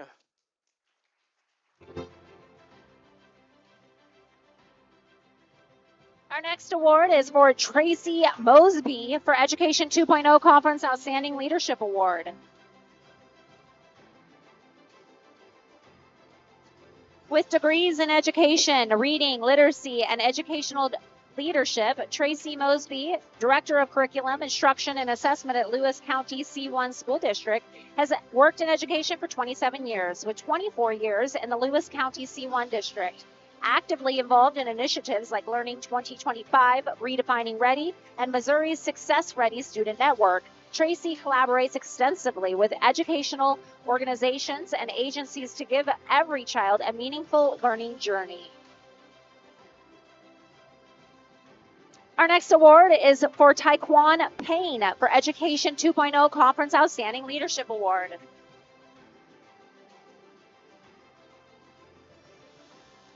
Taekwon Payne is not only a theater artist with a profound love for the stage, but also has an influential educator shaping the future of young minds as the Dean of School Culture at Ivy Hill Prep Charter School.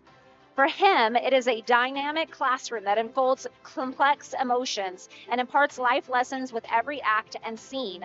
He sees restorative justice practices as a pragmatic and a philosophical tool that complements his work.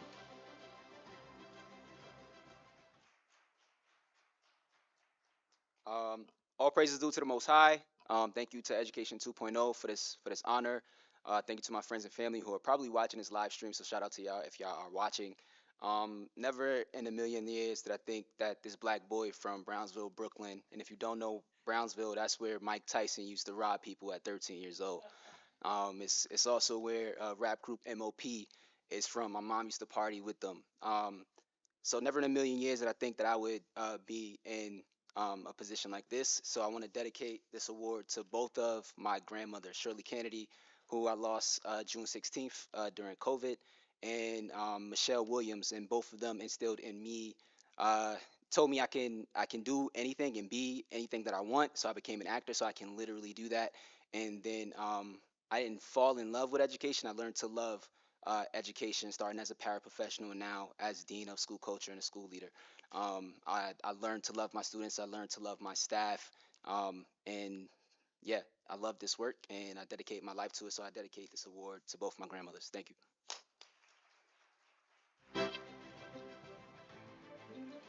This next award is for Vanessa Calon for Education 2.0 Conference Outstanding Leadership Award. Vanessa Calon is a thriving entrepreneur, author, and radio personality. She founded her own company, Calon Family Services, in 2008. Vanessa is executive director of KFCS School, a K through 9 program. She is also the host of Parenting with Vanessa Calon, a radio show and podcast that empowers parents with tools and strategies for their children's daily struggles. Thank you so much. I just want to say I'm really honored to be here today with everyone here who I was coming from the education background. I don't have the education background. I come from a mental health background where I was working with children that were struggling in the regular system. So I ended up starting a school and thinking it was just like, they're going to go back to, I'll find them another school. Well, 8 years later, we're still going. We're going to be accredited.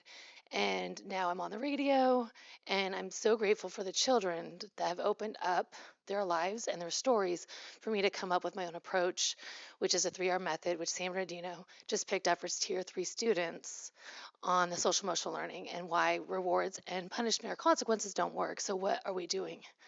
And I'm so grateful for the students that have been open to letting me come into their home and in their lives in touch. And then on top of that, Brianna, for really stepping up on directing the school and helping with all the teaching, because that's not my thing. I like to break up fights. That's my thing. I'm like I'm putting together. I have dyslexia and processing issues, so that's like teaching is very. I didn't think that this was going to be where I'd be, but I'm very grateful. Thank you, Education 2.0, and I appreciate everyone here. Thank you.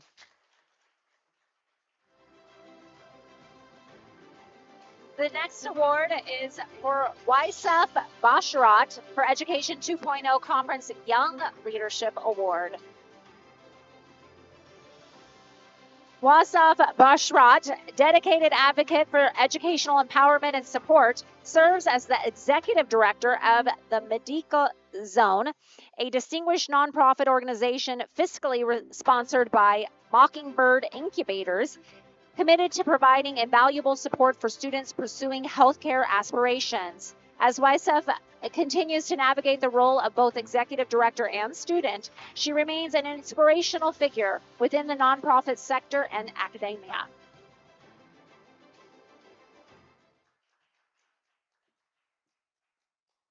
Hello. So I saw a quote on LinkedIn that said, every leader has a strong support system. So I wanted to thank my parents who aren't here but are watching, and my grandfather who supported me through everything that I'm doing right now as well.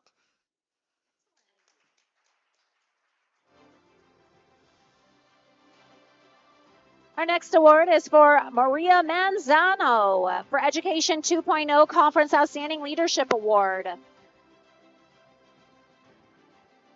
A distinguished classic pianist, educator, and founder of the educational institutions New York Music Center, New York City Piano Academy, a nonprofit organization that supports young pianists globally and attracts candidates from American Ivy League universities and top conservatories worldwide. Throughout her academic and performing career, she has been the recipient of numerous national and international prizes and has served as a piano faculty.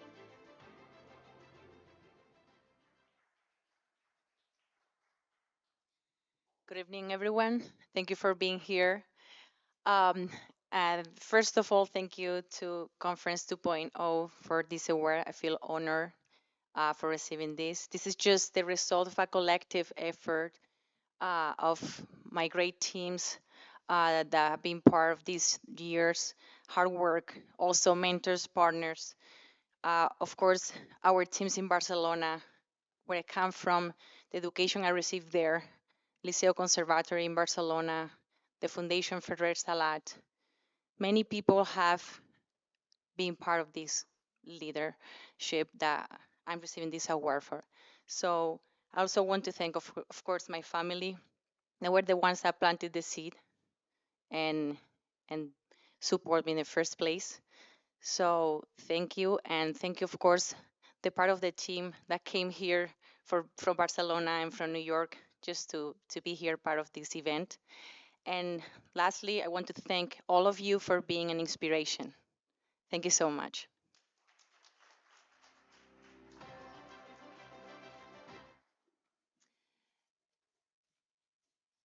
Congratulations to all of our award winners. And as we draw the day on, or as we draw the curtains on another day filled with enlightening discussions and fruitful collaborations, our heartfelt appreciation goes out to our esteemed gold sponsor, Sean K. Shakarami, the founder and CEO of Ophelio, for their invaluable support in bringing this event to fruition.